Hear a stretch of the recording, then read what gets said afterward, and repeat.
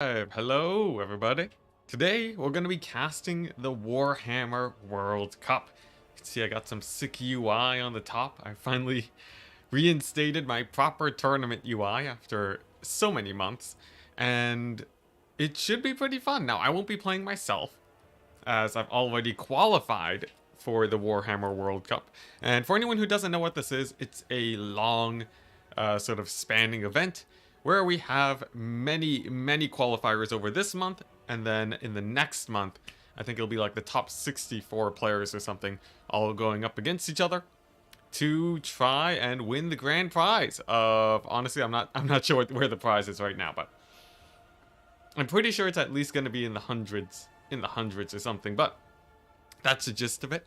If you are just tuning in from the VOD, feel free to skip ahead to the timestamps of the video where I'll be showing off all of the games. But I think that's basically it. Yeah, full disclosure, I didn't get that much sleep last night, so we're not going to be going full throttle on the hype train today.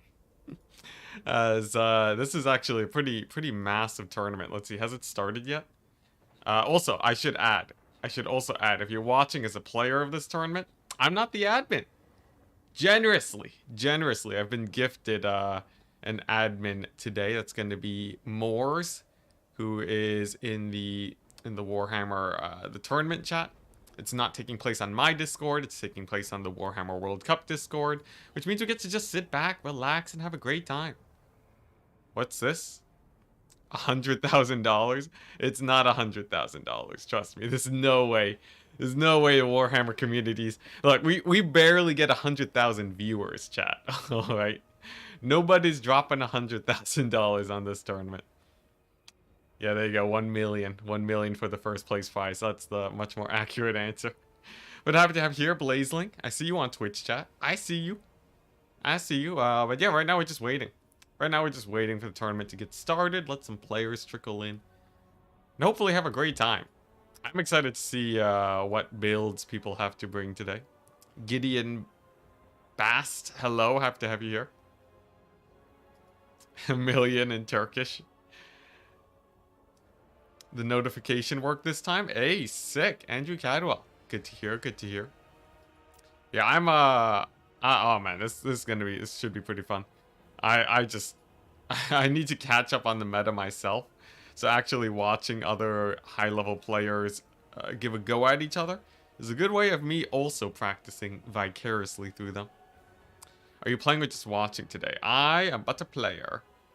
Oh no, but a viewer, a watcher today. Just a humble host, as we've already qualified, so I don't need to play anymore in these qualifiers. Which is sort of weird. There's a lot of people that want to play in tournaments right now. Hey, Betcherl. Not much. We just started. But yeah, there's a lot of people that want to play in tournaments. But because the qualifiers are constantly going on, but they've already qualified, there's actually a bit of a lack of tournaments for some people. So maybe I'll host my own tournament series, in a bit. Maybe I'll resume hosting my own tournaments once again. I'm not playing, but I'm still a player. I don't feel like one, that's for sure. I'm sitting in my room, chilling, playing Warhammer. Barely go outside. Although I have touched grass a little bit. I feel good about that. So this is a qualifier then? What places? What places get in? Yeah, so the top 4 players of this tournament will qualify for the grand finals. And weirdly enough, after you get into the top 4, it doesn't, you have to keep playing. Which ends up extending the length of the tournament by a bit. Not sure exactly why that happens, but hey, I'm not one to judge. I'm totally judging, chat. I don't know why. I don't know why the players have to finish a tournament after they've qualified, but you know what can you do? I'm just a host. I'm just chilling. Good luck on the tournament. Oh yeah, thank you, Chronom. Although I'm not playing, I do hope that we run into very little lag today. Now, I believe it has begun. The tournament has begun, so we can go ahead and start looking for some good old lobbies to spectate. Let's see here. If you have a lobby, send the code here. I will spectate. There we go. That should go to a few people. And to see if you qualified, I have. Feeling great about it too. We qualified on our first attempt of trying to get into the tournament. So basically, I'm set for the month, man. I'm set for the month. I don't gotta worry about doing anything.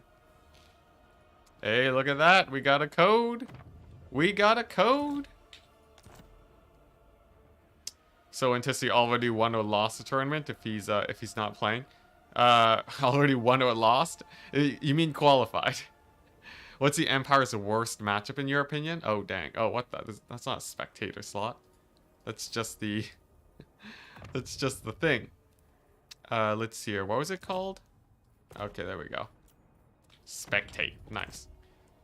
What's a beginner-friendly faction? Beginner-friendly faction, I'd say like Khorne, maybe dwarves. But yeah, we're gonna be spectating ghouls, baby, to begin with. What was the other question? Empire's worst matchup. Empire's worst matchup. I know Turin would say dwarves. Is dwarves really the worst matchup though? Are they really? Would Cathay be worse? I feel like Cathay might not be worse, but it's a close one, that's for sure. Yeah, that one, I don't know. Empire has a hard time dealing with armor. I'd say even worse than dwarves, just like generic warriors of chaos. You know what? I'm calling it, yeah. Normal warriors of chaos are just so overtuned at the moment. They're like most factions' worst matchup. Just because the units are really strong. Not because of any innate strength against the Empire. Although I guess the armor does make a big difference. Yeah, Empire needs they have very specific tools to defeat armor.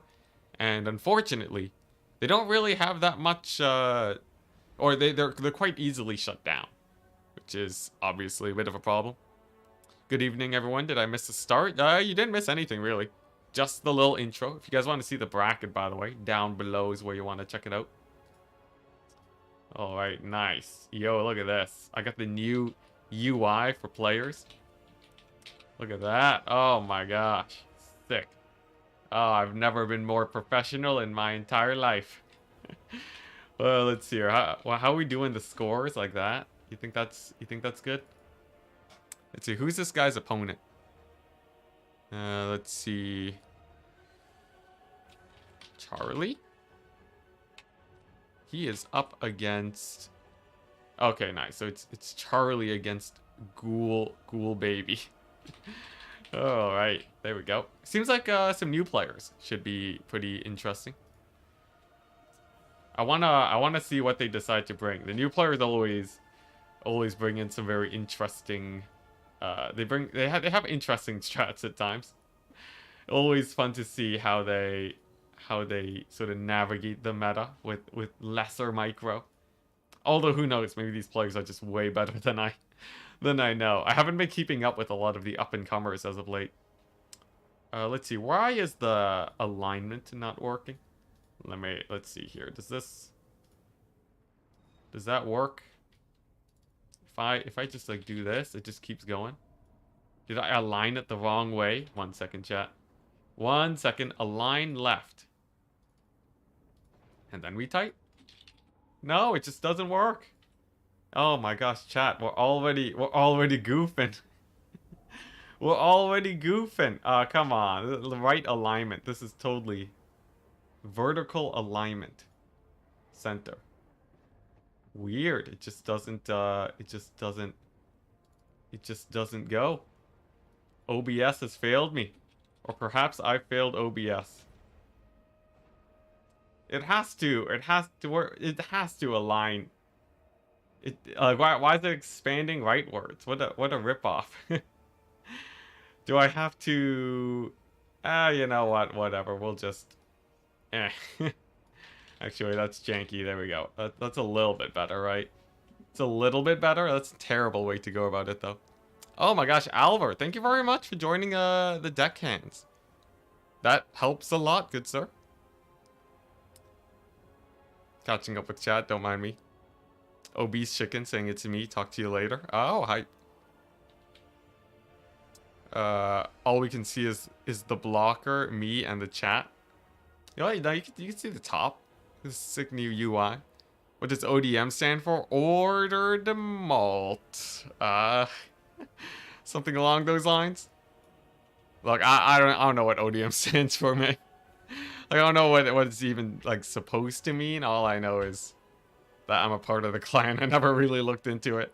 Could be something terrible. Who knows? Enticity, how did you get your name? Well, it's all started about 10 to 15 years ago, back when I was setting up my StarCraft 1 account for the first time. I had assigned myself the glorious name of Melmo, a deviation from Elmo, not to be confused with the Elmo of Sesame Street. And then at some point I decided, you know what? Melmo is not really the gamer tag I want. And from there, I had a quick sit down. I'm like, all right, what sounds cool? Maybe like Enticity. Maybe something like that. And then boom, our name was set. It was amazing. Yeah, that's it. There's nothing special about it. Nothing special about it. Oh yeah, that's what ODM stands for. Andrew Cadwell. I was about to time you out. I'm like, what are you talking about, man? I see. You're saying that's what ODM is? I sure hope not. That'd be terrible. The first map, by the way, is going to be Itza. It looks like they're both hovering Bretonia. Means that they're very likely still doing their picks. Very likely still doing their picks, so we can sort of sit back and relax. You know, YouTube has a chat filter. So it shows, you can have it set to top chat or live chat. And if I set it to top chat, it mutes, it like just doesn't show messages that might be offensive. But it also means, one, I can't admin those messages. And it also means, two, well, actually, no, I can't admin the messages, but I see them in my OBS merger of the chats. So sometimes I see messages that aren't showing up in other areas, but it's fine. We get there. Morning from Twitch. Hello. How is it going, man? Morning from Twitch. It's like 1 o'clock for me here. So let's see. Where are you from? Are you like from you like on the East Coast then? Like far East Coast? For it to be morning for you? I think that's the only place you could be, right? So probably not from Canada. Probably America, I would assume.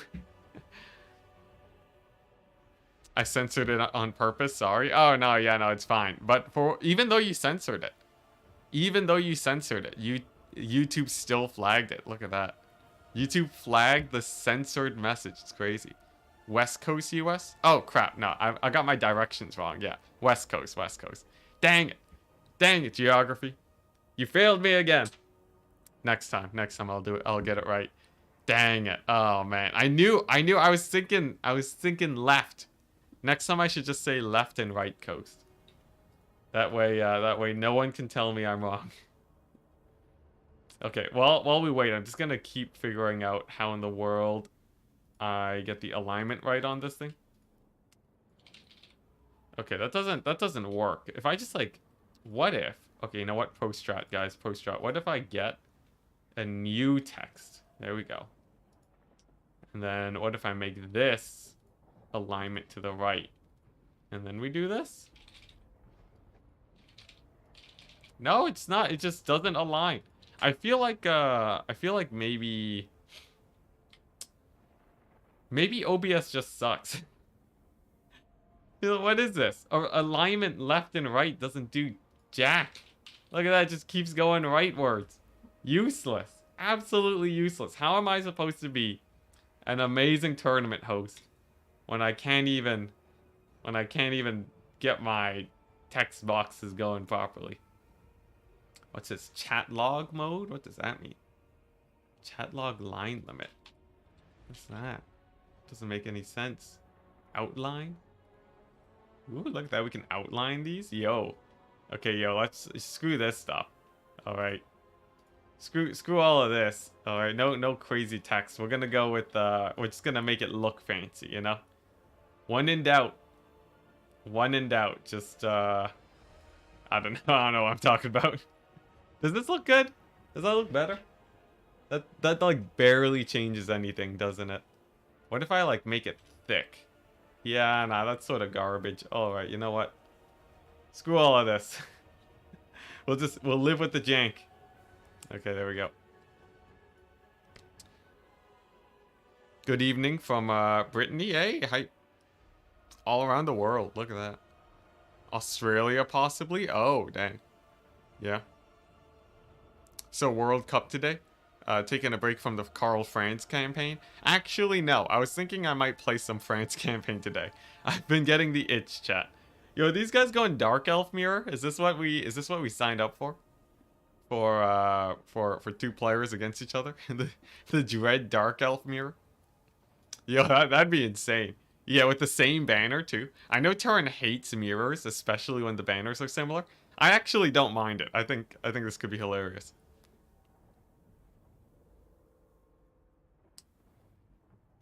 Maybe we'll replace Franz with Gel. Dude, we're winning with the Franz campaign. I don't know what you're talking about. We're crushing it with the Franz campaign. Annihilating faces. Wrecking the world. Yeah, no, it's great. You know a guy named Karl Franz from Germany? Uh-huh, totally, yeah. Yeah, you know, I know a guy from, a guy from Canada named Malekith. It's really weird. Oh my gosh, they are actually doing the Dark Elf Mirror. The madmen.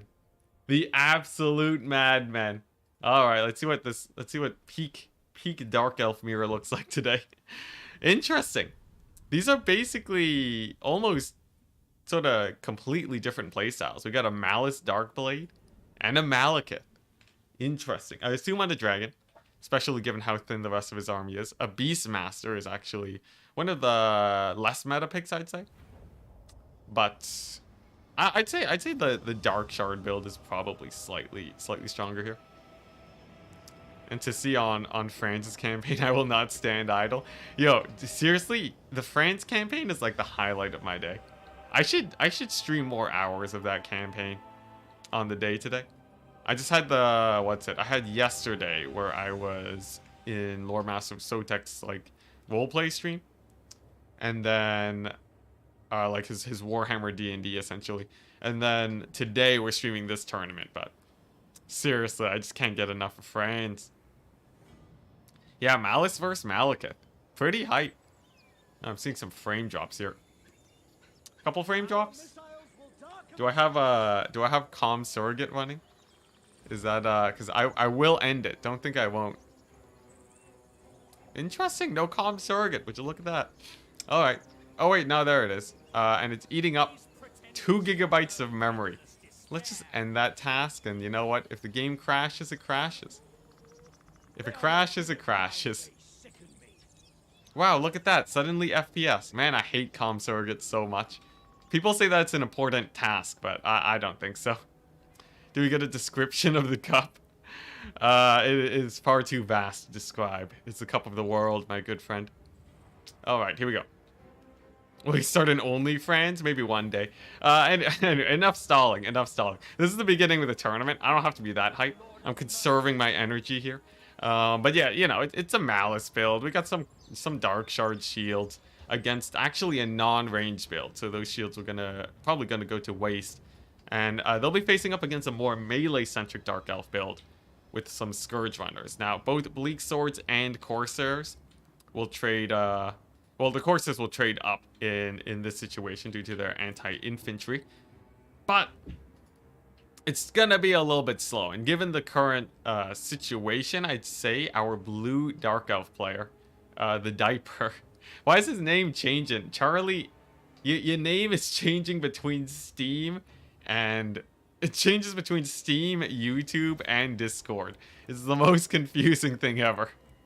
I think, what's it? That's what's his face? Obese Chicken, so... But man, oh man, is that confusing. Regardless, the battle begins. What are we looking at today? We're seeing, oh boy, the lag. Well... Looks like we're in for some pain and suffering. Oh, game paused. Very interesting. Game paused. I guess the players had they discussed something. Is there a multi-shot eagle worth using here? Oh, like you mean this thing? The Reaper bolt throwers? You know, they're okay. They're mostly used for killing off chariots. So strangely enough, the chariot player has the anti-chariot tech, but is not facing up against chariots, and the anti-ranged army has anti-range tech, but is not going up against range. And it's and there you go. All right, well, that was a good one, guys. That was a good one. Well, we're wrapping up the tournament. What's going on? What's going on? We have what's well, anyways, here's the builds for the players in case they need to replicate them. I have no idea what happened, but alright, he's gone. When is the in-game chat DLC gonna drop? The in-game chat DLC? Yo, I wish. I dream of the day. I dream of the day. Oh, I see what just happened.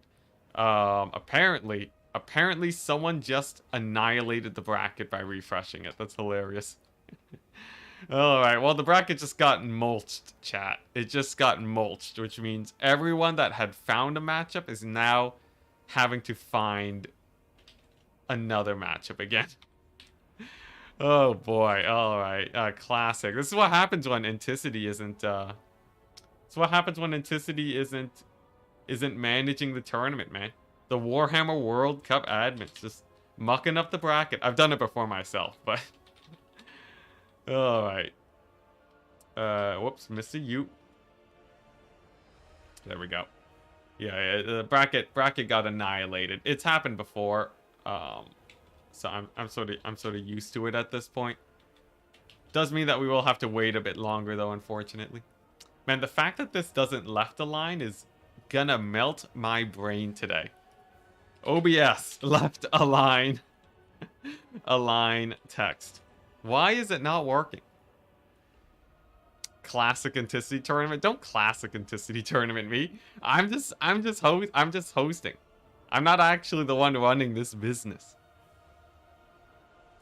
Could you imagine spectator chatters spamming poggers? Yo, if you could actually have chat in like built into the game, that would be amazing. That'd be sick. Oh my gosh. It should like appear on the battlefield. Someone should have a map that does that. Why the massive black bars? What massive black bars? I know about text align left, chat. I just don't know why it's not doing it.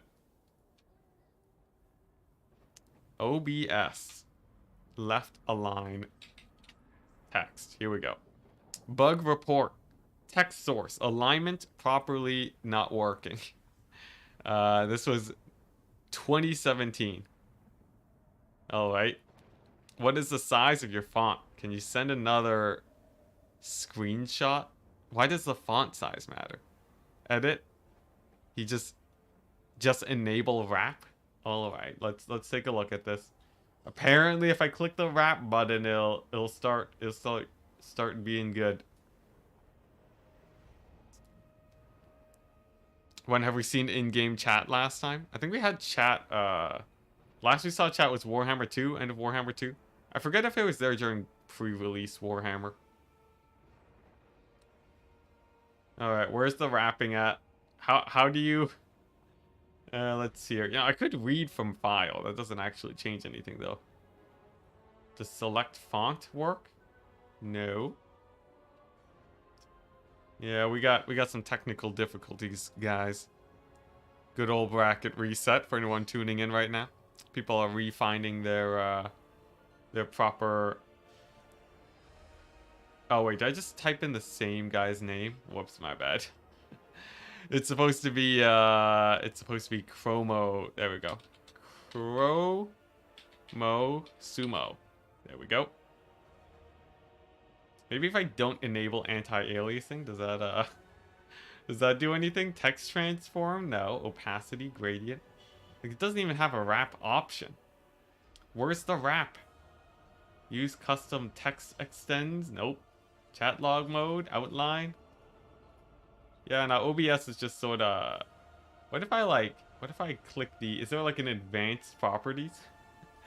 No, there's just nothing. There's just nothing. It's just, I just have to sit and live with the fact that this thing's just gonna be hella janky. Well, this is my life now. At least it'll be a little bit easier if I do this. Let's see. Oh, oh. And here we go. Up. There we go. That's the janky left aligned. Yeah, they reset the bracket. A lot of people that checked in didn't get added. Ah, interesting, interesting. Yeah, I can see the tournament is suddenly like way more massive now. My headcanon is that what's this? Gobos battle rap each other. I could see that. That makes sense. I see. But yeah, good to know. Good to know that we actually have more people in the tournament. It was looking like there weren't that many people. Now the tournament's actually massive. There's like 1, 2, 3, 4, 5, 6 rounds now. That's crazy. That's crazy.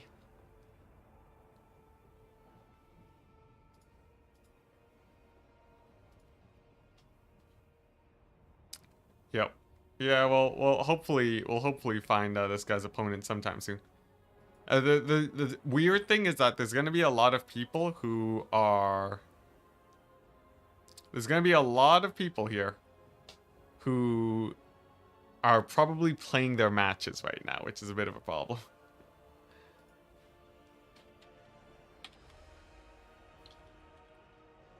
Let me see if I can find a different lobby.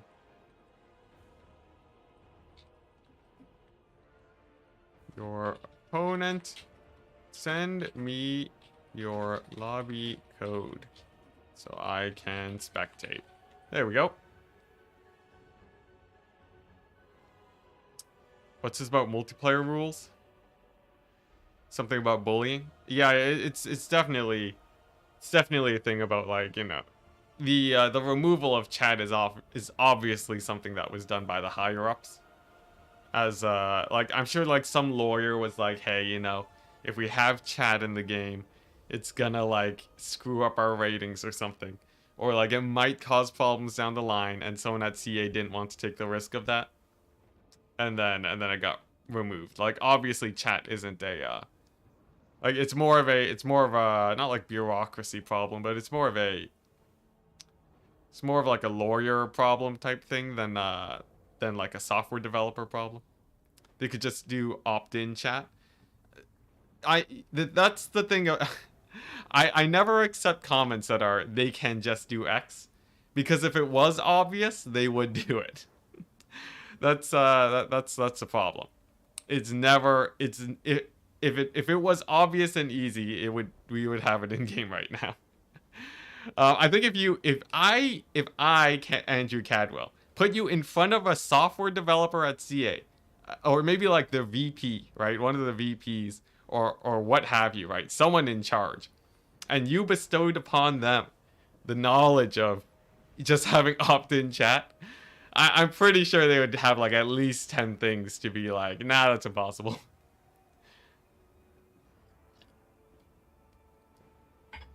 At least this is how I cope.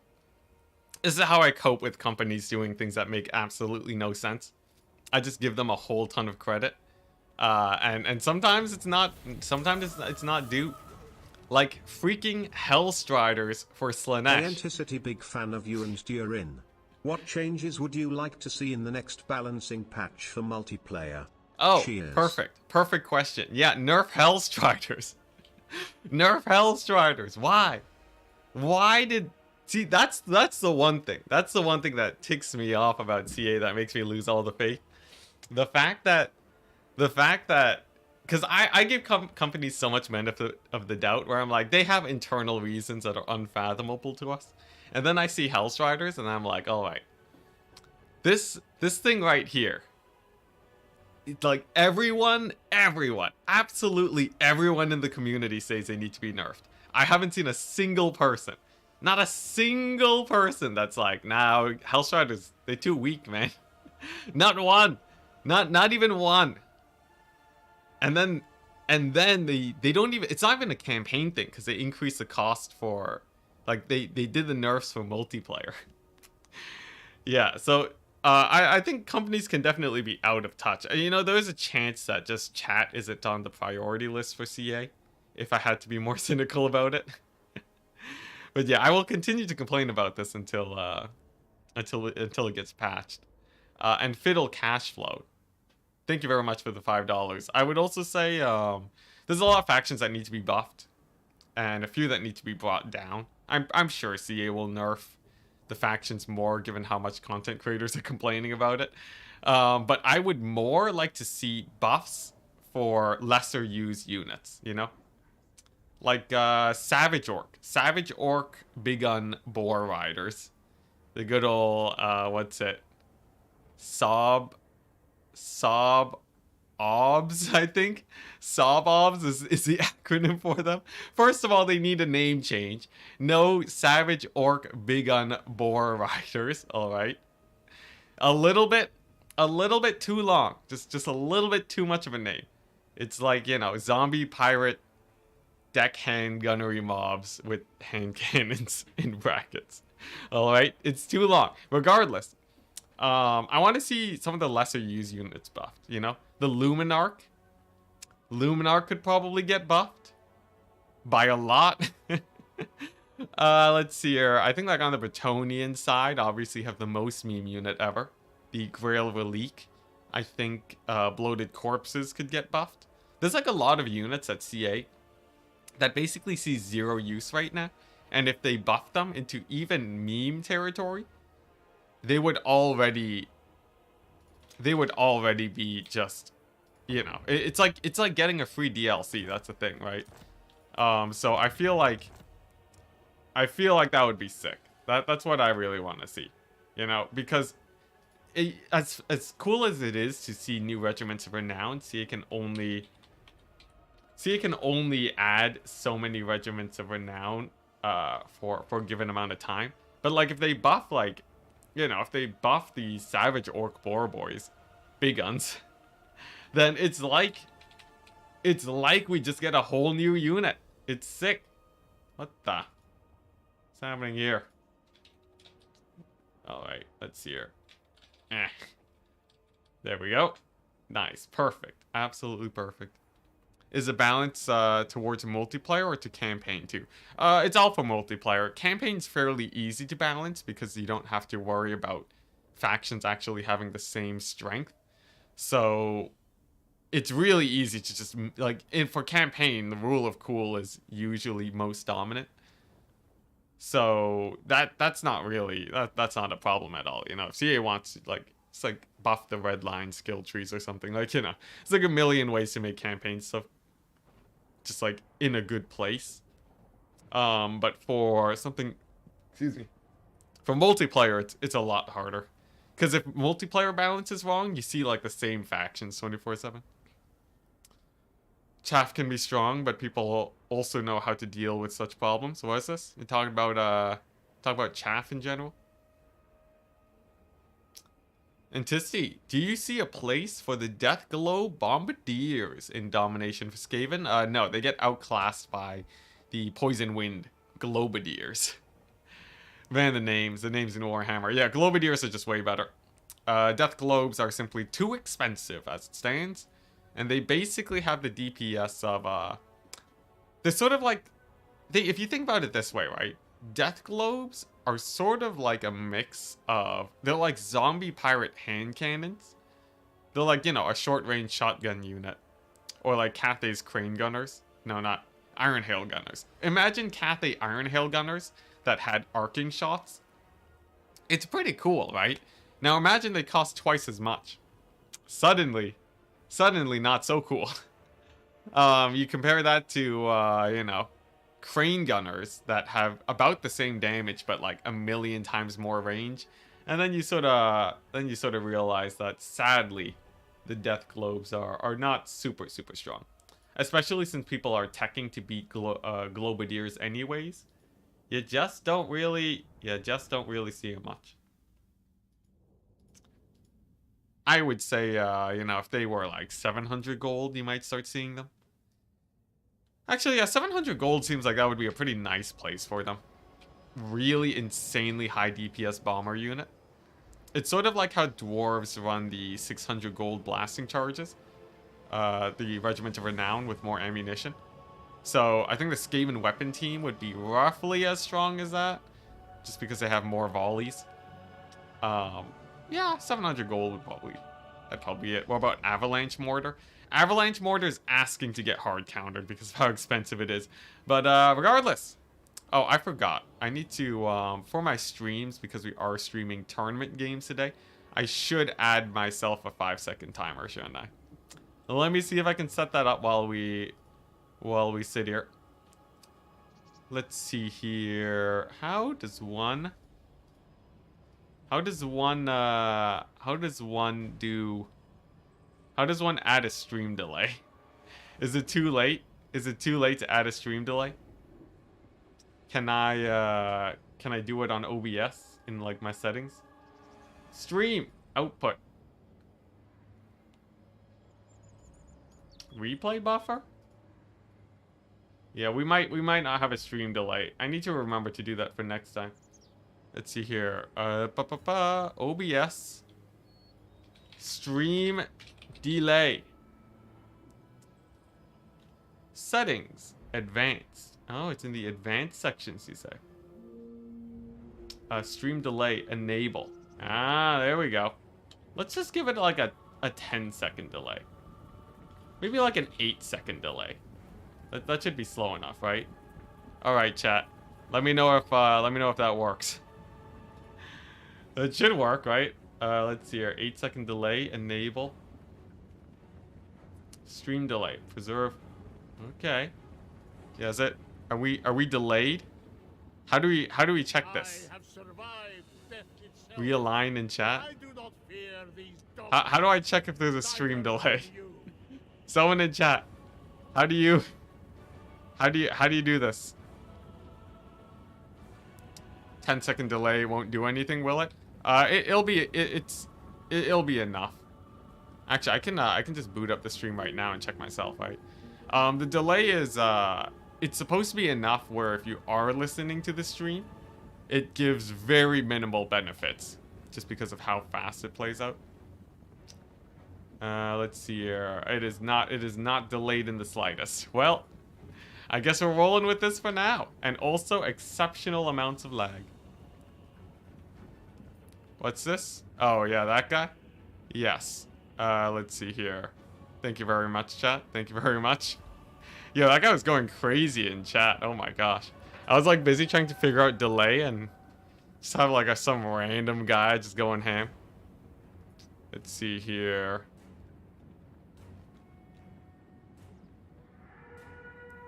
Alright, nice.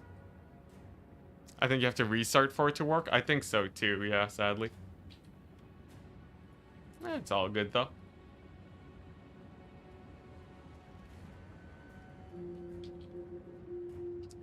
Jesus bots. Oh boy. Alright, here we go. Shibu. Tell us the time and we'll tell you when we hear it. I guess that's like a half accurate way to do it. I think this is the best way is to boot up my own stream. But for now the lag, chat. I guess we can go over the units while we wait for this to sort itself out. We have High Elves against Kislev. Pretty rare fight actually, but there is a lot of unit overlap, especially between the Sisters of Avalorn and the Glade Guard, the Ice Guard, Glade Guard, Ice Guard. So they are roughly the same, but Kislev generally doesn't bring Ice Guard, and strangely enough, High Elves are very prone to bringing Sisters of Avalorn, just because of their sweet armor-piercing damage. They'll be warding off a few sleds, and White Line's just here to tank the sleds too. They're extra 30% missile resist, basically counting as bronze shields for them. Make them very resilient against ranged, and fairly common thing that you see against Glorious Kislev. Yeah, Glaive Guard with ice. Yeah, the lag is pretty brutal right now. Oh, and look at that. Interesting. Actually an ice sheet. I thought that was the other ability. I thought that was the what's it? I thought that was the oh man, does he even have the spell? Do I have to look it up just to find it out? He doesn't have it. Whoa, wait, he has Death Frost? Okay. Interesting. That's basically Spirit Leech. I thought that was Heart of Winter. But it looks like it was not. As you can see for the front line for Kislev, I believe these are armored Kossars, yeah. These guys are silver shielded, which makes them really tanky against missiles. Yeah, Heart of Winter. Yeah, I got there, chat. We got there. Slideshow looks a bit like a video. You know, if I keep moving the camera, you know, it'll feel less like a slideshow. Right? And then I can hide the fact that the game's just lagging like crazy. I don't want to move the camera too much, though. I'll make chat nauseous. 0 lag for me. Well, the stream ain't lagging.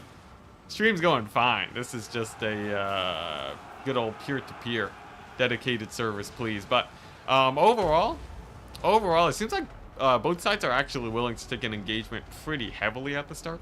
But interestingly enough, we're seeing Voins actually deciding to take the fight on the high elf side of the battlefield. So that means he'll actually have slower reinforcements, which is quite brutal. He's also sending in the chariots, which one of them got pretty beat up, but it barely sticks around.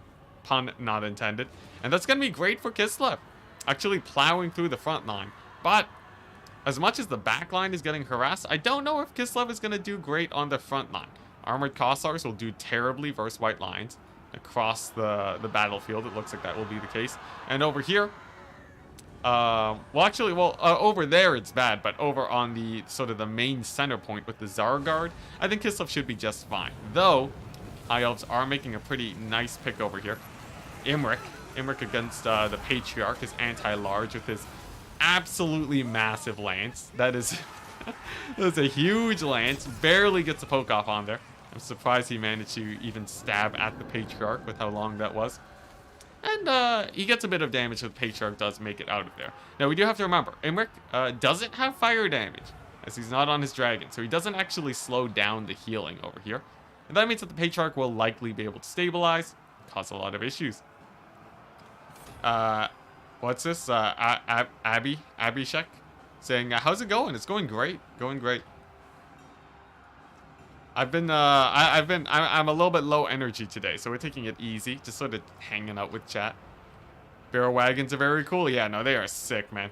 And Kosovo dervishes, also a really nice pick here, though. Because of the low armor of this cavalry, all high elf cavalry will trade pretty well into them. So these guys are sort of just suiciding Hail Mary just to shut down these archers, which is going to be a little bit painful for Kislev here. You can see with the left flank collapse and the white line sort of starting to pull in, the Kislev lines are starting to sort of run thin. They're sort of starting to run thin. There's a bit of a problem in the fact that they've just sort of been sending in units to stall the ranged units of the enemy without actually winning the frontline fight. Right? Usually you would stall the ranged so that you can actually have enough of a battering ram to just push through. And then once the front line is dead and your stalling tools are dead, then your front line just moves in and kills all the ranged. In this case, it's going to be a little bit more rough. In this case, the front line just lost, and then the guys that dove the back just got annihilated. The larger the lance, the smaller the horse. Finger, shield. Oh, chat. Yeah, Imric with the massive lance. Huge, massive lance. Star Lance imbues fire. Ah, yeah, there you go. He hasn't used it yet. I don't even know if he has the ability. Yeah, he didn't bring Imric with the Star Lance, which is fairly common. It's quite expensive and not super duper worth it. But as it stands right now, it's not the end of the world for Kislev. Points have been capped fairly slowly in this game. Actually, it took like about a minute before points got captured. And that means that Kislev can sort of start taking better fights now, you know? They're taking slightly better engagements over here. Like some Kossars against the Rangers. Man, this lag is terrible. Is it just me? Is it like my internet? It might be like a thing between me and Voins or something. As far as I know, I don't lag with Hadries, but this is absolutely brutal though. Should I just hop out and see if we can find another lobby that isn't lagging? Here, I'll do a poll with chat because that's the main thing. Find another lobby? Question mark. Because there is a chance that just no matter what lobby we find, it's terrible. So I'll let chat choose whatever experience they would rather have. It's been dipping in and out of goodness. I'm seeing a lot of yeses. I'm seeing a lot of yeses. Oh, but perhaps it stabilizes. We've been here for like 30 minutes though, and it's passed by 3 minutes. I'm thinking, yeah, okay. We'll find another lobby, chat. Alright, here we go.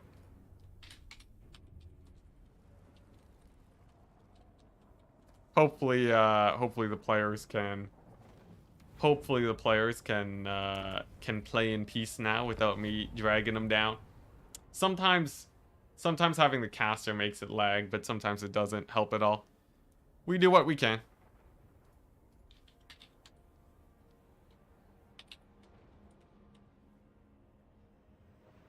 I reckon Kislev lost that overall. Yeah, Kislev was starting to fall behind, but they were sort of pulling back. I feel like Kislev had a fairly good chance there.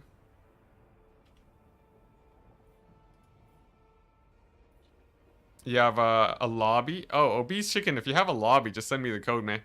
We just want to watch some games, my dude. Sleds could have pulled it back. I was thinking the Sleds might have done it. We can only spectate now, though. That's the interesting thing. Who would have won it, chat? Kislev was pretty far behind, but like the White Lions were starting to fall apart, and it didn't seem like High Elves had a lot to really shut down the Sleds since the Sisters of Averlorn got shut down so hard.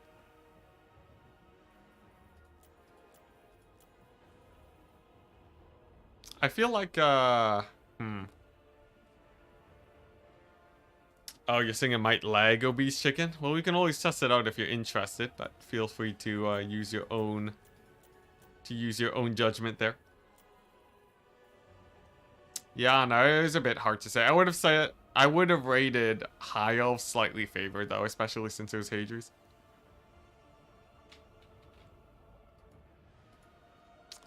Yeah, they had a couple archers, but like, if you want to kill sleds, you want Sisters of Averlorn. Basic archers are not going to kill heavy war sleds. They're too heavy, man. They're too heavy. I guess, if you had enough cavalry, it would sort of work, but that's not really going to work miracles either against the might of Kislev.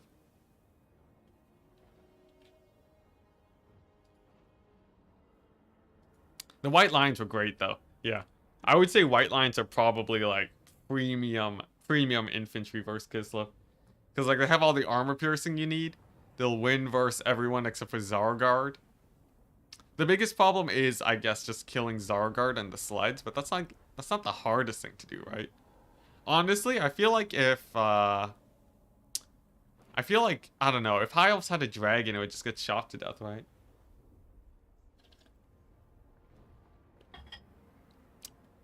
Nurgle? Oh, yeah. Nurgle is so far in the pits that I forgot they were a faction that needed to be buffed. I forgot they were a faction in general, chat. Nurgle right now is pretty low. They are, they're not in a great position right now. Yeah, I would say, oh boy, what does CA need to do for Nurgle to make them sick? You know, I feel like if they gave them some, maybe if they gave them some like cool units for, if they gave them like a cool item or something that gave them like a lot of missile resist, maybe. All right, here we go. Finally found one.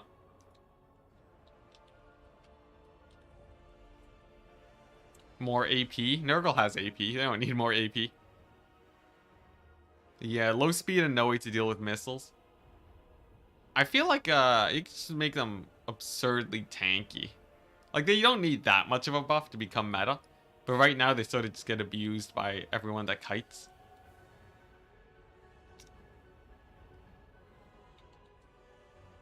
Alright, nice. Let's go ahead and update the player names.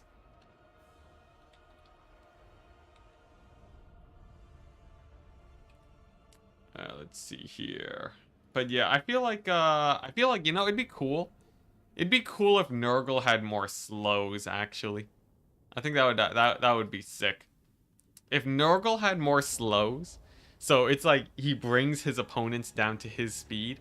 I think that would be much more interesting than just stacking missile resist.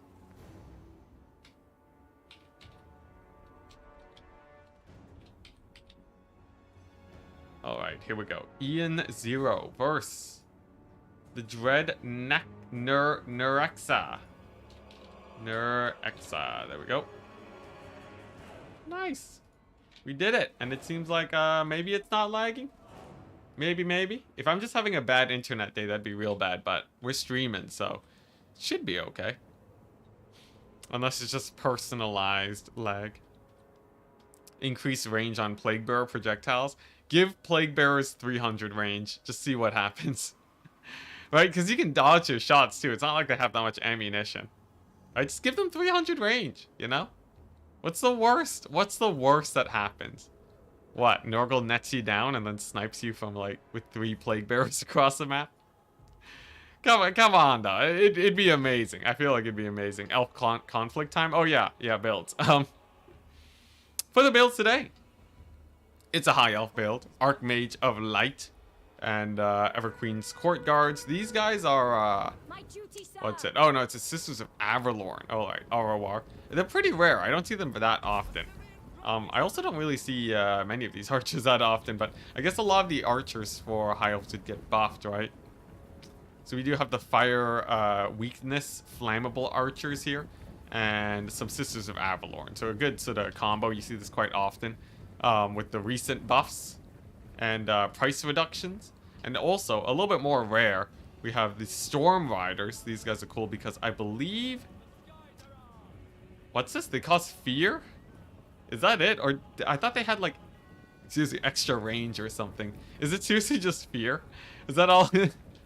If fear and Vanguard? This is a bit of a weird... I never see these guys. I don't know what they actually give, but regardless, it's a nice small combo there for the high elves. You know, just a normal archer build on a map that favors ranged. For the enemy, we got Scourge Runners. Fire whilst moving? Really? They have fire whilst moving. Look at that. Now, that's really useless because Lothern Seaguard with spears want to usually brace. They don't really have a reason to move in fire, which is probably why you never see these guys. But regardless, it's a cool unit to see. Over here, you can see why the Sisters of Avalorn are so popular, too. Great against Scourge Runners, guys. Great against Scourge Runners. What are the spells on the Light Mage? Yeah, I gotta cover these guys better. She has a net and Winds of Magic abilities. We got Malekith. He has the good old Soul Stealer action, you know, some Gaze of Malice. Am I, like, super excited about this? No, it's a normal Malekith. I just called him Malice. It's a normal Malekith. You know what is cooler, though? Some Beastmasters. Look at these guys. Absolute Chads. Look at that, just tanking the Sisters of Avalorn with his sick silver shields. Now, a lot of people might wonder, right? They might wonder. Okay, I know that's how you resist. How much shields does he have? Does the game just not want to show it? It's too busy giving me the tutorial on how shields work. Yes, how resistant a unit is to missile fire and melee attacks. Does it not just... There we go, 55%. Yeah, it's not actually worth wasting ammunition for your opponent. As it turns out, you know, tanking volleys with Malekith, no matter how good you are at dodging, if you take even a little bit of damage from it, it's not worth it. These guys have far too much ammunition, and they're never going to run out of ammunition. So that was a terrible trade from the Dark Elf side. Also seeing over here again. You know, I will say, it is quite the Chad move to just walk into a hail of bullets and survive. Still a really bad play though. This is brutal. Though, on the other hand, they haven't retargeted to something like the Bleak Swords. So, in terms of drawing aggro, it's actually quite okay. Although he's definitely gonna die. Over here, the Chariot Mage of Life, nice catch on the Bleak Swords to stop them from diving the range. But the Dark Elves are gonna be moving in more now, and we'll probably be seeing a big engage here to see who comes out on top. Beastmaster totally gets obliterated though. He's been focus fired by like 20 like 4 units of archers. It's like 800 different troops at once. Close to 500, but whatever. Yeah, the Mage Chariot's Mage Chariot, you know, Mage Chariot not even getting through the Bleak Swords is a bit sad, but doesn't really matter if you're just gonna get a million damage off. Like, look at this. The net on Malekith, classic Lord Snipe strats. Gonna be insane. Although he is quite a tanky fellow. He does have the physical resist on top of missile resist, so he doesn't take a lot from like the Lothran Sea Guard, but the Sisters of Avalorn will absolutely annihilate him, and that's very, very painful for the Dark Elves. Now, it's not over quite yet though, despite what it might look like, where they've just been eating shots for the better part of the battle. It's actually not that bad for the Dark Elves. If you look at their actual engagement here, by opting for a much more melee-centric build, they have dived in on a lot of the range now. And this is usually where the big turning point happens. If the range aren't able to free themselves up, there could be a huge comeback on the side of the Dark Elves. Not to mention, Malekith also with the sick, good old Soul Sealers can heal himself up to max if he wanted to. So I wouldn't count out the Dark Elves just yet. Where's the 4X? Unfortunately, not quite yet, yeah. Yeah, how strange, how strange. Malekith, though, definitely getting pretty roughed up here. But in return for all the focus fire, you know, Malekith wasn't killed, and all of the high elf range got jumped. If you think about it, this is a bigger loss than the HP on Malekith, just because of how expensive these troops are, you know. 2 RORs, a Sister of Avalorn, and another Sister of Avalorn, getting chased down by the other Beastmaster. This one even lives to see another day, gets desummoned. And Malekith now with the 6 Soul Sealers over here. You know, I'd say despite the early sort of blunders from the Dark Elves, are actually doing really good here. They're doing very, very well in terms of just overall strategy. Malekith barely staying alive. You're seeing a lot of these guys getting shut down. It's great. Yeah, they're just masters, not Beastmasters. That's their official title. Can I just call them Beastmen? I feel like that's more apt. Yeah, Malekith got sort of messed up, but regardless, still pretty good. Still pretty good overall. Master over here, diving in. Is the Lord version called the Beastmaster? I feel like he is. Beastmasters are lords. Jeez. So he's just a master. He's not a master of beasts. What is he master of then? What? Some Skaven slaves? It's disappointing. I guess maybe that makes sense though. He still has anti-large though, which implies the beast mastering, but regardless, I am no lore master. I may only ponder what master this guy is of slaves, just normal slaves. Why does he have anti-large though? Skaven slaves? I gotta bring it up every stream, you know. It's the same as Turin drawing, you know, some pillars every stream. Until he actually got demonetized, chat. That's the crazy part. Turin legit got demonetized on one of his videos because he drew one too many towers. But yeah, as for the battle, you know, I'm sorry just hanging out with chat because it's gonna be a long stream today. So don't expect any super high level commentary. We're sort of just chilling and enjoying the games, you know. We're gonna take this early stages casually. I've never done a casual tournament before, where we just sort of hang out with chat. Master Chief? Yeah, best answer right there. Master of tanking arrows, even better answer. Very apt, very, very apt. Yeah. I gotta say though, this game's great though. This game's pretty cool. I'm liking the Dark Elf rush style. It's very classic, except for the masters. The High Elf build, honestly, it had a lot of damage, but it barely didn't have enough to shut down the high priority targets, and a few too many wasted shots on the masters. You know, as scary as heroes are, they don't actually shut down that many units in the same way like something like Corsairs will. Also, by the way, I have to mention, the Everqueen's Court Guard actually used up all their ammunition. I have no idea how that's possible. I like never see these guys use up all their ammo, but oh boy, did they pay for themselves. 2,500? Man, I've been missing out. Not enough protection? Not enough protection for who? Yeah, you know, in terms of how good of a distraction the Masters were, they did pay for themselves this game. I wouldn't recommend taking Masters 24/7, because all it takes is a retarget.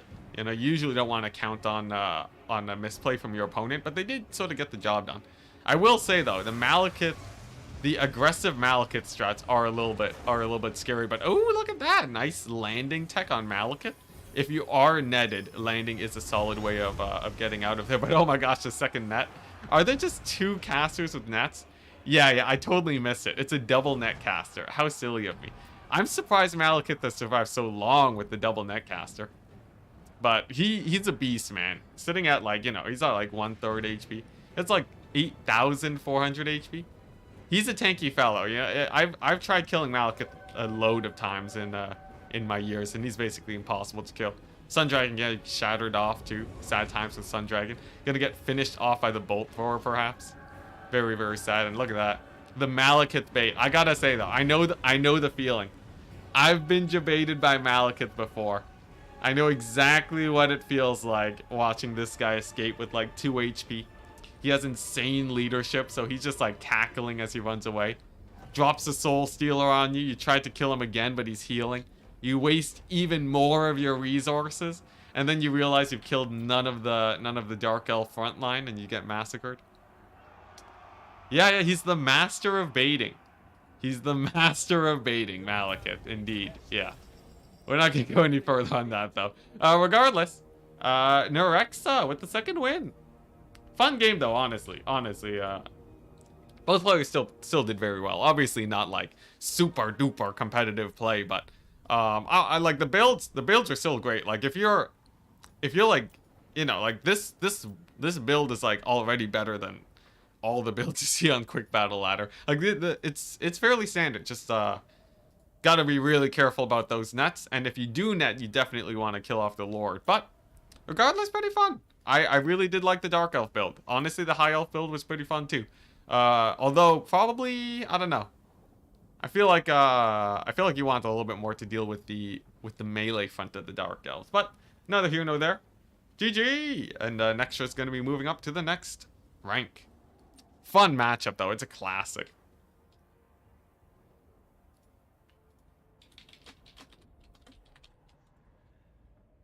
Random viewer update. Tied, but playing Bannerlord. You're playing Bannerlord between games? It's hardcore, man. Yo, when I'm playing in tournaments, I'm just like, oh my gosh. I can't, between games, I just want to sit down and do nothing.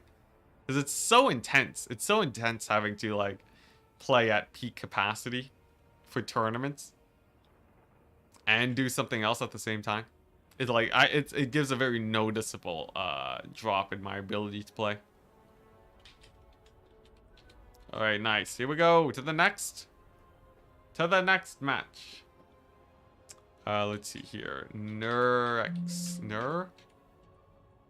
I'm trying to find the player that. Who is this guy?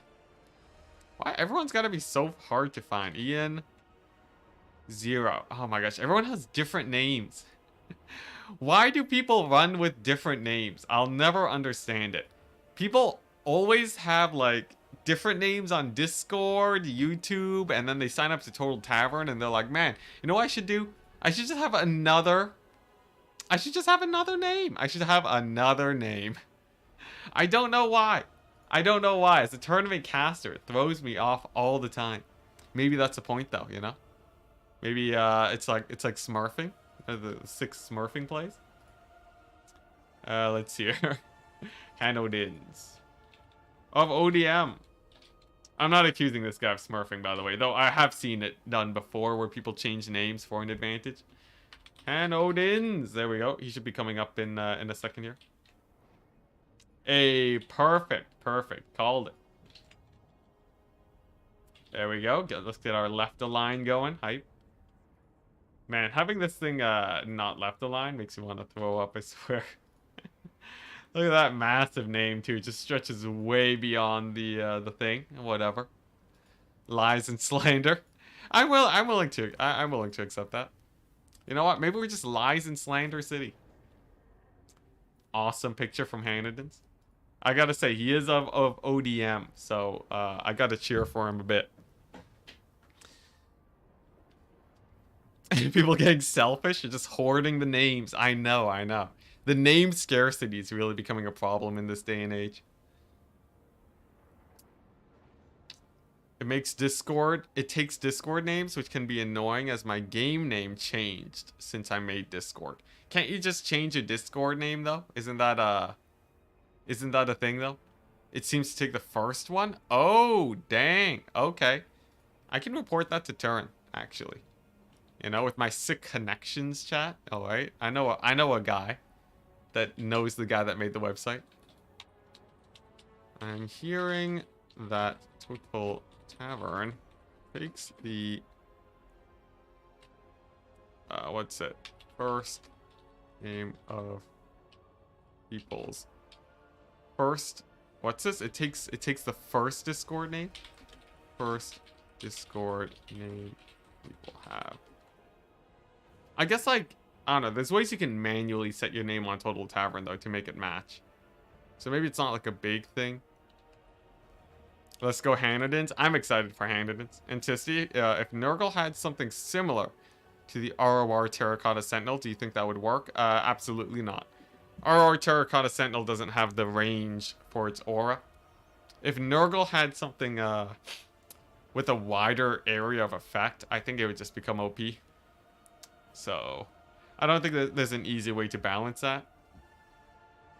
Because the thing about the Terracotta, it's great for rushing range lines. And Nurgle, honestly, doesn't really rush range lines. He's more just trying not to get kited. Henadins, I think, will be the world champ. Really? Really? Not me? Nurgle just needs better Rotfly units. There's that too. You know, it's just like whatever tool is best against kite. If you give the Rotfly Death Heads a bit more oomph, a little bit more like anti-large to kill skirmishers maybe, or give them like a slowing aura to catch skirmishers. Because right now kite plays way too strong against Nurgle. Either that, or you give his entire army regeneration like they do with the vampire counts, and then buff up their leadership by, like, you know, maybe 15. Maybe, like, instead of demonic crumbling, which actually kills guys, you just make it where maybe they just take like 10 damage a second. I think that's fair. I think that's fair. That way, if, like, you know, because, like, you wouldn't want, like, a crumbling, festering stooges to actually die when they're out of leadership. And then that way, because they're actually indestructible, then they can't get kited, you know? The vampire counts away. Oh, man, I love... Man, yeah, being salty is great. I love it. Legit though, vampire counts are actually fairly well balanced. If you just sort of tone back the random buffs that they got, they're like in a really good place. And it's a unique way of dealing with kite that not a lot of other factions have. That with like the mix of their magic, vampire counts are actually weirdly strong against a lot of kite styles of play.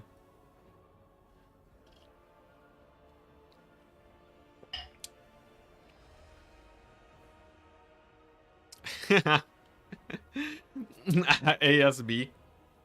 Wow, look at that. You're saying I'm not the best player in the world because I can't beat Orion with 3 units? Come on, it was one time. It was one time. You know, it was my first time with the Orion. I was nervous, all right? I got a little bit too excited, and we might have lost everything, all right? But that doesn't mean that we're not good at the game. Yeah, that's so bad. That was so bad. I really didn't expect Grom to just massacre me, but very, very apt of you. I cheer for you to win, but, you know, overconfidence is still an insidious killer. That's like the perfect arc, though, you know? As a content creator, I gotta set that up, you know? It's all intentional, obviously. You know, I gotta overhype myself up, so then when I lose, right, then we can feel better about ourselves. You know, if I was just trying like the proper warrior's journey, just being like, man, I really gotta win this, and I lose and I'm just devastated. No one wants to see that story. That's just sad. But yeah, I'm not playing today. I already qualified because we're just that good, obviously. Yo, when I get to the grand finals, I'm totally getting knocked out round 1. Ain't no way I'm gonna be crushing it for that, you know? I have to be training like every day starting today if I want to catch up with these guys. It's like new players every day that are just getting way better than me in terms of build. Or underdog story, or we win and it's sick, you know? That's true, but I don't expect to win. The bad thing is that if you're overconfident and then you win, then you just seem like a piece of crap. So I do have to be a little bit careful, you know? If we start winning, I have to throw just to save face. Otherwise, you know, I run into problems, right? People tune into the stream, they're like, dude, this guy, what is this guy talking about? He's just like, man, I'm so good. I'm so good. Look at this guy suck. And then like just crush him into the ground. That's terrible. The conspiracy theory is that I have a secret Beastman build locked and loaded for the finals. Man, that's crazy, man. The thing is if I don't make it to the finals, I don't get to show the build. So the conspiracy theory never gets disproven. Triple jabber slice. It doesn't even stack though. The mortises don't stack. Overconfidence and winning equals justified? I guess. There is a market for that. People do like seeing, you know, just like super... If you're like... If Usain Bolt was just like, yeah, I'm fast. It has a different feel to it, but it sort of works. What's it? There's a video of this like gunslinger that looks super full of himself. He's like, oh yeah, I'm like the fastest shot ever. You know, I can like fire like so many bullets at once with like a revolver. And then like he seemed like just such a guy that was like full of himself. And then cuts to him actually firing the revolver. And it sounds like he shoots one shot, but the revolver is empty by the end of it. It's insane. And he also managed to hit 6 different targets at the same time. So like he's there, he's ready, right? You hear a bang, but the gun's still in the holster and all the targets have been hit. And it's like, oh my gosh, this guy's actually just a god. He's actually insane. He was underselling himself when he was talking earlier. Jeez. That's a life goal right there. I want to be that for Warhammer. Can it be that for Warhammer? I want to talk myself up like that. What are we looking at here? Hanadins with the corn build. Some skirmishers, classic, some kite. Oh, look at that. Hanadins with the double skull cannon. Man after my own heart. Look at these bad boys. Oh my gosh. Now this does not have a lot of safety features, as you can see. You know, no railings, no guardrails. Corn, you know, ready for blood on the pavement. Is still blood spilled for the blood god, so he's happy about that. Oh my gosh, Valkia too, this guy. Hanadins. Is this a meme BM army, or is it actually sick? I guess we'll find out. For the Empire, you know, full kite against the counter, the better kite. The kite they tell you not to worry about. The War Wagon kite. The memeest unit in Warhammer campaign for Empire. Second only to the Luminarchs. Strangely enough, in multiplayer, actually insane. On top of that, some Empire Knight. This is the full kite build? Yeah. 0 infantry. With another light wizard. Nextra. Loving his, you know, maybe inspired by the last match. Going for the light wizard. And Boris, of course, healing. And actually pretty decked out. You know, he has melee attack debuffs. Leadership debuffs passively. Makes him pretty expensive, but pretty cool. Pretty cool. That's a lot of wagons. It's quite a few wagons, but you did semicolon it up. Anyways, it's a lot of wagons, but they are actually pretty sick in multiplayer. I'm hoping that Nerexa shows them micros them well, so you can see this, because they are devastating. Now, one downside about them, especially in this case, is no healing for the wagons, which I tend to like taking healing for them, but definitely more optional. But we'll see if the Skull Cannon range gets a lot of work done. You know, one hit actually landed, and somehow it took like a quarter HP off of these guys. How did that happen? That wasn't the first shot, right? How did that happen? Why'd that do so much damage? Can we just check this again? Are these actually insane? No, they're missing now. Alright, maybe I missed a couple shots. The one shot did not do that, right? Yeah, we'll keep an eye on it. Anyways, what are we looking at? Sterling's Revenge, pretty hype. Armor-piercing Fleet Company Militia. Really, really hype, honestly. Okay, well, you know what? This is... it's Skull Cannon meta, apparently, guys. Apparently, the Skull Cannon meta has arrived. He killed off one of the War Wagons already. It's actually quite massive, considering that they haven't used up their ammunition yet.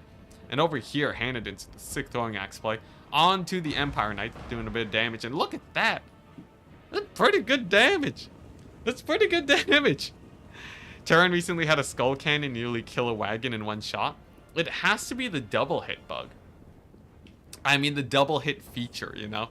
Because I know Warhammer community's allergic to the word bug, you know, because obviously each and every single bug has to be disallowed, no matter how inconvenient it is. I'm just so, man, when I don't get enough sleep, I'm hella salty, chat. I get so salty when I don't get enough sleep. Like, everything that I want to complain about is just ripe and ready to be talked about. Regardless, the double hit feature on missile abilities, for many chariot units, they have 2 hitboxes. And missile spells with penetration can often hit them twice, dealing double damage. It's insane. Bugs in Warhammer 3? Surely not. Yeah, of course, of course. The counter to war wagons are stairs? Yeah, yo. Is the stair problem still a thing for the Cathay maps? Do chariots still explode when they go up ramps too quickly? Ent is parched? I'm a bit parched. Yeah, I gotta get more hydration going. Alright, here we go. But yeah, honestly, skull cannons seem like they're a fairly... You know, I've always wondered if they would be a good anti-kite tool. It's sort of a mixed bag from what I found. Their accuracy really holds them back, but it seems like they can still get pretty good damage, you know? About paid off for half of its value. This one has done absolutely nothing. I think that makes them seem a lot less exciting now, doesn't it? The 64, like that 83 gold value, sick. Big spear on the Free Company. Sterling's Revenge and all Free Company militia have less HP per entity, so they're actually much more susceptible to AoE, which means that the Spear of Sleipnir will almost kill all of them. Thankfully, though, since the center damage is quite low, all of the entities actually survive. So if their leadership stabilizes, that's actually huge. Over here, Skull Cannon's nearly out of ammunition. They'll have to go into melee soon. And then Hanadin's just going to finish these guys off with a big charge of the Marauder Horseman. Though a little bit of a loss on his part. About a quarter HP damage taken there. But overall, I think the trading's going pretty well. If you take a look at just the raw numbers, pretty good. And the Empire line just sort of collapsing.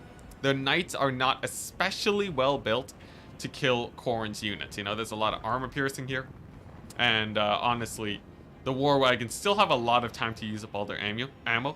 It's actually quite far into the battle, and it's a bit surprising to see that their ammunition is so low. I would assume fire at will is turned off, but it does mean that they spend a lot more time to get their Valiant. Oh my gosh, look at that. The sick play on Valkia. The instant demon shield as the net goes down to keep her from taking damage. Really nice play from Hanadin's. Gonna keep her from taking damage. Yeah, that was a pretty huge spear, I gotta say, but in the end, well, actually, no, it's just a big spear. It's a big spear, did a lot of damage, took out the infantry. Here's the thing, though. Here's the thing. Empire still have their cavalry against very low armored infantry. There is a chance for an Empire comeback here, based on how their cavalry does. They could do a lot of cleanup, but they're definitely on a timer. Take a look at this. Triple cap from the Hanadins. Chariots getting surrounded. Strangely enough, not exactly the worst thing in the world. The chariots do, they can't get a lot of shots off on things like Marauder Horsemen while they're chasing, but I think fire at will is turned off. Look at that. Yeah, I think fire at will is turned off. He stops moving to fire. That is actually really, really painful. In a situation like this where you're being chased, you definitely want fire at will turned on just to, just so that you can actually fire at these guys while they chase you. You have the 360 fire, which is great too. Another beautiful Spear of Sleipnir. Valkia has gotten so much value off of that ability, it's insane. But yeah, that's going to be pretty rough for the war wagons. In fact, if we just take a look at the value, none of them have paid off for themselves yet. And sort of this slower, more value style of play for the war wagons, not really paying off for the Empire today. As for the skull cannons, you know, one of them, the sad skull cannon, the one that barely paid for itself here, only 300 gold, nearly dead, getting hard carried by its bro though, at a solid 800. They're doing about equal to how the war wagons are doing right now. They're doing decent, but nothing too crazy. One of them goes down though, but at least disruption seems like it's doing good. Silver bullets getting routed off too by Valkia, very nice. And overall, I'd say it seems like a pretty solid victory for Khorne, unless they make some sort of throw at this point. Empire could maybe get a huge Valkia pick, you know, maybe get some work done with Boris, maybe slowly climb back with sick Empire Knight trades. But the Marauder Horseman play is definitely very strong here. And there's not a lot to really deal with the flesh hounds. Just causing some problems. How's the tournament going? It's going great. We're taking it nice and easy today to make sure I don't burn myself out by the end of the day. More night summons. Gonna be trying to make a play. And it only takes a couple misplays. You have to remember, chat. Hanedins is playing in a more disadvantageous situation by being so far forwards to try and end the game faster. Makes things a little bit sketchy, as Empire could always army wipe the Chaos Forces here. You can see the Marauders starting to get whittled down. So if I were Hanedins, I would be a little bit worried. The game's not over yet, you know. War Wagons can always finish getting their value and just pull back like crazy. So he's gonna have to make some pretty big plays, but one over here, Wizard getting surrounded, that's massive, and over here, Boris getting shanked up by the anti-large Valkyr. Probably has insane value. Indeed. 2,000. Most definitely paid off for herself here, mostly from killing ranged units, though, with her spear. What was that? That's a really weird sound effect. It's playing from, like, I don't know what... I think it's only playing from one of my speakers or something, but... Okay! Looks like Empire actually taps out. You know, I feel like the War Wagons might have been able to scrap it back, but losing Boris was definitely a bit rough there. Why do you think the Tzeentch win rate is so low? Probably because they're using him as a counter to stronger factions, if I had to guess. But unfortunately, the Empire gets annihilated. I would say the War Wagons, they almost got the potential, but you really gotta make sure you get the fire at will turned on there, you know? I saw a video recently of Turin, actually, that posted War Wagons and holding fire with them. And I would say, you almost don't want to hold fire with War Wagons, in domination, that is. Because you want to dump all of their ammunition and desummon them as fast as possible, because they just give you so much value no matter what they're shooting at. And holding fire, you know, it's like, would you rather have $800 now, or would you rather have $400 now, right? Like, their value doesn't go up if you hold fire, right? Their value only goes up when they're firing. So I feel like it's actually much better to, you know, aside from some situations, you know, maybe like, I think he's playing against the vampire counts, so maybe a little bit more suitable there. But as a general statement, you definitely want to be firing more. Anyways, enough judging the players. Enough judging the players. I will say, the Hell Cannons are also sort of weird. You know what? All of these builds suck. I hate all of them. all of these playstyles are terrible. Absolutely terrible. Otherwise, though, nah. I would say like both of these builds are quite good. Nice play from our players here. But who will be winning the series? The very important question. Hanedins at 1 win. Can he get another? Yeah, Judge City. I gotta say though, I have to always remind people that as much as I'm giving my input, I am ready to be completely wrong about it. This is sort of just my very narrow view of the meta. We could always just be completely incorrect. And hindsight is also 20/20. And I'm in a very privileged position that I am not getting judged by the tournament casters. But today we're taking it easy, so I'm breaking the usual caster norms of neutrality. And we're just gonna judge some builds. We're just gonna judge some builds and playstyles. Did you also qualify for the World Cup? I did. Which puts me above everyone. Crank City. Or Crankicity. There you go. Got there. We did it. We done did it. Oh man, legit chat. I only got like 5 hours of sleep though. I'm running on fumes, okay? This tournament series cannot go on for very long or I will actually die. So we're just gonna take it nice and easy.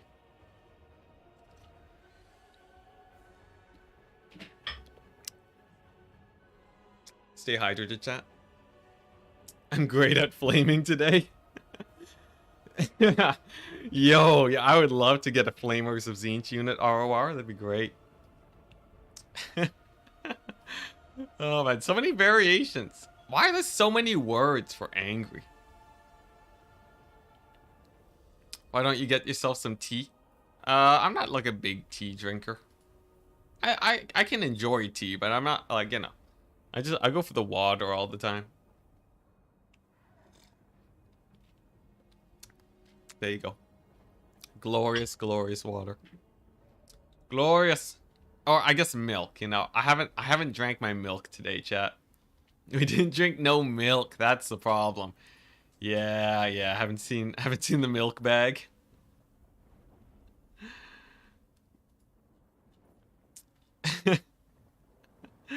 Yo, yeah, Flamer ROR called Enticing Judgment. That's great. That's great. Milkicity. How about a small cup of tea since you're not a big tea drinker? Oh man. Oh man, I love hanging out with chat. I gotta say, streaming is like the highlight of my day, guys. It's great. Yo, milk bag. Speaking of milk bag merch coming out soon. I would expect that in about a week probably. I'm just getting the final touched up images from the artist, and then we should be good. I'm still waiting for the Bretonia mirror, dude. One day. One day. What do you guys think it'll take for us to get a Bretonian mirror? Do you think like what do they gotta do? What do they have to do to get Bretonians going well? Maybe if they just buff their leadership by 10. I gotta stop. I gotta stop. I gotta stop. What if they just made Bretonians crumble instead of routing? What if they just, you know, how about we like how about the what's it? The Grail Relique. What if we just gave it like an ability called like, I don't know, like Mortis Vigor, something like that, right? And then make it give melee attack and melee defense, and maybe perfect vigor instead of the usual like plus leadership ability. And the Grail Relique will remove the plus 12 leadership and just give it to the whole faction as just a flat buff, right? So because like, you know, Bretonia, right? Like, it doesn't matter how far the Grail Relique is, it can be like miles away. They're still gonna be getting the buff, right? So like, we'll do that, and then also just give regen for it. And like, don't increase the price of the Grail Relique for these buffs. You know, just slap it on there, right? And then that should be fine. And then also introduce some bugs where when you Earthblood the cavalry, there's a chance they heal to max and push past their heal cap. You know, just like as an extra feature. Leave it in for a couple weeks. See how that goes. What's this about Silostra? Yo, legit though, I would love to see the Grail Relique get a buff. I feel like it should be like, it should have a different ability other than just leadership. Like, give it like a frenzy aura or something, you know? That'd be cool. Because the thing is, leadership buffs don't actually make the unit fight better. Makes them fight longer. Or you make it a massive leadership buff, like plus 30 leadership. Ogres hype? Oh my gosh, ogres versus dark elves? Now this is gonna be interesting. I would say ogres are better than most people think. But I don't know. Against some of the more meta factions, like they can beat up the less meta factions, but they have a lot of gaps in their roster that make them more easy to counter. So it can be a little bit sketchy, but like they got great tools if you can get them into the right situations. What if the Grail Relique could be a summon? Could summon a Ghost Paladin, like a Silostra Ghost. So you're talking like a Green Knight? The Grail Relique just summons the Green Knight temporarily? I think that would be OP, because you would just snipe enemy lords instantly. Because it'd be ethereal too. It'd have 100% armor piercing damage. Give Grail Guardian / Knights armor piercing. That would be insane, and also yes. Although, well, was there a thing for armor piercing? Like, did they have armor piercing on tabletop? Because it still has to make sense, right? But proper armor piercing ground cavalry for Bretonia is a plus. Like, obviously they already have questing knights though. But like, you know, given that they already take 4 questing knights, you know what? Just let Bretonia take 8 questing knights. That would actually make them stronger. If you removed the unit cap for questing knights, Bretonia would actually be sort of insane. Busted even. Almost busted. Executioner's actually good here. I'd say Executioners they're okay. I would say against Ogre Kingdoms, probably not, given the amount of DACA they got. Armor piercing on tabletop is called Rend. Interesting. It's a negative modifier against save roll. I see. Did a lot of units have Rend in tabletop though? I'm assuming they didn't, and that armor was actually... that armor piercing was more rare. That's what I'm assuming though, I could be wrong. Like, I played dwarves, and I played like only 2 tabletop games, so... I wouldn't actually know. Give all the peasant ogres handguns. Give all the peasants ogre handguns. Oh, I see. You mean cannons. You don't actually remember? Hey, Aldma. Hello, brother. Hello, chat. I'm doing great.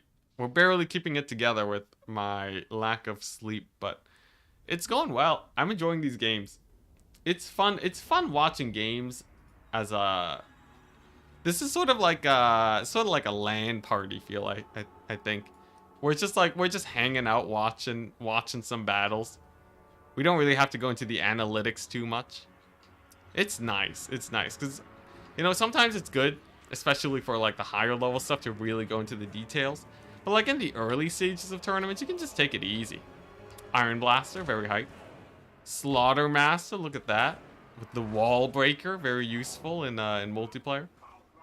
Self-heal, allied heal, and bone crusher. The casting fist is actually fairly meta.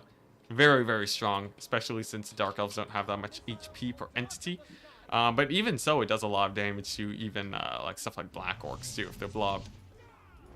For the Dark Elves, classic Malekith, double Beastmaster. Double Master. Just Master. I don't like the fact that it's just Master. I'm not a fan. But it seems like Nerexa is a fan of the double Master. And actually triple Bolt Thrower. I like that. That's a good build choice. I wonder how Hanniden's is gonna deal with this. Bolt Throwers, of course, anti-large armor piercing shots. If they're landing hits on the ogres, Hanniden's is probably making a misplay. Double dragon, single dragon. He's the master. Blackguard of Naggarond are cool. I think they would get blasted by lead belchers. Here we go. I forgot to look at his abilities. Solcio, okay, yeah, it's classic kit. Classic kit, though it's mostly Dread Spears instead of any Corsair type builds. I guess Dread Spears are just better though. I wonder what he has in reinforcements though. We'll see. As for Hanniden's, he's going for he's going for the split play. So he wants to fight over here. It's going to be a little bit exposed to the bolt throwers though. Thankfully their range is quite low. But they can still scoot up and attack there if Nerexa wants to. Of course, Hanniden's can cap this area quite easily. And he will likely be able to kill off this unit of spears. If they don't notice that Hanniden's is doing the nasty ogre ambush in the trees, you know. Like if you were at ground level, right? And you're just like chilling, just walking, right? Would you really notice the ogres in the trees there? Look at how hidden they are. It's not like you can see them from almost miles away. You know, from this distance, like they are a little bit more blended in. I can sort of see how it'd be hard to see them. At this distance, you'd spot them though, right? So, you know, I guess it makes sense that these Dread Spears don't see them quite yet. Oh, but okay, they're actually holding. Not pushing just yet. What's this about Dark Elf Academia? People still talk about armor piercing? The Masters have a Master's degree. I gotta say though, Masters is just a frontline tank to eat up ammunition. I honestly, I don't know how I feel about it. I don't know. We'll see if it pays off though. Same with Malekith, just tanking the missiles, man. Though I will say, it does allow him to capture this point, which is nice, without needing to put his infantry into danger. And the Masters do take less damage than the infantry, so it's probably worth it, as it stands right now. Let's take a quick look at the bolt thrower positioning, looking good. And actually, Hanniden's isn't going for the capture. A little bit slow on the mark there by actually, he's gonna be late by about a minute. That's actually pretty rough for Hanniden's. We're using the new maps. We're not using Turin's new maps now. I got vetoed on that. I made a proposal, but because the admins of this tournament, they want the qualifiers to all be roughly the same in terms of feel. They don't want, like, you know, new maps shaking up the meta too much. Which I object to. I object to it greatly. I want the new maps, but, you know, I'm not the one. I'm not the one hosting the... Or, I'm just a caster, you know. I'm just a voluntary caster. I got no say. Regardless, though, these maps are alright. Hendon's going for the capture. He's going to be about, yeah, a minute 30 seconds late on the draw. We'll see if that matters later in the game. Fist. Boom on the Corsairs. Now, Fist does actually kill entities. It's one of the few spells that... Fist doesn't actually kill entities. It gets really close to killing entities, much like many of the other spells in the game. So, these handbows don't actually lose out on that much damage. But if they do get charged into melee, it will be more impactful. Hanniden's just doing a little bit of sort of fancy dancing around right now. Nothing too crazy, though. He's just trying to get some value. And oh my gosh, there's Masters. Taking some crazy damage from the long-range Powder Guts.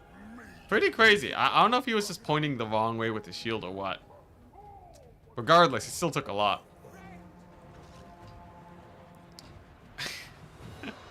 Look, sometimes you're just wrong. Sometimes you're just wrong about what you thought you know about spells. What, was it not Overcast? Was that the problem? Does Overcast even... Yeah, you know, I'm just gonna blame the Overcast, alright? Hannidan should have Overcast the Fist ability to kill the handbows. That's totally why we were wrong, chat. Unless that was Overcast.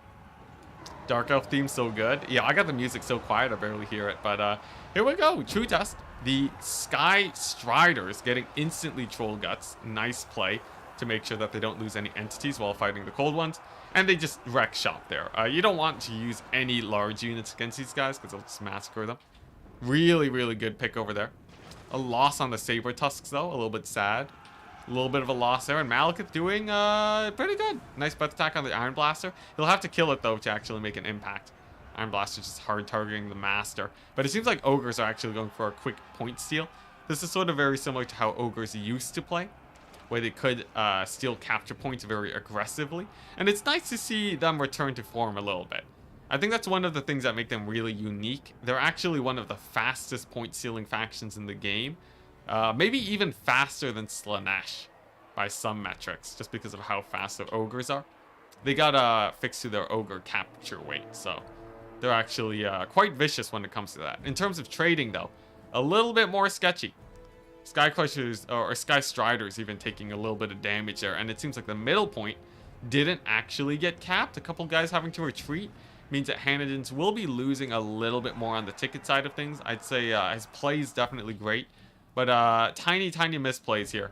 I guess it could also just be Nerexa getting some good zoning in, making sure that Hanniden's has a hard time capping these without getting punished. Definitely a little bit sketchy though.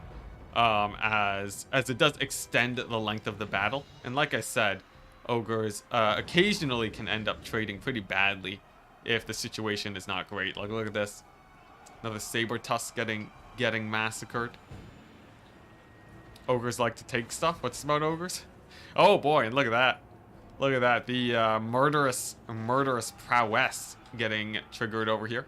Malekith. Oh boy, probably gonna snipe out this Lord too, unless the Sky Crushers or the Sky Striders are actually away from there. And it seems like the Ogres might be losing their Lord. Now, he is fairly cheap. It's not the end of the world if he does go down, but it's a little bit sketchy if he does die. You can see a nice retreat. At the very least, he'll be stalling Malekith if he decides to trade. And instead, the Ogres will be taking advantage of the absentee Malekith to try and take the middle point. But without being able to shut down the Bolt Doors, it's pretty rough. I'll also have you guys note, these Bolt Doors have basically already paid for themselves. Not just because they've done damage. And boy, oh boy, have they done damage. Oh my gosh, they've all paid for themselves in raw gold. But they also baited out 2 Saber Tusks to try and dive in there. Bit of a misplay on the Hanniden's front, or maybe an outplay from Nerexa. Gonna be making him get a pretty solid value lead. In fact, if we take a look at the current state of things, especially with the Lord getting routed off, it's pretty rough. It's pretty rough. Massive leadership drop. You can see over here, minus 12, 16 leadership for the Lord fled recently penalty. And that will reduce down in a bit, in a couple minutes here. But it will still remain for the rest of the battle.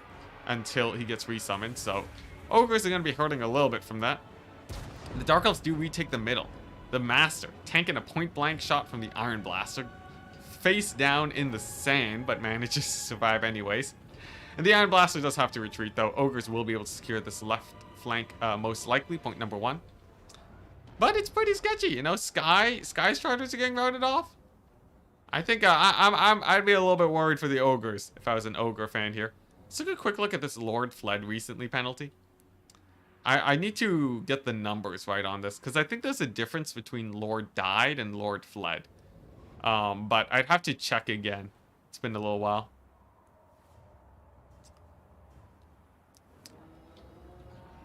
What's this? If they do put him in? If they put what in? If ogres are fast because of their long legs, why are giants so slow? I never said ogres are fast because of their long legs, man. They just fast. Okay, there you go. Before we could see it, he actually resummons the Lord. Good play from Handins to make sure that his leadership is stabilized. But he still has to actually reclaim some of these points, you know? You can see the Dark Elves. They've taken over point number 3. They've secured point number 1, and their bolt throwers are just relentless. This is the time where you would actually, you know, I would say the secret Enticity hidden tech, hidden jutsu, hidden maw jutsu, where you use cast the maw spell. Overcast actually one-shots the bolt throwers. Could have been pretty sick. Alternatively, maybe a full rush, hard rush onto these guys instead of splitting out. We'll never know. I gotta say though, Nerexa has done a very good job protecting these bad boys. He's been on point summoning in his cavalry, and has not a single time overextended against the ogres, you know? A lot of players, sometimes, what you see when they take a lead, they'll just start pushing the last point very aggressively. Potentially he knows that the ogres are a very fast faction, and that's just asking to get picked apart. And he's being really, really patient, which is a sign of a more veteran domination player, you know? He knows that if he just holds these 2 points for a long time and continues to trade up, that he's basically going to be fine. Forces Hanadins instead to make a play.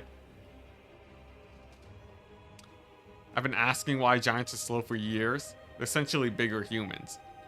Like, I don't know, mammoths are slow. There's like a lot of things that are slow. Unless you want everything to be like, I don't know, Dreadsaurian speed maybe? Oh, look at that, Malekith tanking another shot. You know, maybe Nerexa had something. Maybe Nerexa's figured something out. This is twice now. Yeah, square cube law. It's not that giants are slow, it's that ogres are fast. But this is twice now that we've seen the master tank into Malekith tanking a bunch of shots has actually worked for Nerexa. I'm starting to get to the point where I feel like this is a legitimate strategy. Since when? He's just crushing it. He's crushing it with the double master play. Like this guy occupied an Iron Blaster for the better part of the battle. Didn't pay for itself. It just went for like the bolt thrower, really strong defense. I gotta say it's pretty good. It's pretty good. I'm a little bit impressed. Just like defend and play very safe. I like it. The builds are solid too. Hanadins. Good ogre build. I would say ogres. That was a good showcase of why ogres can have a hard time though. So easily put into difficult positions. But there's still an ace match, guys. Still an ace match. GG. Yeah, bare bones masters. The 600 on a horse? Really? They're cheaper than 600 on foot? Are you real? Is that real? I gotta check now. Yeah, the 400 gold. Look at that. So he's taking bare bones footmasters for 400 gold, which means that they're actually cheaper than dread spears. So that means that it's actually not worth it to shoot at them. If you want to kill them, it has to be with the hero. And the ogres could have a hard time with that. No, that's pretty good. That's pretty good. I thought they were more expensive. I think Nerexa onto something a little bit there. I guess like if you had to choose between masters of bleak swords, oftentimes I think you would go for bleak swords, but in many other situations, it like, you know, if your enemy shoots at them, it already starts becoming a misplay. That's the thing. I liked it. Ace match on Grove of Slaughter, by the way. Very nice close quarters map. involves a lot of fighting despite being fairly spread out, really favors mobile factions like Khorne and Norska, which could be an interesting thing here. Nerexa has, well, he's shown that he can play Kite. He has, he did whip out the Empire Skirmish, but if he prefers Dark Elf playstyles like that for more artillery-based styles, it could be a little bit rough for him. On the other hand, Hanadin's getting into the multiplayer scene. We'll see if his domination experience plays out here. We did see a few hiccups where he did get caught out, sending some units into the spawn points of the Dark Elves. Generally pretty rough play, a little bit of a mishap there. Could make more misplays on the Grove of Slaughter, though on this map there's less. There's a bit you need to know about the maneuvering. I'm interested to see how it plays.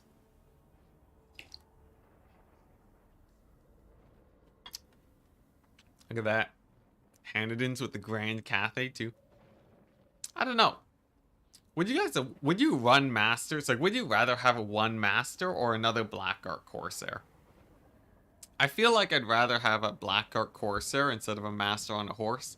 And I'd feel like I'd rather have a Bleak Sword instead of a Master on foot. Unless they're getting focus fired, you know. If they're getting focus fired, then it's great.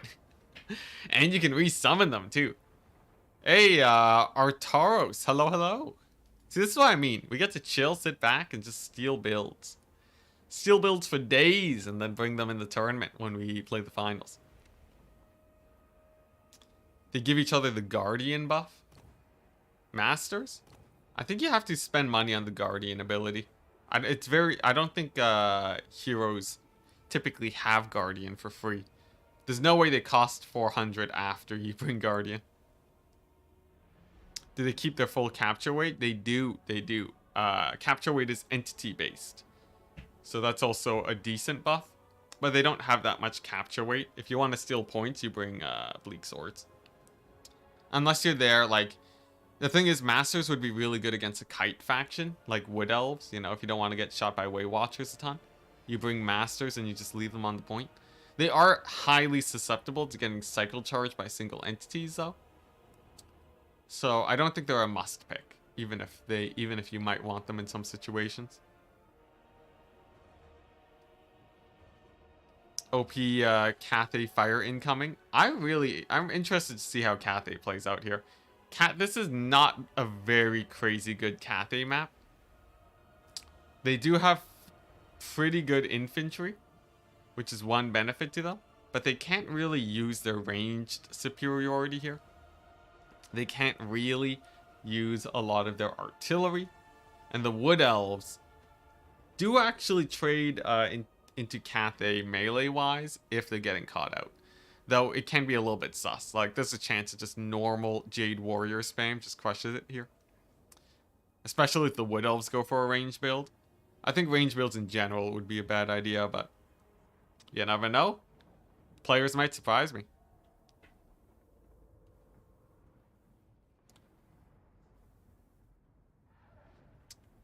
Yeah, oh man.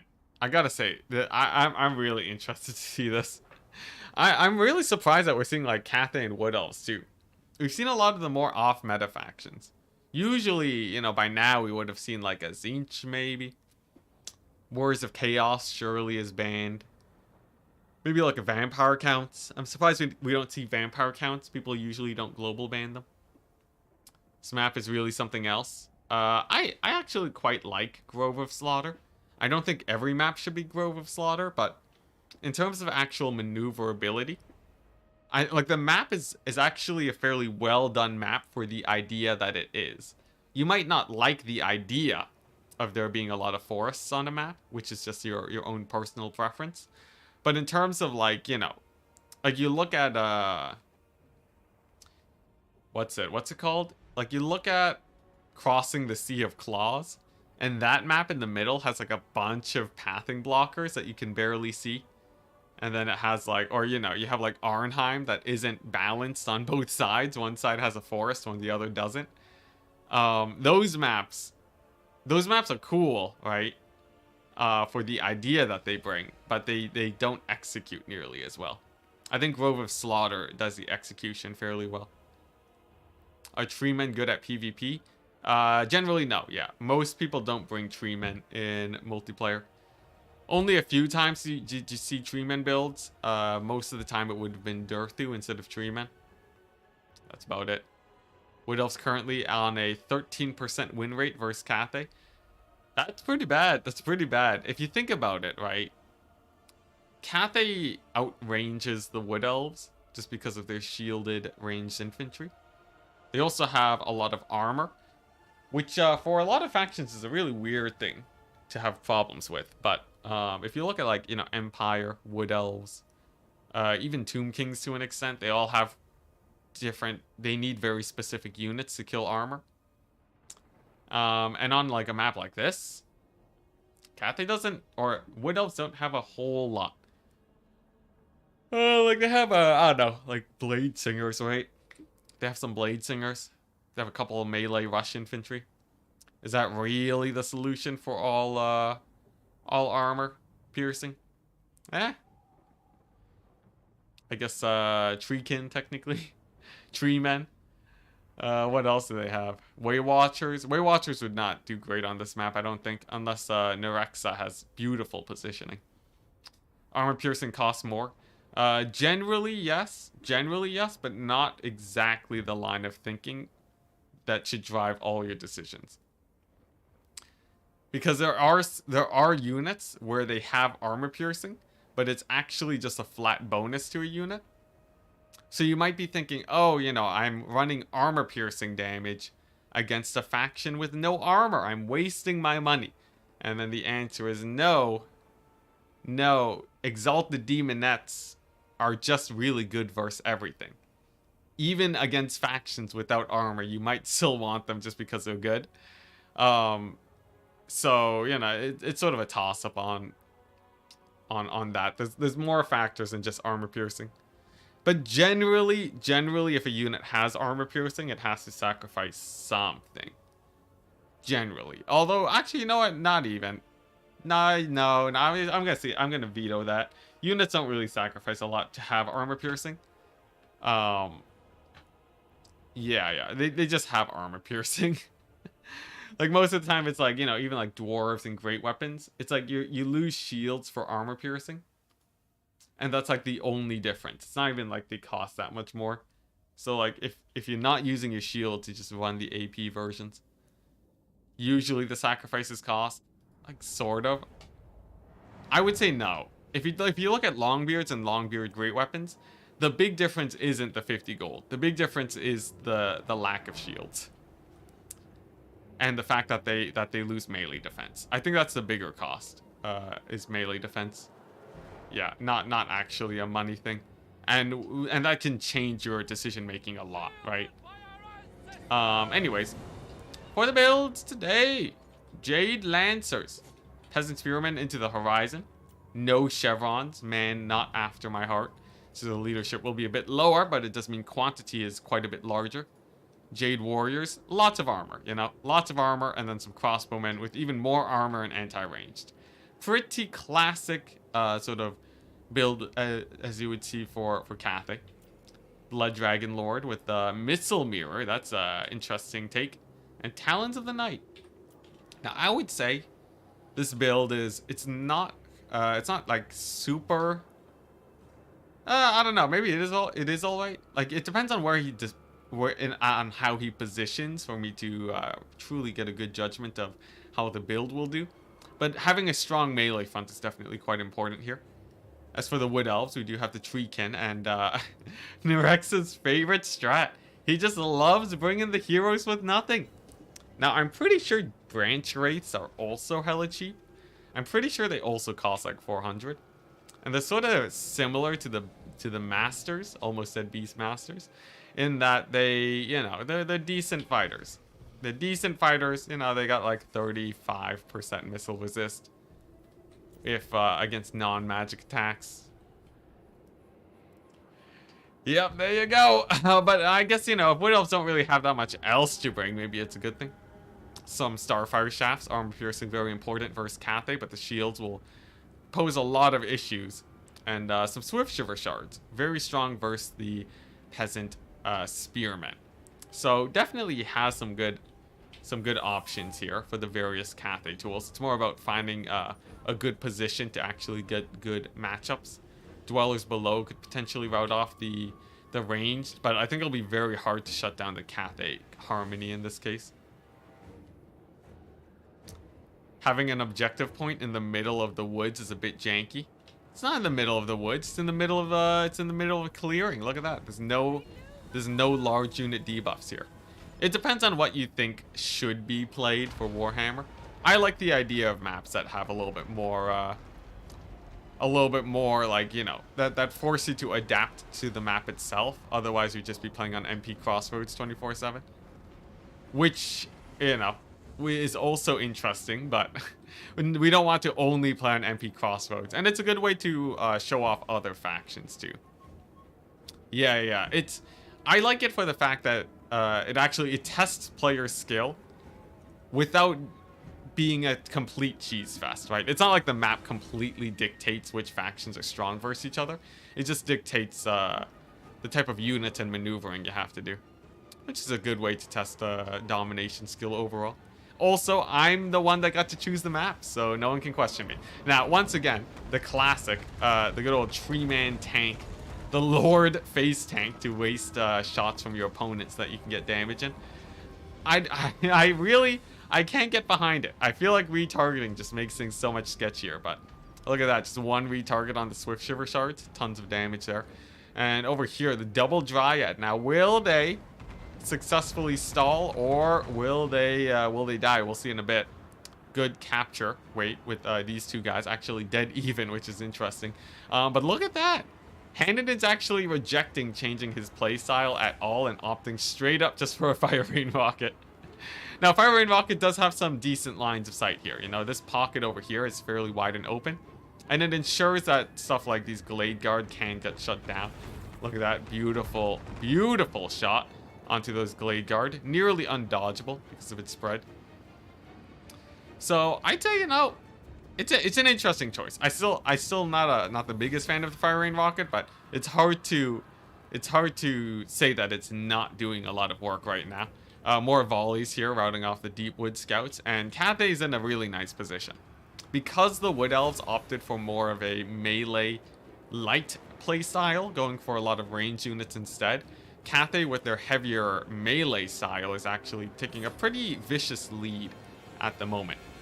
Cathay have, you know, just by being able to rush these guys down and take the forest fight, not having to worry about the ranged, it's going pretty well. It's going pretty well, though the trading says it's quite even. You can see just the positioning of Cathay is great. They also have, what's this? Cathay has, it's dealing 2 of the capture points, but they haven't taken them just yet. Gives Beastmen a chance. Funnily enough, Beastmen still are too weak. Yeah, Beastmen just get outclassed by, like, factions like Slaanesh, which is better cavalry. And, like, everything on Slaanesh has Strider, too, but, anyways. The battle's going okay for Cathay. I'd say the trading and positioning is going well. It looks like they're in a good position to stop up a lot of their infantry, and they're also in a nice place to win most of their melee battles. And if you take a look at the Ancient Tree Man, actually getting caught up by the Iron Hail Gunners, looks like he's going to be going down rather quickly. Despite being in the woods, it doesn't give you that much blocking of missiles. Maybe like a 25% reduction at best. But he's still going to be taking quite a bit here. And the loss of the Tree Man would surely spell doom for the Wood Elves, as he's like 3,000 gold, chat. It's like 3,000 gold. This guy's a little bit too expensive to be dying here, and that's going to be quite rough. A slow on the Blade Singers and a Talons of the Night, just to really show them who's boss. That's going to basically kill them, even if they do get healed. The Iron Hail Gunners to finally finish off that third Tree Man. On the flank side, indeed, the cavalry did win. And over here on the left side, looks like the branch wraiths. Are they getting their value? Are they really getting their value? I think you gotta stick to the Beast Masters. Clearly, I mean just Masters. Dang it. Clearly, Masters are the way to go. Branch wraiths, not nearly as good, especially when you have to clear infantry. Unfortunately, heroes are just really, really slow at clearing infantry. So they're not really going to kill anything here, though they will sustain and live for quite a while. Doesn't really matter if you're getting outcapped. And look at that vicious charge from the Jade Lancers. Jade Lancers are actually really good versus light armored units. So something like Glade Riders would suffer a lot versus them. Did he retire as a tournament player? You talking about me? You talking about me? Yes. Yeah, we're sort of like half retired as a tournament player. Actually, I would say I'm retired from being a tournament pro. I play it more casually nowadays. 3,000 gold, that must be a lot. Oh, like this tree man's like, you know, he's like at least like a quarter of this entire army. Maybe not 3,000, he might be closer to 2,000 something. But still hella expensive, he can't be dying. He's very, very low now, but if he barely manages to survive and use all of his Winds of Magic, potentially there's some hope. Over here though, Glade Riders with the Suicide Diving on the Iron Hails, not a very worthwhile trade. They did shut down the Iron Hails, but they will be back for an entire unit of Glade Riders. Ends up losing a lot of money for that shutdown, though it's not the worst trade in the world. And over here, it looks like, honestly, the branch raid's still alive, still getting a bit of damage. Not the worst thing ever. Though I will say, we'll see how the captures actually go here. The Firing Rocket is doing really well, though. I think having it in reserve and summoning it was actually working. It's working a lot better than I thought it would have, as the Wood Elves do need to be out in the open to get their shots off. And that means that the Firing Rocket does have a decent angle over here. Some Stag Knights on the fire range trying to shut it down. Unfortunately, they die to the Jade Warriors, so that ends up being a terrible trade. Have the fire cannons paid for themselves? Oh, I'll double check their exact value.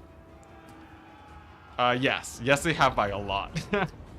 Actually did way better. This map isn't like the best for firing rockets, but the fact that he got like even one angle on the range units really paid off. Once again, being proven wrong. Knocking the firing rocket only for it to crush. True washed up city plays. Treekin, I will say, surprisingly sturdy against Cathay. They don't have that much armor piercing damage, but they're just really hard to kill overall. And they can grind against a lot of this non-armor piercing infantry. I don't know, maybe if they're just more Treekin, he could have done great. But it seems like the second point's going to be getting captured in a relatively comfortable amount of time for Cathay. But is it truly over for the Wood Elves? Tree Man, still alive, chilling in the forest. The couple units of cavalry getting caught up in the crossfire of the ranged and cavalry summons. A little bit of an even fight there. But if we just take a look over here, it's just a massacre. Look at that, some Jade Warrior Halberds are in the mix now. Stag Knights are going down. Middle looks like it might even go down soon. Though I will say the Blade Singers did really well in the forest. I think the Blade Singers, honestly, if there were just a million Blade Singers, could have gone much better for the Wood Elves here. Could have cleared up all of the Cathay infantry. Regardless, sometimes builds do be like that. What's the origin of the name Enticity? I made it up one day. Ain't no special origin. I thought it sounded cooler than Melmo. Are the Wood Elf archers even that good against Cathay units? No, not really. The Cathay has far too many shields. And even bronze shields will give you guys a hard time. In this case, Cathay crossbowmen, they do have bronze shields. So that's only a... there we go. Come on. Just... I don't know why my UI is all buggy today. This is 35% resist, I believe, though.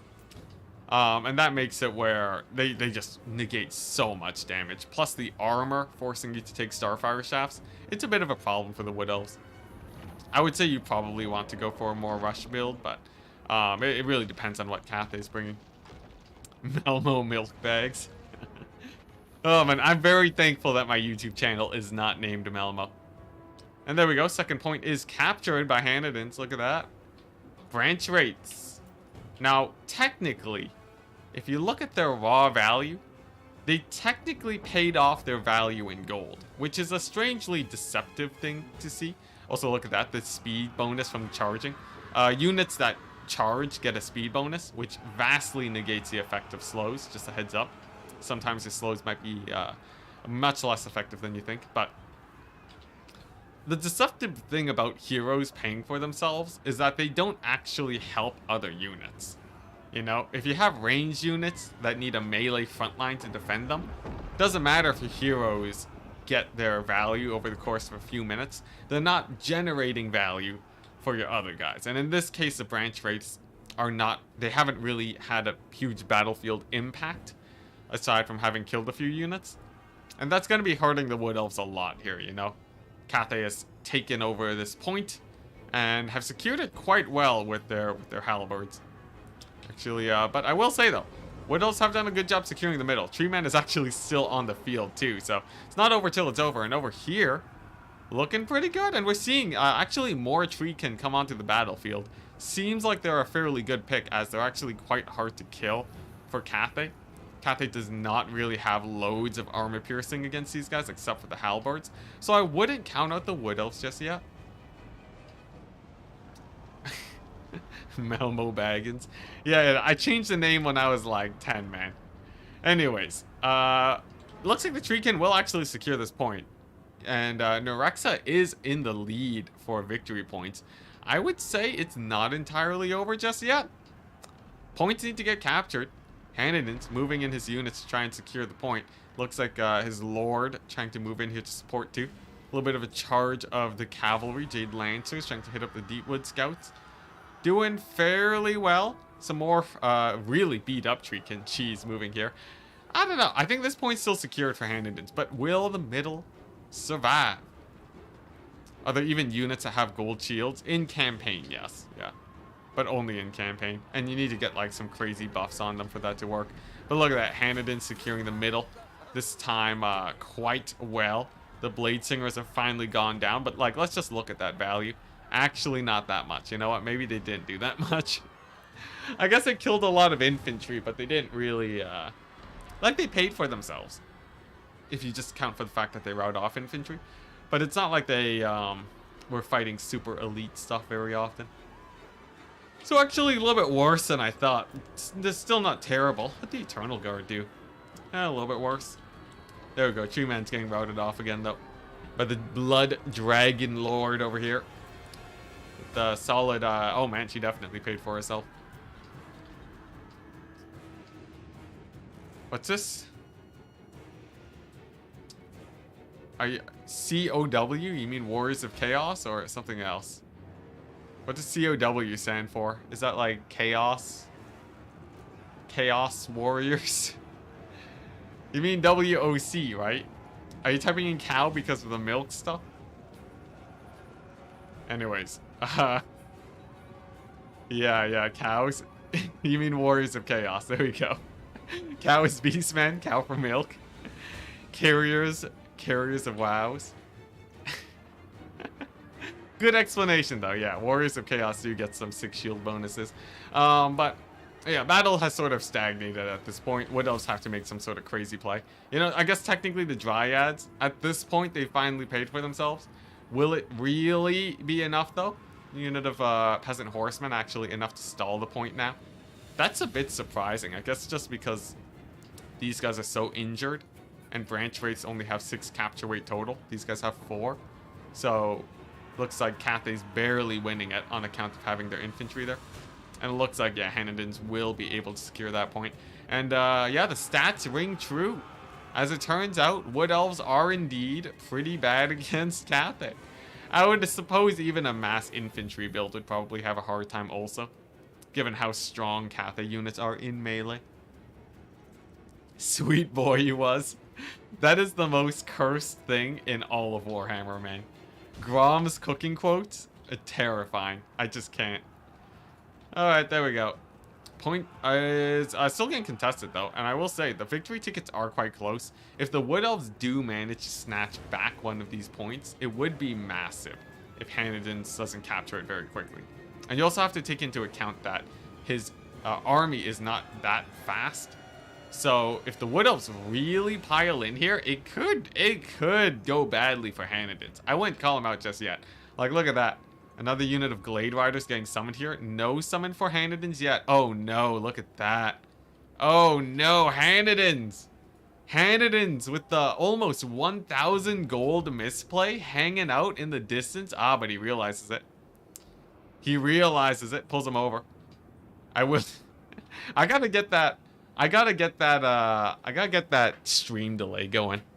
I really gotta get that stream delay going. I can't be having people moving the units in such a sus manner like that. There is enough of a delay where when he reacted, it very likely wasn't him noticing me. It very likely wasn't him stream sniping me. Because there is a little bit of natural stream delay from me streaming. So I'm just going to say right now, I'm not cheating for ODM chat, alright? This isn't going to become some sort of big drama thing, alright? Alright, calm your horses. Anyways, Wood Elves do actually secure this point. That is a win condition for the Wood Elves if Hanadins cannot retake this. The Wood Elves stall by pushing here, and I would say these units are being a little bit, making a Reddit thread now. Yo, Reddit, best place to complain. Hanadins has committed quite a few units to controlling this point, where the Wood Elves are just not attacking at all. I'd be really worried. I'd be really worried if I was Hanadins. Wood Elves firing over here, getting some decent damage, but the Cathay actually barely not capturing. This is looking a little bit sus. Cathay really well known for having a terrible late game, and another Iron Hail Gunner moving towards the middle. Pretty sketch. More units moving in towards here. Hanadins realizing the danger that he finds himself in, trying to relocate onto this point, moving out his units. Spears coming on into stall. And I'm not seeing any units go here. I think this point is not getting captured. And given how close the points are, Hanadin's gotta capture this in the next... Let's capture this in the next 2 minutes, probably.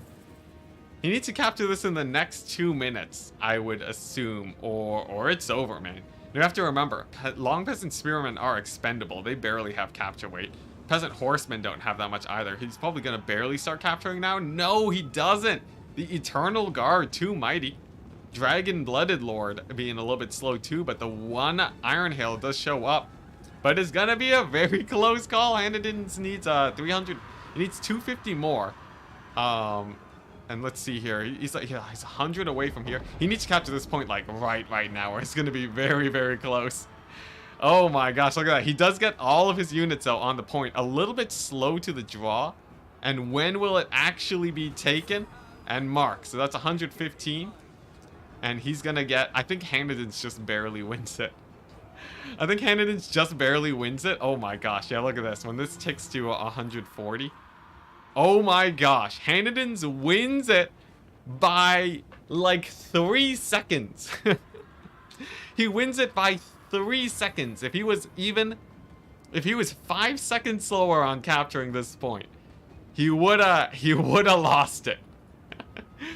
Jeez. All right, from securing a fairly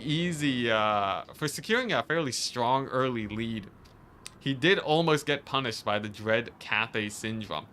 The pain of all Cathay players, the pain that you feel trying to maneuver onto a point with units that only have 28 speed. Literally Plague Bearers. I may remind you, chat. Literally Plague Bearer speed. These guys are incredibly slow, so Cathay, even when they do get a lead, they gotta really make sure that they hunker down on those points. And he barely, with the slow maneuver onto this point, manages to take it back. But at this point, though, even now, it's not even fully over, is it? If you take a look at the middle point, it is getting captured. Now, the Deepwood Scouts do get charged by the cavalry. That's going to slow down the capture by a lot. The Wildwood Rangers are taking a lot of damage, but it's still ticking up. It's still ticking up. It's a little bit sus. It's a little bit sus. We still have about 20 seconds on the clock before it's done. Oh my gosh, I swear. If the Wood Elves retake the middle, because it took Hanadins too long to transition back, that would just be ultimate suffering. That would be ultimate suffering, but I think it's almost to the point of no return. It's oh no, maybe it's not. Oh my gosh. Wait, no. Oh my gosh, it's so close. 2 points. 2 victory tickets. What in the world? All right, chat. All right. This is a lesson in not getting too comfortable. That point swung at the last second. It was almost a draw. It was almost a draw. Jeez. Okay. I was not expecting that much stress today. I was thinking like, oh, you know, it's an ODM member. He's playing against someone I haven't seen too often in the tournament scene. It's fine. He's playing a matchup where Cathay has like an 80% win rate. And then the game comes down to the last point being captured and his opponent being 2 points away from winning. Jeez. Jeez. All right. Yeah, but that was a little bit of Cathay syndrome there. They're really good at trading. They're really bad at playing the point game. And especially if you make a few misplays and are slow yourself as a player, you really run the risk of getting your points stolen. Thankfully for Hanadins, he barely manages to secure that. And unfortunately for Nerexa, I loved your builds, man. I love your builds. If you're watching, I think they were sick. Maybe... I don't know how I feel about the branch rates, but the fact that they paid for themselves is still amazing. Good stuff, man. I hope to see you in the future. Yeah. Props to him for not giving up too. He almost scrapped it back. Very, very closely. And honestly, I think like it's real interesting. I don't know. The whole like I feel like you still shouldn't be getting your Lords and Heroes shot, but still pretty good. Pretty good. GG. That was an experience. Yeah, oh my gosh. I can't believe it. I can't believe that game almost was a draw. Alright, well, I guess we move on. We move onwards. And see, let's see, I'm seeing a Subutai. Subutai is gonna be playing up against Lejust. See, can I find that? Subutai. Lejust? This is a lobby called No Lag. Alright, let's see here. Let's see if I can find him. When was this message sent? A minute ago? Let's see here. Subutai at Lejust. Do you have a lobby? Oh, actually, I think I might have found a separate lobby that I can join. Dr. Jellyfish? Oh, no, it's... There's no spectator slot. Let's see.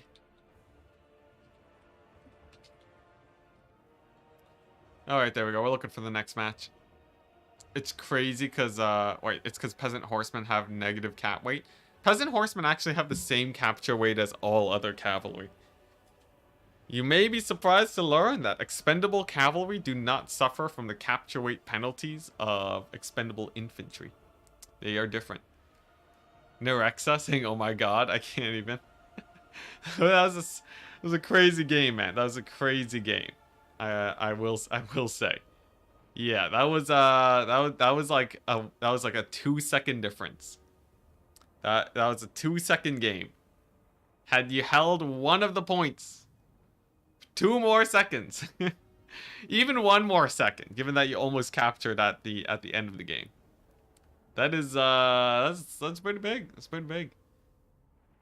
It shows the importance of needing to capture points as fast as possible at the start, just to make sure that you don't run into that 2-second difference from the 1-second capture. Yeah. Well, I think he was I think he was at 97 at the end of it, wasn't he?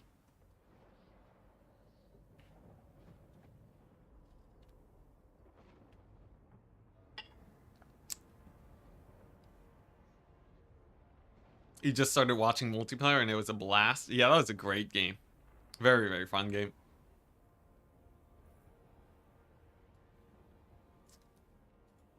It was 1,498. Oh my gosh. So yeah, that was a 1 second. 1 second to win, given that he stole the point at the very end. Oh my gosh. Oh, jeez. All right. You know, domination games can actually draw, too. They can end in a draw. I want Lizardmen builds. I wish I could whip out the Lizardmen today, but unfortunately not. Unfortunately, we are but a caster today. But a humble caster, as I've already qualified. Nice, we've done it. It's gonna be Sun Tzu. Sun Tzu against Dr. Jellyfish. Oh, my bad. It's all caps. There we go. There we go.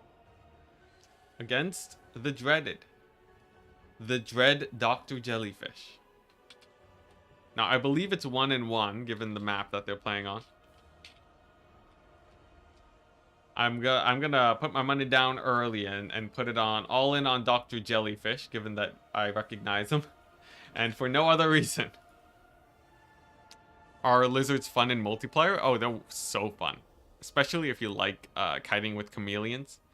I think the most if you like Oxyotl's campaign, you'll like playing Lizardmen in multiplayer. Alternatively, if you like playing Krokar and rushing, that playstyle is in there too. Even if you like playing Croak, honestly, Croak was meta for a bit. Back when people were still getting used to domination. I can lose with a Coatl. Anyone can lose with a Coatl. That's not hard. It's nothing special. Oh, it's 0-0 right now? It's 0-0 right now because it's separate. Let's see, this is round 3. Round 3 is supposed to be Arnheim. Oh, I see. Oh, right, never mind. It's 0-0. Dr. Jellyfish watching on stream. Correcting my misinformation.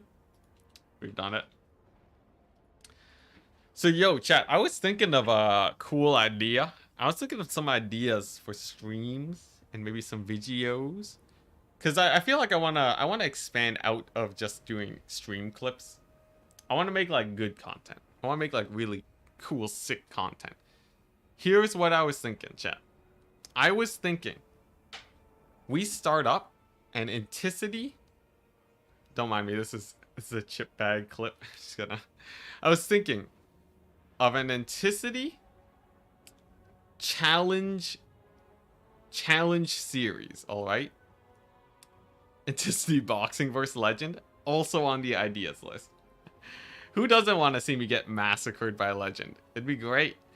So the plan is, it's a challenge series. You go onto the Discord and you propose challenges to me for me to do in either domination, land, or campaign. All right.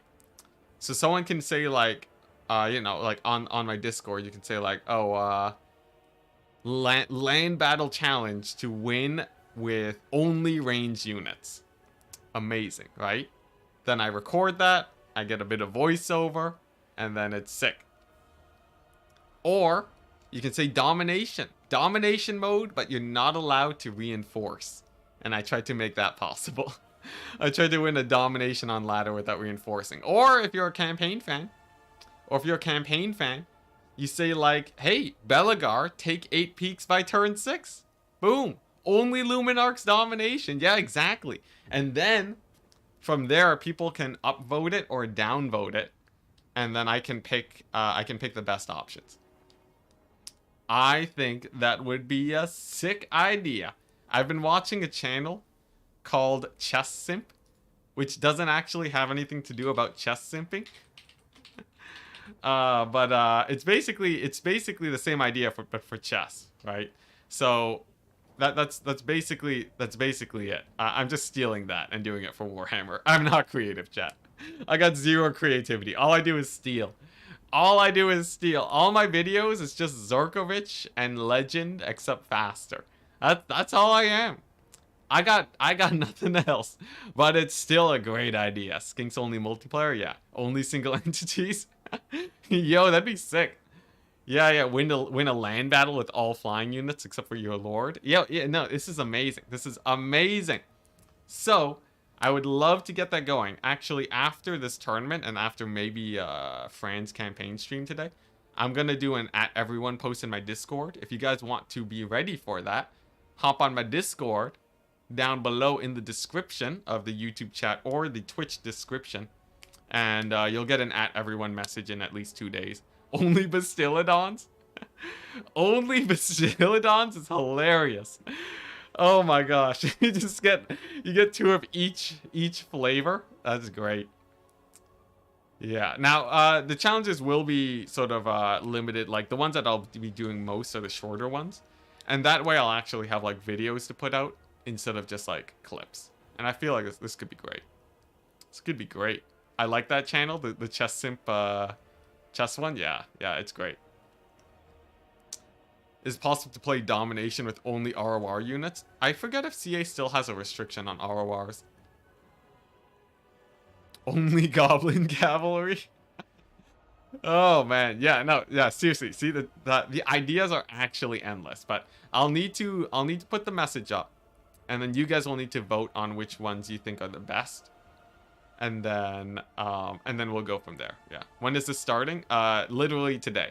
I'm gonna do a sometime at the end of today, which will be, you know, some of you guys will be sleeping by then, but you'll see the message the day after.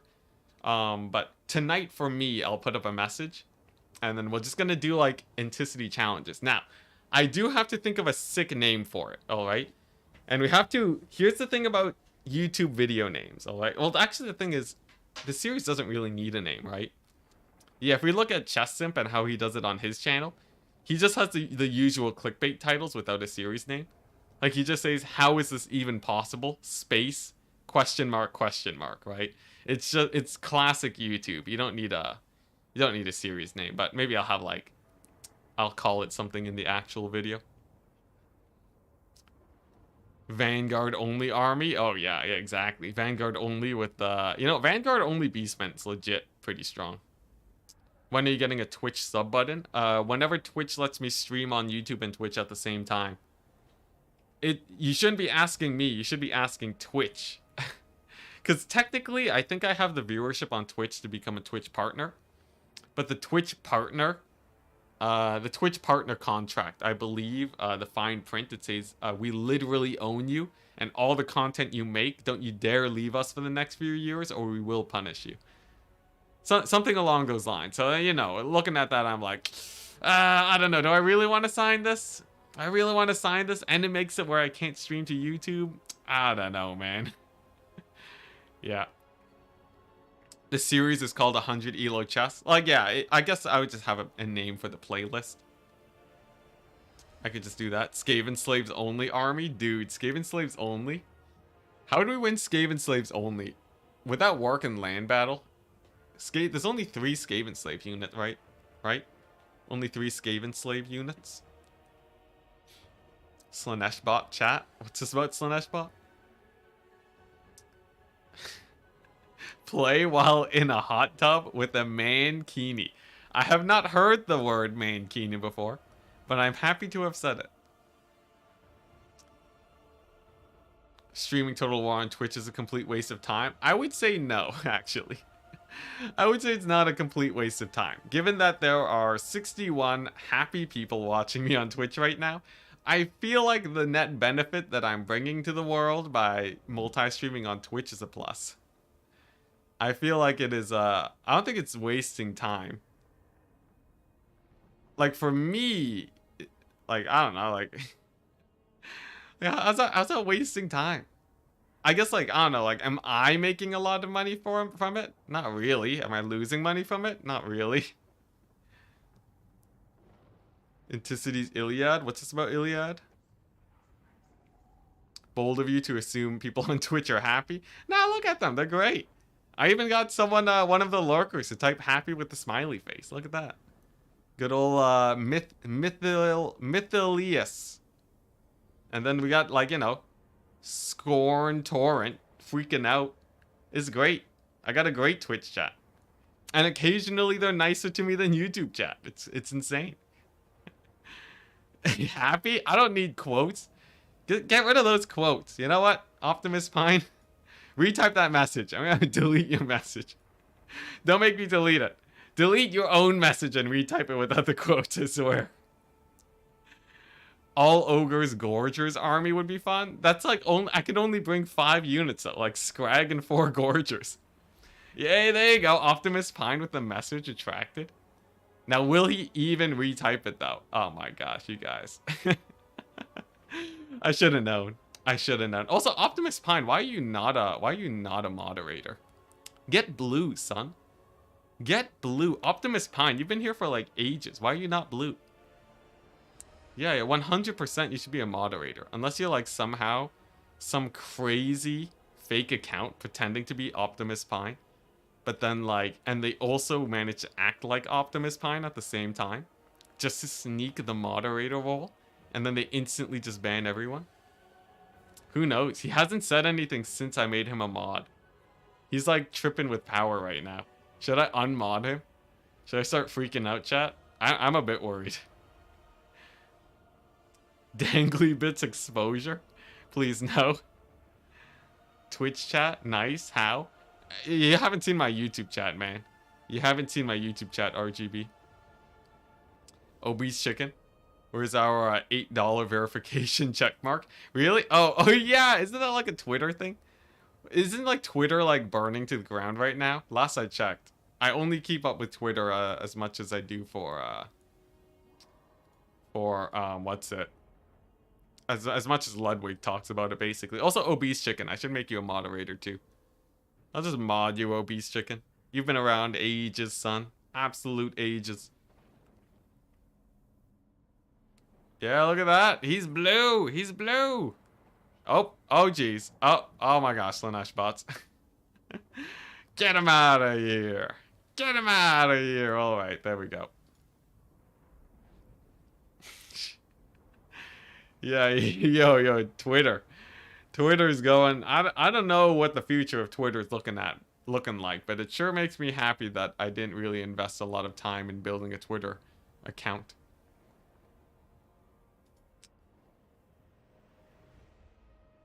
The bans. Hey, look at that. Look at that. Oh man, it's nice to get some moderators in chat. I haven't actually assigned moderators in such a long time. It's good to have them. It's very nice. Makes my life easier. That way, you know, if we get the Jesus bots or the Slanesh bots, we can deal with them. Shut them down.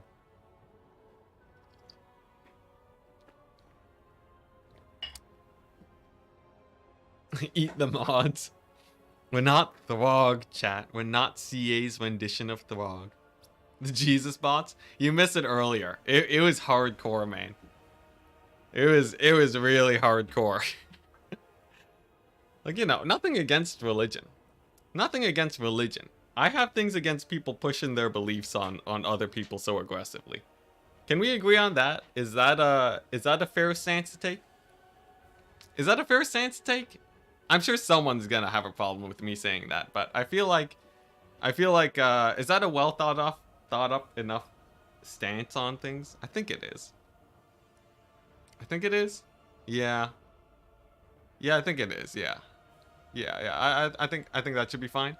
There's no riots, right? No hashtag cancel Enticity, please.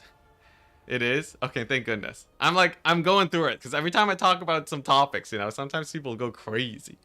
Sometimes people go crazy. Die heretic. That's true. That's true. Sigmar. For Sigmar, chat. The one true God. Oh man. Anyways, what's this? Oxyotl, 2 solar engines, 3 rev crystals, 8 feral bastillodons. Trying this now. Jeez. Wait, what is this? New. Oh my gosh, we get more bots. Thank you, Optimus. Thank you, Optimus. That was a quick draw. Optimus with the quick draw. Look at that. Yeah, online dating fun, chat. Yo, anyone online dating fun? Anyone? Anyone here? Oh man, Kislev? Yeah, a little bit of Urson action there. Praise Enticity? Oh man, no. Don't give me that, man. I'm gonna start power tripping. What is that quote? I'm not gonna read it out loud. Let's hear. Marcus, that is a great quote. That is quite the quote. That it really goes from 0 to 11 quite real fast. Real fast. 0 to 11. Wow. Oh my gosh. All right. I'm happy that I didn't read it out loud. I'm happy that I didn't read it out loud. Hey, look at that. They're done setting up their army. Sick. Sick. You make Optimus Pine a mod and the bots start to appear. It's like Nightbot all over again. The Nightbot conspiracy. Alright, here we go. Back to Warhammer. Enough chilling with chat. Would you look at that? It's yet another Malekith build, but oh my gosh. The Tsarina herself. Katerin has arrived onto the battlefield. Actually, legit, one of the most rare Kislev Lord picks in the entire game right now. People generally don't run Katerin. I gotta say, when was the last time you guys saw Katerin picked? I never see Katerin picked in multiplayer. Do you know why? 'Cause she's basically just an ice witch with nothing else. Like, what special, what, Frost Fang? 29 damage? Come on, like a greenskin shaman blinks does more damage. That's not that great. Ice Shard? Magic Missile 3 uses, about 1,100 damage. Wow, look at that. That's enough to take off a, what the? Malekith is not on his dragon? What is this? On a cold one? Alright, now this is pretty crazy. Ooh, look at that lighting. I will say this is pretty sick. Oh my gosh. Can we just appreciate this, the PC specs that CA have sent me? Oh my gosh, so shiny. Anyways, a little bit more uncommon, but not super rare. You see Malekith on a cold one versus ranged factions quite often, just because it's great for not getting shot to death. Though against Kislev, I feel like it's a little bit off meta. Regardless, interesting pick, Dr. Jellyfish. I'm not gonna judge him too much. He's been a long time player, so he definitely knows what he's doing. And as for the Katerin build, we got what, some Kossars, Kossar Spears, armored Kossars. Okay, it's just the range spam. Look at that. Digging the color scheme. It's pretty sick too. Yeah, nah, the color scheme is great. This is like it's very solid colored, but it reminds me of how people paint their minis, you know? There's not like too much shading. This is like you get the splotch of blue on the shields and you're like, oh, all right, that's good enough. That's good enough. Maybe you rough it up a bit. Make it a little bit scratchy. And then you're set. And then you got the emaciated horses. Oh yeah, look at that. The pride of the Dark Elf people. It even has like little goat eyeballs. Oh my gosh, these poor things. Oh jeez, these poor horses, man. Look at that, it's like branded. Oh man, oh jeez, that's disturbing. Anyways, Dark Elf's gotta get better horses. I swear, man. What a smile. Anyways, we'll see how this goes. Scourge on the Chariots are pretty cool. Against Little Grom though, the Little Grom, Little Big Grom, massive cannon, pretty hype. Definitely a waste of magic though. I feel like this is too high magic, you know. CA made it sort of weird with the high magic with Kislev, right? The glowy swords you can understand in terms of it like making sense with the magic of the in universe. For this to happen, you basically need an ice witch constantly conjuring just like ice under a sled when wheels totally suffice. This doesn't make sense in the universe of Warhammer, chat. Look, when the Dark Elves are doing this to the horses, right? We're not gonna have little Groms being pulled by ice, all right? That's a little bit much for my. Anyways, enough complaining about the thematics of Kislev. How's this fight going? Is Grom gonna do a lot of damage? I don't know. Katerin's face tanking. A lot of Lord face tanking today. Don't think about it? Alright, very true, very true. Horse ordered on Wish? Jeez. Jeez, chat. Oh my gosh. Very much agree with the iced artillery. Yeah, because like, glowing swords for Ice Guard? Sick. I love that, you know? Some crazy ice witch enchanted it, and now it's amazing, right? Lil Grom, like, buy some wheels, man. Buy some emaciated horses, just please. Sled is a fridge upside down? Maybe that, yeah. This is why we can't have ice things. Optimus, don't test my patience with your moderator wall. Don't do this to me, man. Alright.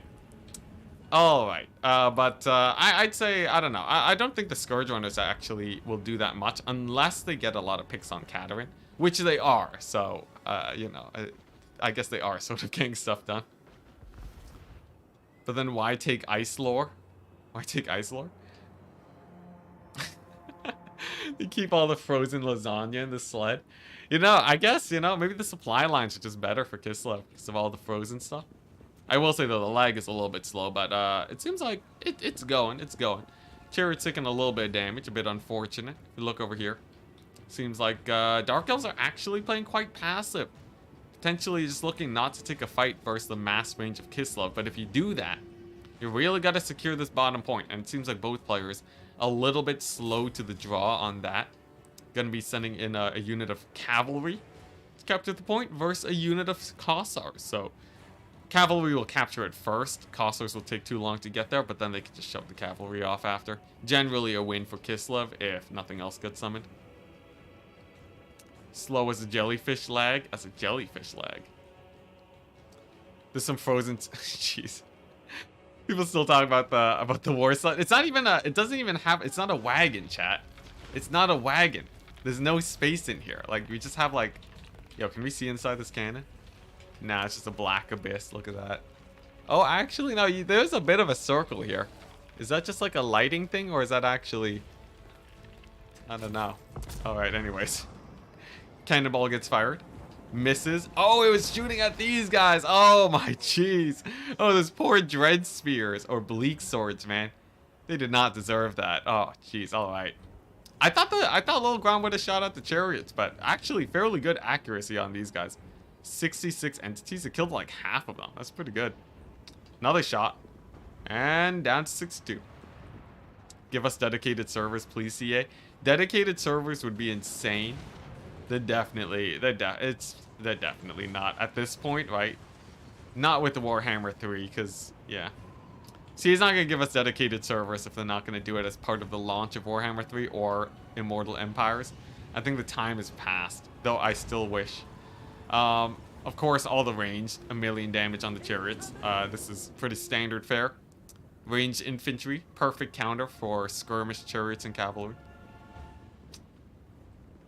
Yeah, I really messed up the... Little Grom actually has done more damage to the infantry than it has to the chariots, which is quite surprising. Take a look over here. Looks like Dark Riders and crossbows. So the combination of these two should be enough to kill off the armored Cossars. But if the Patriarch rides and actually micros to shut down the Dark Riders, he's probably going to win the low ground. Looks like Dark Elves are a little bit worried. But okay. Dread Spears to hold the low ground. I'd say Dark Elves are mildly advantaged in terms of positioning. In terms of the overall trade, I'm not a big fan of the chariots taking so much damage, though, but it's a pretty pitched battle. Lots of back and forth. What's this about banana servers?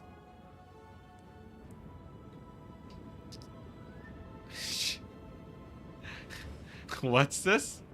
Oh, you're talking about me looking at Lil Grom? Martin? Okay. Alright, I see. Oh, and look at that. A desummon on the swords. Now that's an interesting choice. Desummoning on infantry is actually a bit of a... There's a lot of theory that goes into it. Because you wonder, right? Would you spend 100 gold to have a unit of half HP bleak swords? I would say most people would say yes. Most people would have 100 gold spent on a half HP unit of bleak swords because people obviously run peasant mobs, right? And if you run peasant mobs, why would you not want those guys, right? But instead, desummoning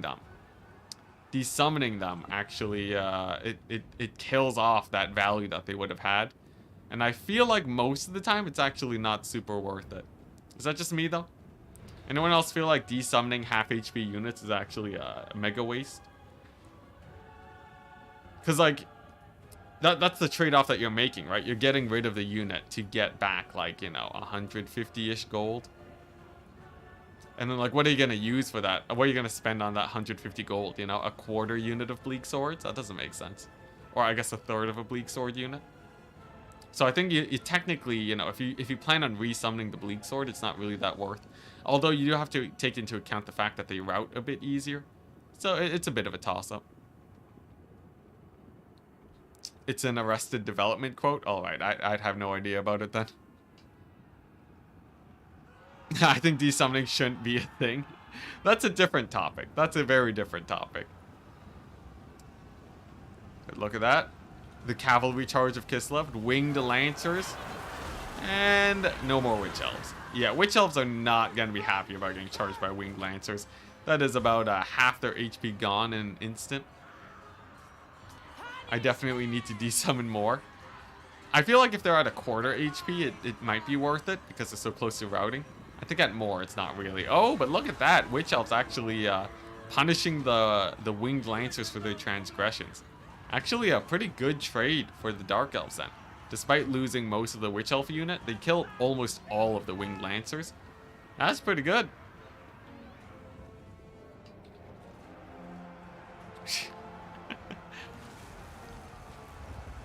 Oh yeah, all the lords having bear mounts. Yeah. Sorry, I caught the Twitch messages a bit late again. Man, I think my internet's actually just sucking today. Anyone feeling that? I've had a few lobbies where it's just been hella laggy. I gotta really look into that. Figure out what's happening. I love Kislev cavalry. Kislev cavalry are really cool, but they don't have the armor piercing that the Bretonnians have. Like, technically Warbear riders are armor piercing, but they're far too elite. Desummoning chaff is often worthwhile because otherwise it takes forever for you to resummon them. There is a lot to be said about resummons, yeah. You want to be able to resummon your core units. The thing is, it's like, how much do you really want to be resummoning your chaff, right? A lot of the time in Domination, I like to resummon cavalry primarily, and just let the chaff die instead of going for tons of infantry. But I've lost a few games to mass infantry before, so I'm not gonna say that's like the de facto strategy. I also gotta say, Dark Elves are sort of massacring Kislev right now. If you take a look at the melee front line, Dark Elves got a huge ton of buffs to their infantry. Malekith is a beast, and none of these Kislev units trade very well in melee. You should be able to unsummon routing units. That'd be a cool touch, yeah. Though Undead can't unsummon routing units. Honestly, I feel like not being able to unsummon would have some interesting effects to Domination, but it could break things. I don't know. Any change that could possibly break things is sketchy for CA, because they clearly don't have a lot of time to balance Warhammer. I thought the implication, what, Urson just blessed a random cannon?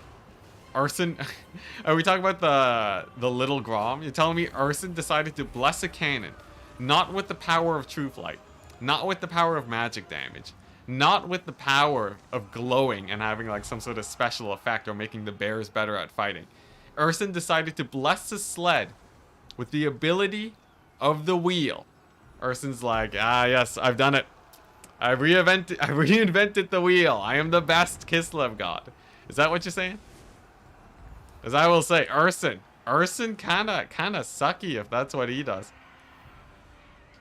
Warhammer multiplayer isn't really balanced. Well, Warhammer 3 multiplayer is. It depends on your definition of balanced, really. What round is this? This is round 3, I believe. So that would mean we have solid. We have 3 more rounds after this. Solid 3 more rounds. Hopefully the tournament goes fairly quickly. Kislev hasn't invented the wheel. Let's see here. Do any of the Kislev units have wheels? I guess that's a very important point to make, isn't it? Are there any Kislev units with wheels? Oh, Katarin's dead. Katarin mega dead. Alright, let's see here. CMD internet lag command. Is it too risky for me to do like ipconfig/release? Or oh jeez, that's bright. Ah, jeez, so bright. Is it too risky to do an internet command to try and fix the lag, chat? Because while I'm streaming, it's sort of sketch. No wheels on Lil Grom, just ice. Yeah. Kislev hasn't. Is that actually true? Kislev just hasn't invented the wheel. Releasing your IP will definitely kill the stream. That's what I was worried about. Yeah. And unfortunately, the way my stream setup works is that, for whatever reason, the stream just straight up ends. The stream just straight up ends sometimes instead of me being able to pick it up again. Because of weird restream stuff. Let's see here. If I go stream, don't mind me just looking at some settings while we wait for this game to play out. It's pretty well decided, right? Kislev's like 5,000 gold behind. Warhammer 3 announcement trailer opens with a Kislev cart, so yes, they have wheel. Dang it. I was hoping someone wouldn't have found something. That's true. The first thing that we see from Kislev is the wheel, isn't it? Dang. That's That's the only wheelbarrow they have. That's the only one. That's the only one, but it is confirmed. Kislev do be rolling. That's unfortunate. Alright. Let's see here. So if I click this, and then I go... Let's see. Enable auto stop. Yeah, so my stream settings, it shouldn't stop automatically. But because I use Restream, it does. Sad times. Or what's the thing that the new kids say? That the young uns talk about? The younglings? They say Sag? Sag? Sag with the D? Is it a hard D? I feel like it isn't. I feel like it isn't. I also feel like I shouldn't be trying. Or maybe I should be trying. Just you know, just causing suffering amongst others is a fun way to pass time. Oh man, but yeah, pro life tip, never try to be hip with the kids. It never makes you look good. Unless you're trying to be intentionally looking bad, in which case feel free to. You know, if you just love seeing them cringe, that's a good way to go about it, but otherwise you should take a hard pass. There's no way you can look cool. There's no way you're gonna look cool. It has to be effortless. Twitch talk is taking any adjective and adding GE? Really? Maybe. I haven't looked into the deep depths of that. I feel like that doesn't check out though. Is Kislev still S tier? Most definitely not. Kislev have not really gone buffed since the launch of Immortal Empires, and a lot of factions got buffed. A lot of factions got buffed. All the Chaos factions got extra units. A lot of no, there's like Kislev's basically the same. They got no new DLCs, they got no buffs to their units, so they're sort of starting to fall behind. They weren't even S tier before.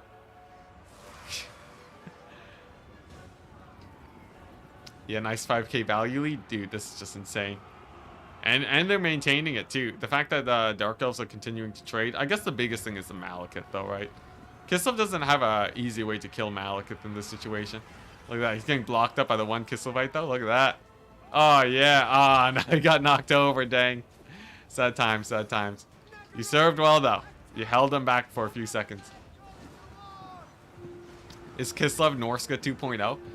I don't know. Give it a few years and literally 0 updates, and then we'll talk about them being Norska 2.0, alright?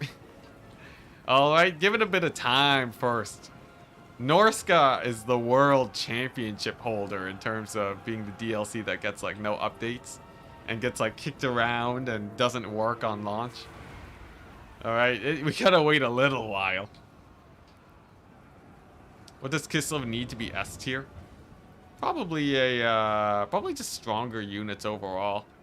I think their hybrid units cost too much for the hybridness.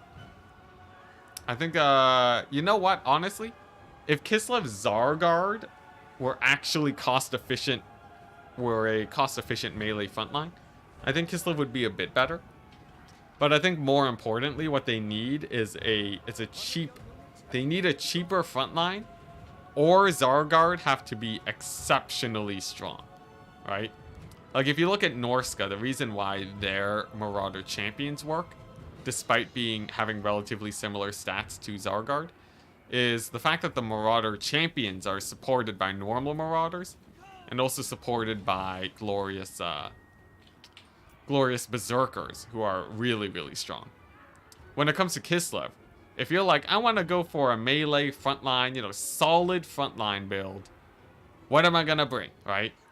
And you look at your roster and you're like, oh, Zargard are an okay unit. And then it's like normal Kossar frontline. That's not gonna live against Marauders. So, like almost Kossars have to be so good that they have to function as a frontline. You know, maybe make them like.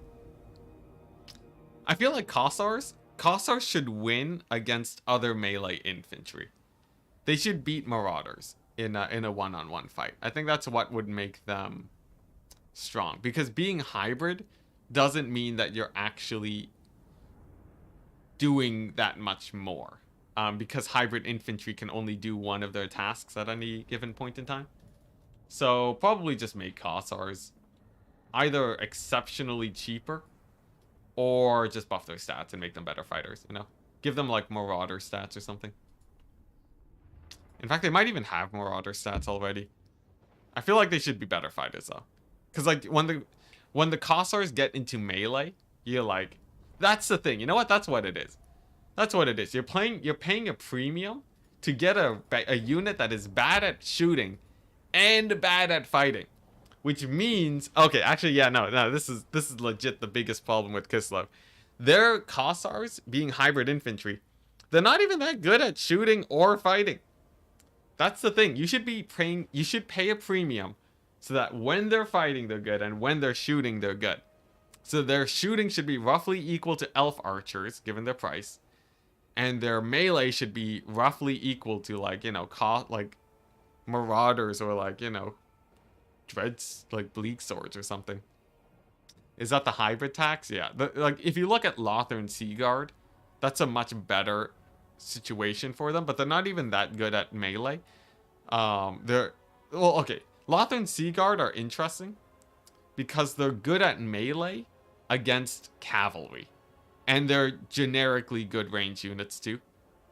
So when you look at Lothar and Seaguard, if you put them in your back line, they can defend themselves from cavalry and shoot fairly well too. That's a unit that can actually provide you good value if you find the right situation for it. Very good unit.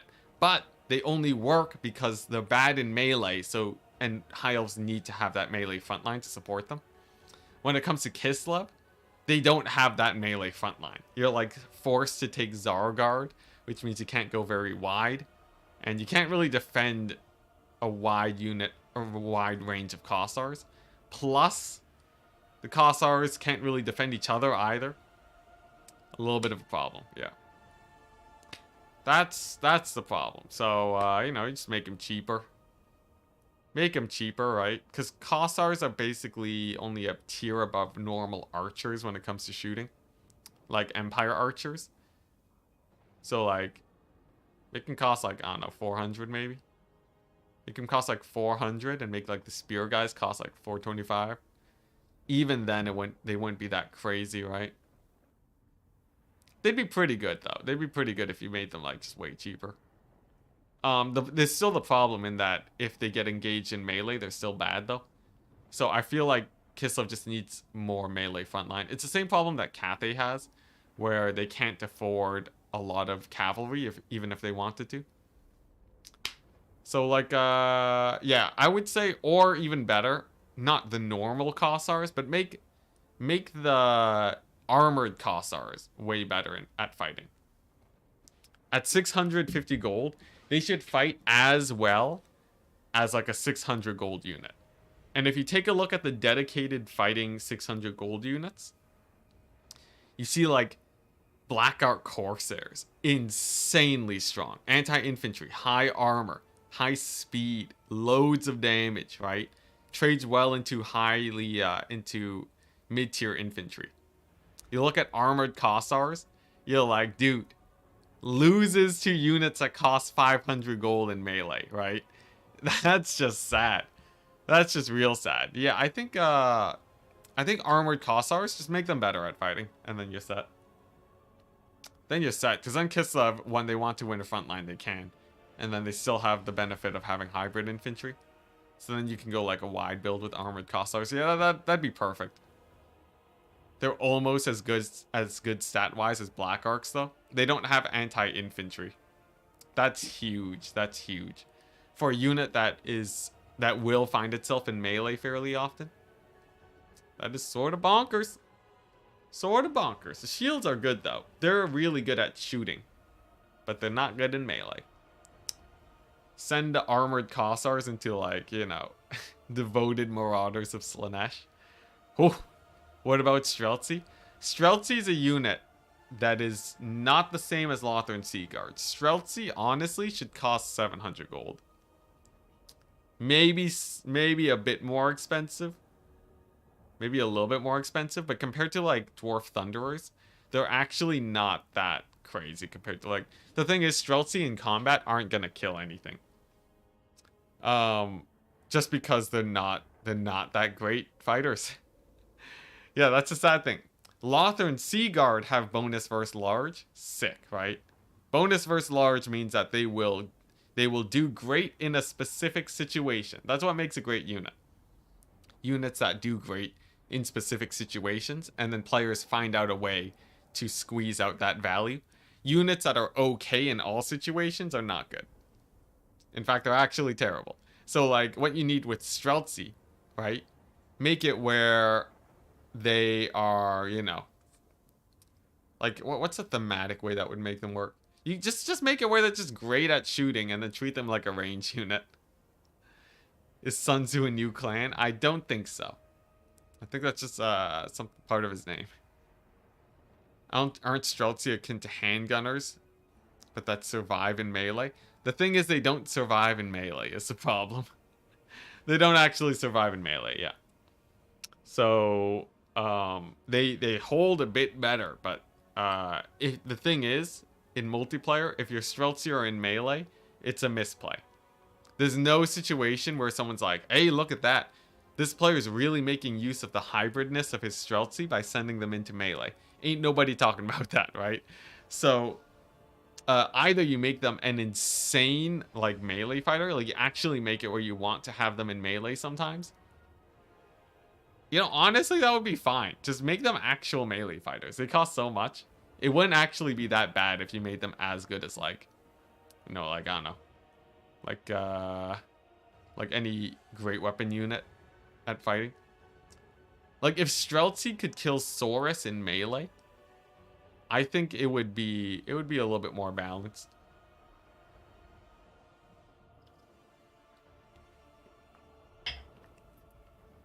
Give them bonus versus infantry. That wouldn't really make sense though, right? Bonus versus infantry for Streltsy doesn't really make sense. You know what would be sick though? You know what they should give them? You know what they should give Streltsy? They should let Streltsy shoot in melee. You know how hype that would be? Oh my gosh, that would be so hype.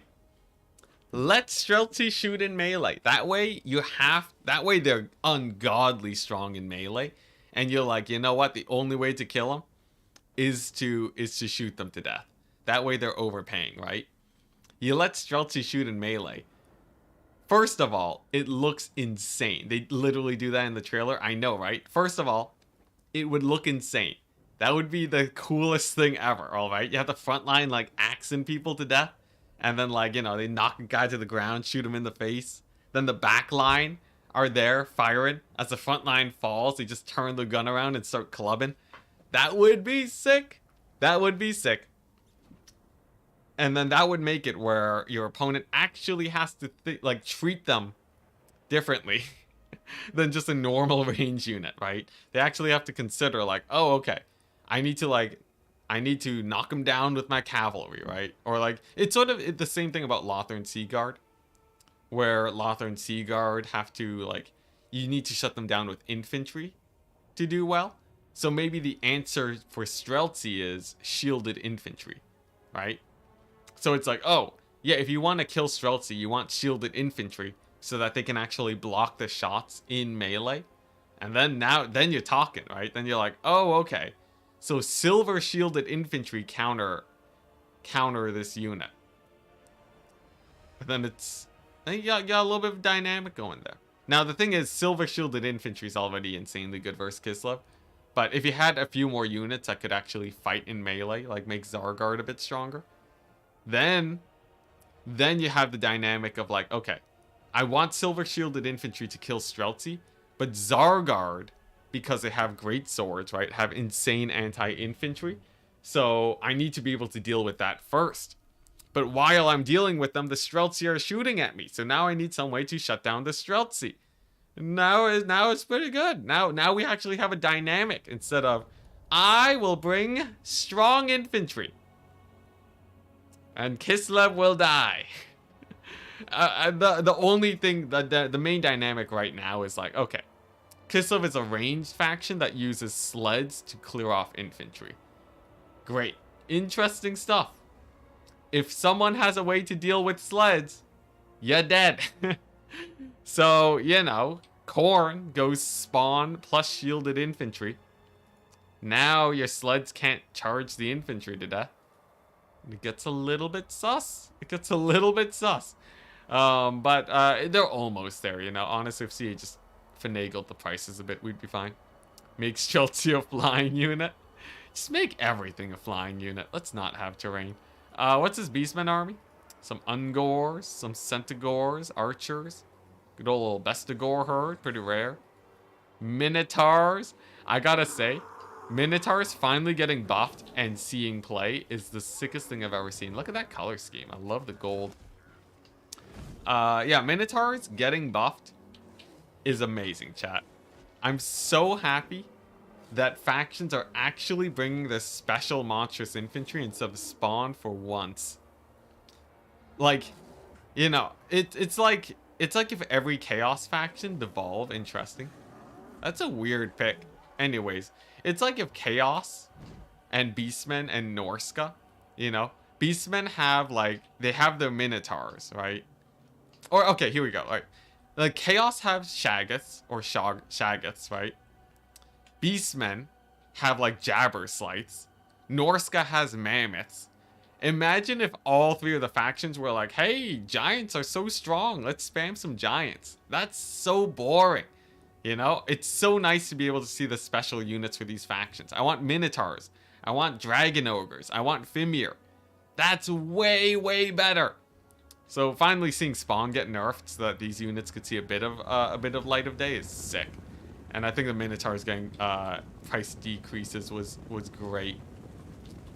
Really gives Beastmen and Khorne like a lot more faction identity. But for the builds, Skirmish Chaos, Be'lakor, loaded, juice to the gills, healing, leadership debuff, Pit of Shades and Malkoths, and melee and enfeebling foe, and Shadow Shroud. This is a really expensive Be'lakor. This is nearing like 3,000 gold. Torok sharing 1% of his power. Oh yeah, hey, look at that. There is a Torox here. Would you look at that? I didn't even notice him. Torox also fairly juiced. Oh my gosh, Torox is insanely juiced. He has the Blood Beast. He has the Brass Body. He also has Slaughterer's Call and the Rune Tortured Axes. So this is almost, I think, almost if not a fully juiced Torox. Gonna be coming on in against a fully juiced Be'lakor. I'm pretty sure Torox wins if he gets a charge, though it's gonna be a bit of a contested fight.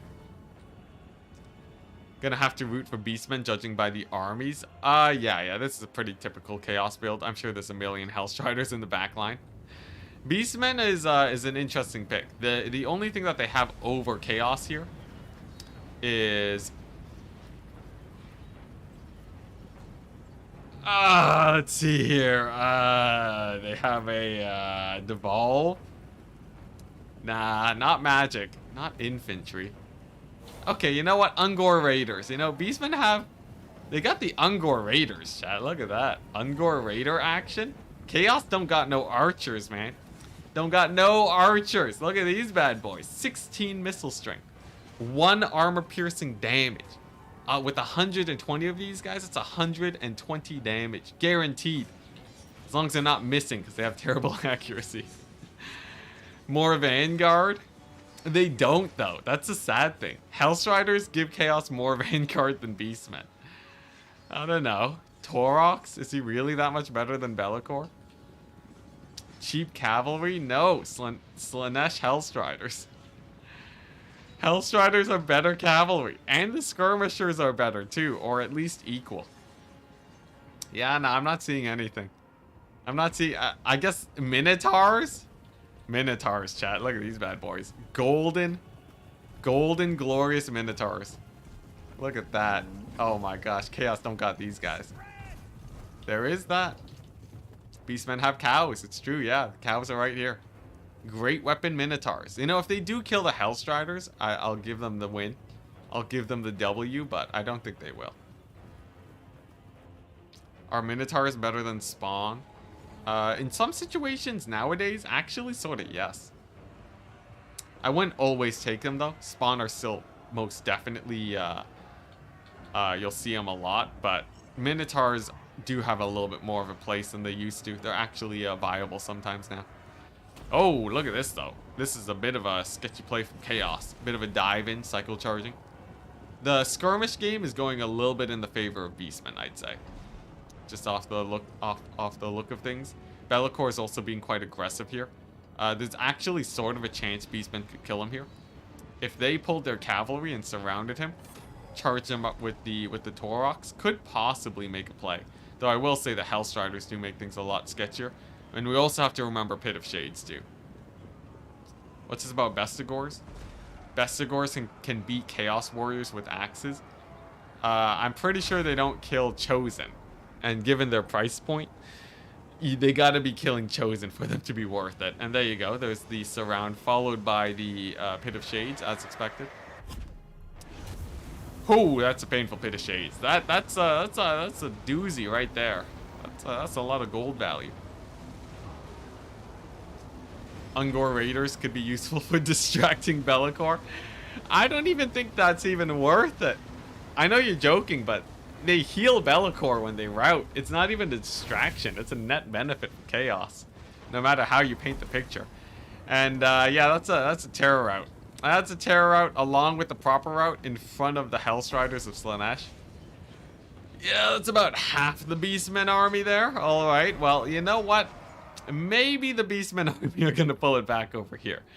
You know, I can hold a little bit of hope. If I can have hope for the France campaign, like, look at that. Minotaur's actually doing some work against the Chaos Warriors. The thing about Minotaurs is that they have some of the best charges in the game. They can bring a unit of infantry down to half HP easily, but they are glass cannons. And as you can see, not very happy about getting charged by Hellstriders. Not happy at all, actually. Down to half HP already. Countercharging another unit of Hellstriders, taking yet more damage. And as much as Taurochs is supporting them here, not exactly the best situation. Though they do get the Slaughterer's Call, a little bit of extra damage. Bestial Surge, keeping that vigor nice and high. But this is totally over. Be'lakor is coming in to finish the job. Steel Chair on the Beastcaster. And I think that's basically it. Are there like any tiered... What's this? Are there like tiered play in PvP? Or can you just unluckily face up against me in your first attempt? You're talking about ranks and leagues and multiplayer? No, it's an absolute free-for-all. Much like TF2 back in the day. You can match up into anyone, anywhere. Which can sometimes mean that you face up against people of different skill levels, but that's not necessarily bad, especially given a situation where I can't believe these guys have Strider too. They don't even get slowed by terrain. That's insane. Anyways, 650 gold unit, guys. If you think about the good old days of TF2, it's actually not that bad to face up in public lobbies against whoever. Of course, it's not it's not like a team-based game, which does make it a little bit sketchy. Look at that charge, though, insane. It is a little bit sketchy, but you do get to really have a good visualization of how much you improve at the game. Oh, look at that! The save from the Centaur Great Weapons, pretty hype. Routes off the Hellstriders.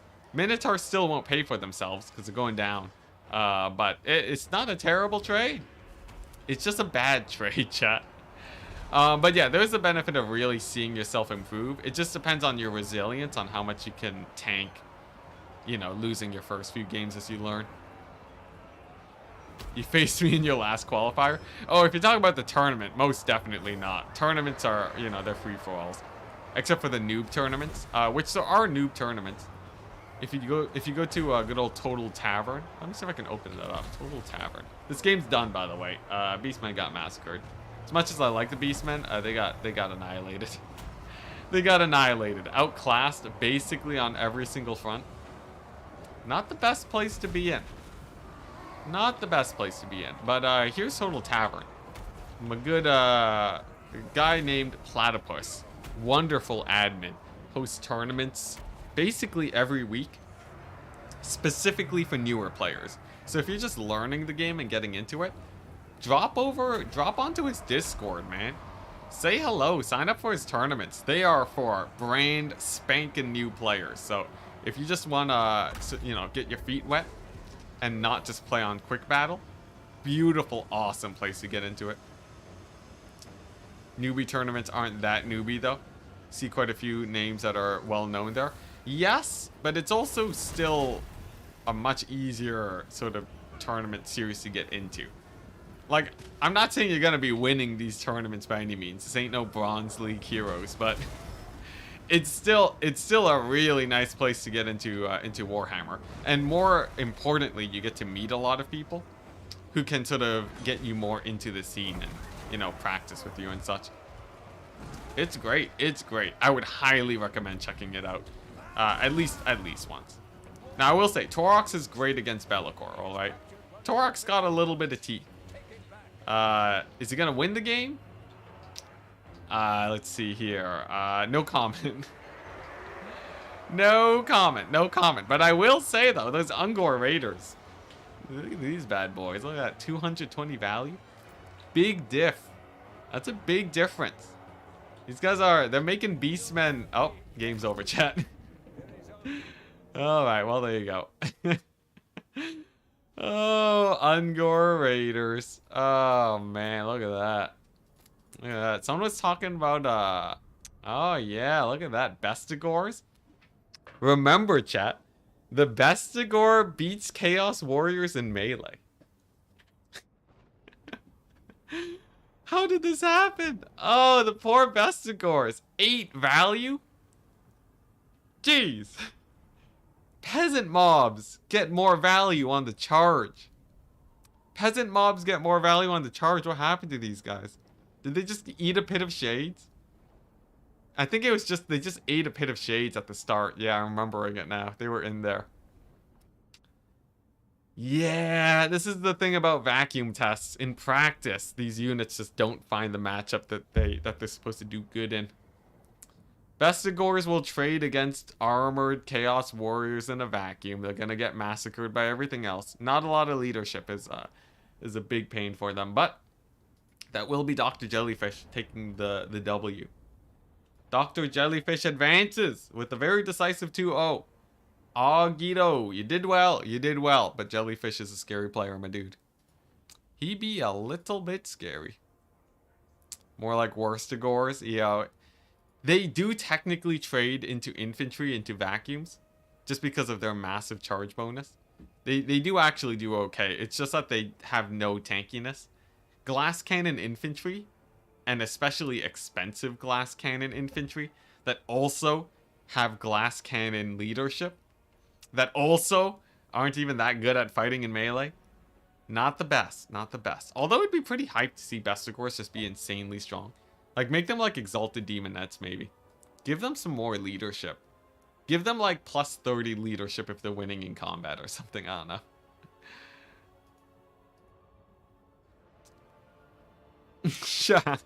In a vacuum, they win. But when they're being vacuumed, they lose. Very true, Optimus. Yeah, that Pit of Shades really... Oh, man. Yo, Pit of Shades, one of the best spell animations in the game, I swear. Bestigors with Frenzy. Do they not have Frenzy? I would have thought that they did. Alright, nice. So, what are we looking at now? Let's 2-0 Dr. Jellyfish.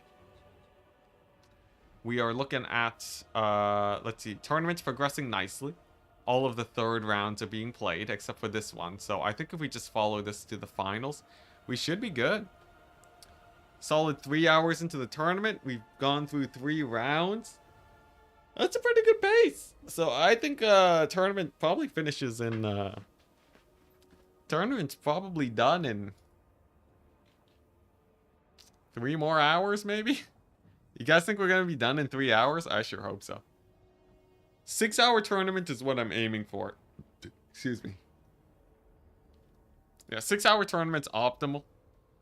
9-hour tournament is doable, but I just do not want to do that. They have the special version of Beastmen Frenzy. Oh, alright. That's nothing too crazy, though. They just have the Beastmen passive. Yeah, Beastmen passive ain't gonna save them. Alright, nice. To the next match. To the next match. Let's see, where's this guy at?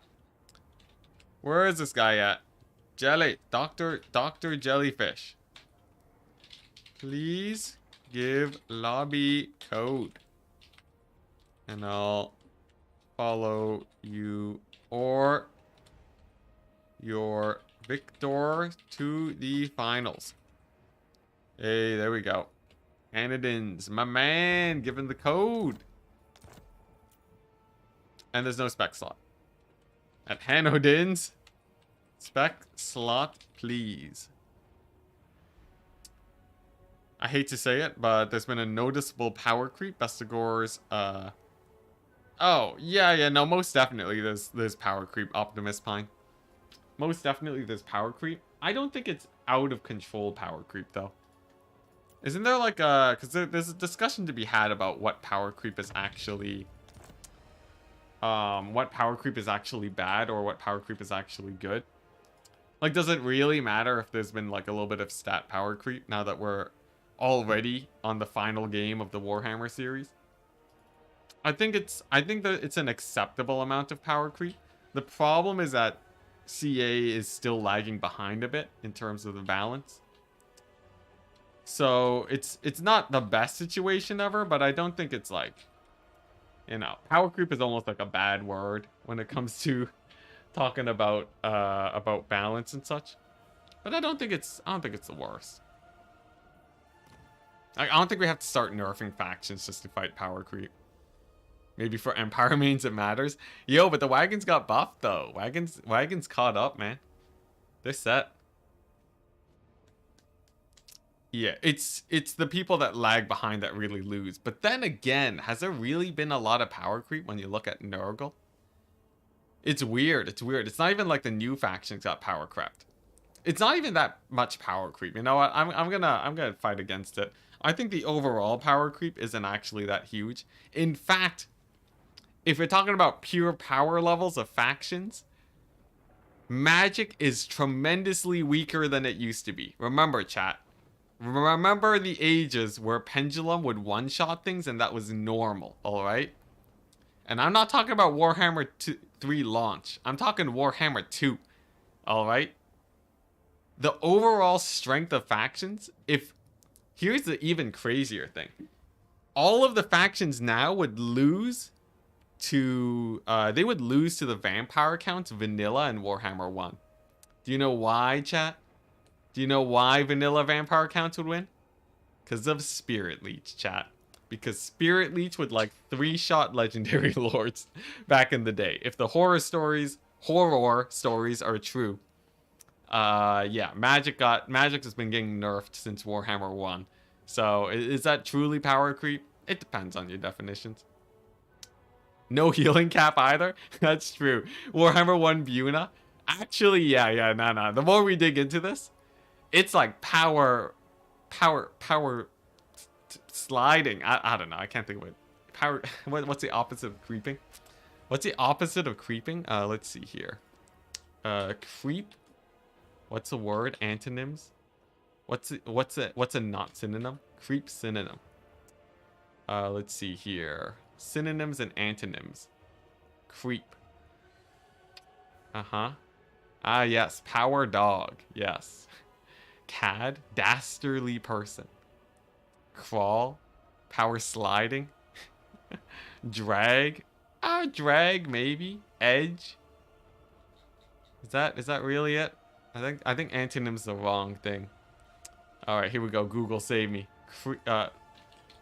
Opposite synonym. Opportunity? No, that's not what I'm looking for. No, I'm not looking for synonyms for opportunity. Opposite word for synonym.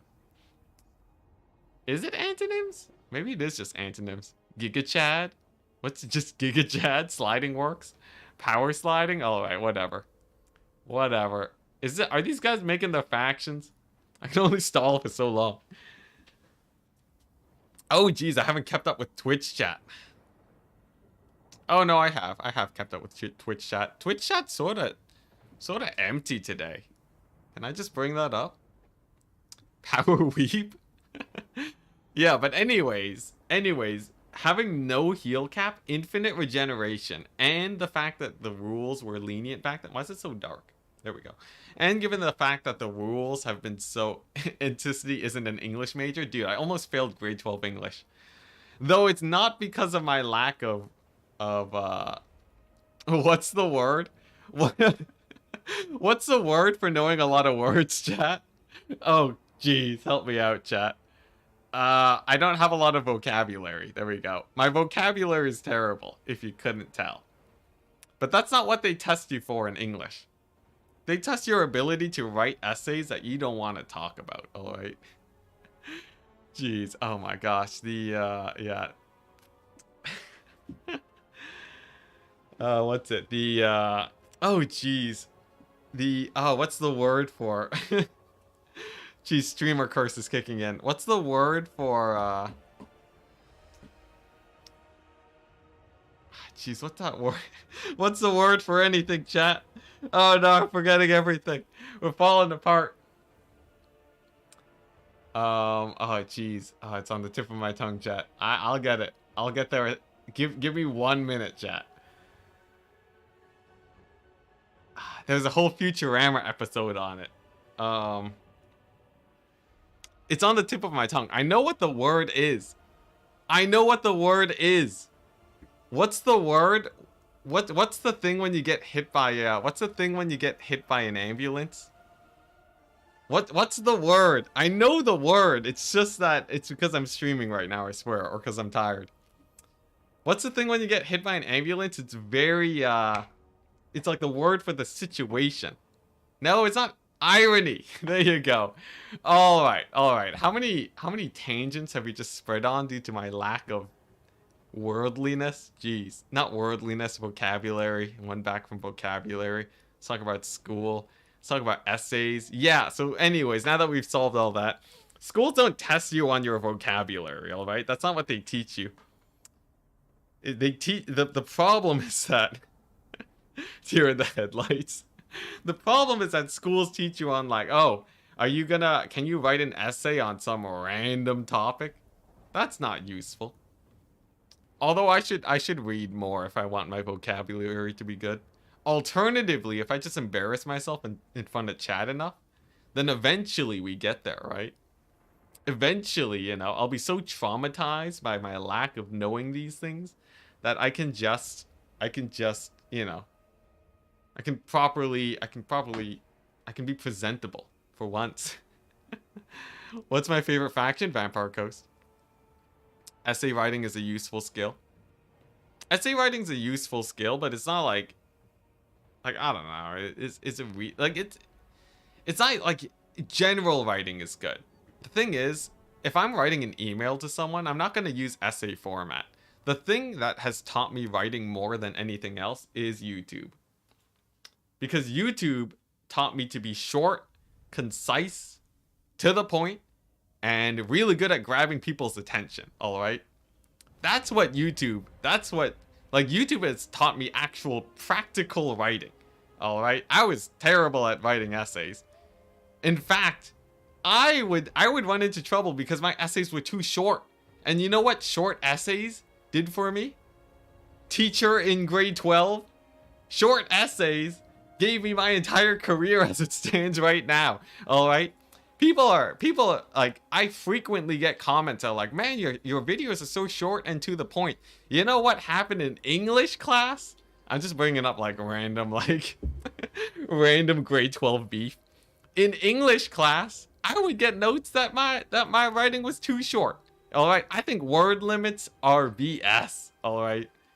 Nobody needs to have a word limit in real life. You're writing to your boss. You think your boss cares about the word limit when you're explaining things to him? No. No, people want you to just get to the point. Just like me right now on a severe tangent forgetting what the word vocabulary is. So, there's a bit of hit and miss there, all right? I can say I'm not the best writer, but I can say that I got a few things right. Like calling out my English teacher. Yo, honestly, my English teacher in high school is so terrible. I'm not gonna say his name, but he was one of those teachers that just was there to do his job but didn't actually care about the students. Far too many of those guys, I gotta say. The education system should really be getting teachers that actually care about their students. You know, a lot of what made me today are the teachers that would actually be interested in what they're talking about. And then when the students wouldn't get it, they would know enough about the topic to like sit down and explain to students. Those were like the best teachers. But a lot of those teachers end up quitting because being a teacher is actually a terrible profession if you want to make money. That's terrible, isn't it? That's terrible. Can we just get like some proper teachers for once? Can we actually like pay these people that are like raising the next generation? Oh my goodness. Enticity as a teacher, may I suggest we get paid to care a little bit more? You know, honestly, there's like isn't there like I think like in my area or something, or like in Canada, there's like teachers striking. They're like always striking, man. Because they're never happy about their situation for what they do. Jeez Louise, sad times. Pay is an issue. And then the lack of being able to fire bad ones. Oh, that's an interesting one, huh? Can we fire all the bad teachers? Now that's more controversial. There we go. Can we just fire all the bad teachers, chat? Oh man, now we're really digging into the weeds. This is me joking, by the way, chat. This isn't me making a stance. I am fully aware that I do not know enough about that topic to actually talk about it. I don't want people leaving comments in the chat being like, wow, Enticity has like some really hot takes about teachers, and for whatever reason he chose to die on this hill. I don't know why, but definitely cancel Enticity now. It's hard to fire government employees. Ah, I see. I see. I guess that sort of makes sense. And then I guess maybe it's not a super duper easy issue. School board Enticity. I have seen some sad things come out of like school board stuff, where you have like these like super passionate teachers trying to make a point, and then like the school board people are just like sitting there, just like barely caring at all. CA endorsed Warhammer tournament host advocates for firing teachers. Yo, if I could make it onto like some GameStop like post. Oh, so by the way, firing rockets, sick first infantry. If someone can make like some website article about me, I call it a win, even if it is just them talking about me, like talking about firing teachers. Because like I haven't been there yet, you know. I've hit a bunch of milestones, but like actually, you know, having it his own article, that'd be sick. Are these trolls? Dang, he actually took the chaos trolls. What a mad lad. Actually went for the trolls. Now I will say this map's pretty good for Cathay. Has a wide build to make sure that the Hellstriders have a bit of a harder time. Problem is, if the lines start buckling at all, Hellstriders are just gonna be sneaking through the gaps 24/7. Like, look at these good boys over here, right? Ooh, the lag. Oh, the lag. They could like dive these iron hails. They could like, you know, distract cavalry, move into the back line. There's a lot that the dogs can do. That's not the takeaway. People still talking about teachers. Fire all the teachers. We don't need education. I feel like education's pretty good.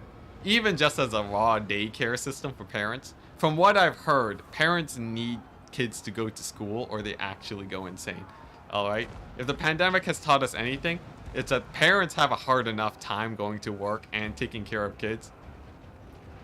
And I'm pretty sure for a lot of parents, school's legit just daycare. Horoko saying your tangents crack me up, man. Yeah, it's all part of it's part of your usual Enticity scheduling, man. Because we all know, why am I gonna talk about this game? Man. GG. GG, man. Yeah. The like what's going on here, right? Like it's Cathay playing against Chaos and getting massacred by Hellstriders. There aren't that many big plays, are there? Are there? Anticity, hell yeah. Yeah, there you go. The parents in chat. Yeah, I know how to appeal to the parents in chat, man. Yeah. A lot of my like, you know, a lot of like people that I know are like slightly older than me too. So I hear these horror stories about all of this. Warhammer Masterclass when? Yo, I'm too retired at this point. I can't do a Warhammer masterclass. We're washed up, remember? I guess we're slightly less than washed up, but I gotta say, the Archaon's doing a good job. There's like a lot of shutting down of the backline here. I will say the Chaos Knight Lancers, that is quite a pick. You don't usually see these guys, but honestly, not that bad in this situation, right? Jade Lancers don't have the armor piercing to really kill these guys. Oh my gosh, look at that. Are these guys actually sick? Oh my gosh, a Chaos Knight Lances into Cathay? Oh, I gotta think about this real quick. Would they be better than Hellstriders? Would I rather have 2 Hellstriders or Chaos Knight Lances? 2.5 Hellstriders? Yeah, nah, not that good. Hellstriders would be way better than these guys. I'd rather have 2 Hellstriders than 1 Chaos Knight Lances, but regardless, they're still doing good over here on the far side. Look at that. Trolls. I will say, trolls are pretty hype on this map because there's no way for them to route off the map on the low ground, and they keep coming back. Look at that. That's pretty sick. As a map-specific pick, bringing trolls that have to run across the entire map to route off the battlefield, this is sort of the map-specific picks that I want to be seeing. Chaos Trolls are sick over here. Look at that, already regenerating. They already have, like, 41 kills, paid off for half their value. Not bad for a melee unit. Though I will say, Cathay's sort of beating up Chaos a little bit. Hellstriders coming in, though. These guys with the Soul Hunters all the way up to, geez, 25%. That's crazy. I think it's a pretty close fight. Here's my theory, chat.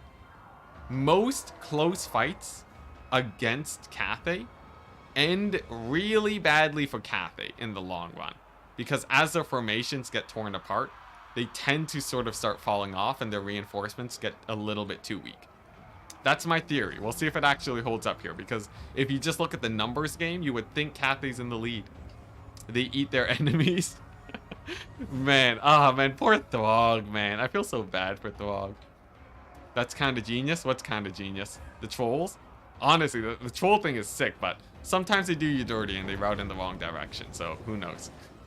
I will say though, Archaon's still sort of beast moding it. He does have to be a bit careful though. Oh no! Oh man, the Storm of Shadows slow into Iron Hailfire, pretty high. They need to move that balloon over. Oh yeah, this bad boy? Yeah, it definitely could be providing loads of harmony here. A little bit of a misstep. I will say, Chaos is sort of petering out. They still have quite a few units though. 1 Hellstrider over here, Horseman. Hellstriders with Soul Hunters, 18%, a little bit low. Still needs a couple more resummons on the Hellstriders before they get truly terrifying. Oh, he's capped? No, that point's already captured. Yeah, he just gotta send a few more Hellstriders, honestly. As much as the situation looks good for Cathay, I full well believe Chaos comes back here. 16% Chad. Yo, 100% Hellstriders are insane, though.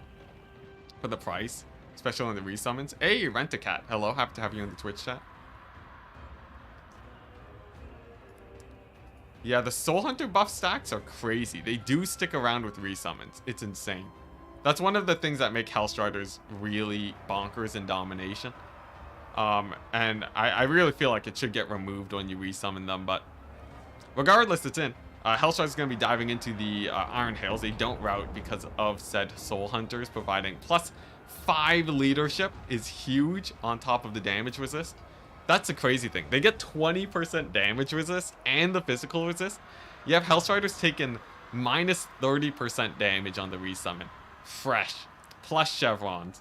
Gives them an extra, extra couple points of leadership too. But they do still break. Iron Hails do survive. But here's the thing. Cathay Syndrome is a real thing, chat. Cathay now is sort of stuck to holding this one position. You can see this one unit of Peasant Spearmen trying to make their way to this point with 0 support. Gonna be pretty rough for these poor guys, and the Hellstriders keep on coming on. Hellstriders gonna be rocking the solid, what are these guys? Fresh Hellstriders, sitting at a solid 64 leadership, ITP, +8 physical resist, +4 charge bonus. That's an extra 10% damage on the charge. Not full 10%, but like 5% charge bonus. Massive. And just picking apart Cathay over here. 10%, not 20%. I'm saying it builds up to 20%. So if they max out enough kills, they can get a full-on 22% damage resist. But at this point, it's 10% plus the physical resist, which makes them equal to demons. Insane. Actually insane. And Cathay, sort of falling apart. They're having a harder time maintaining the harmony. Their flanks are much weaker now. So while early game, the larger armies definitely did favor Cathay, and it did give them a fairly good lead, the problem now is, look at that, a triple cap with chaos on the mobility front. And the peasant spearmen, the unit that you want to be spamming to deal with said cavalry, first of all, still dying to them. Second of all, they don't have any capture weight. The expendable infantry, it's like a mix of suck for Cathay that we are witnessing right now. Just like a mix of like things that they really need for the late game, just all falling apart at the same time, looking kind of rough. And even Archaon's still alive. The balloon. These snipers are getting as much work as they can, but one sniper on Archaon is not going to kill him. Now, the bottom area does get partially secure. The Hellstriders are routing. Cathay just needs to capture now with their Jade Lancers and beat up Peasant Spearmen. It's going to be a slow capture, which is a little bit painful considering the Marauder Horsemen poking away at them. And more Hellstriders. Hellstriders at very high HP, 52% intensity, 11% damage resist, massacring the Jade Lancers. And if you take a quick look at Cathay's summons, that's one Jade Lancer here, that's one Jade Lancer here, and that's one over here. They are barely maintaining their ability to resummon Jade Lancers, but they're almost going to be capped out. And what happens when they can no longer summon Jade Lancers? They got to start summoning infantry. And this is not exactly the best, you know, situation to have to summon infantry, though I will say the high ground play is quite good. It is quite still contested. I wouldn't count Cathay out just yet, but it's gonna be a close one. I'm not proud to admit I've lost as Cathay with like double the value. It's happened to all of us, man.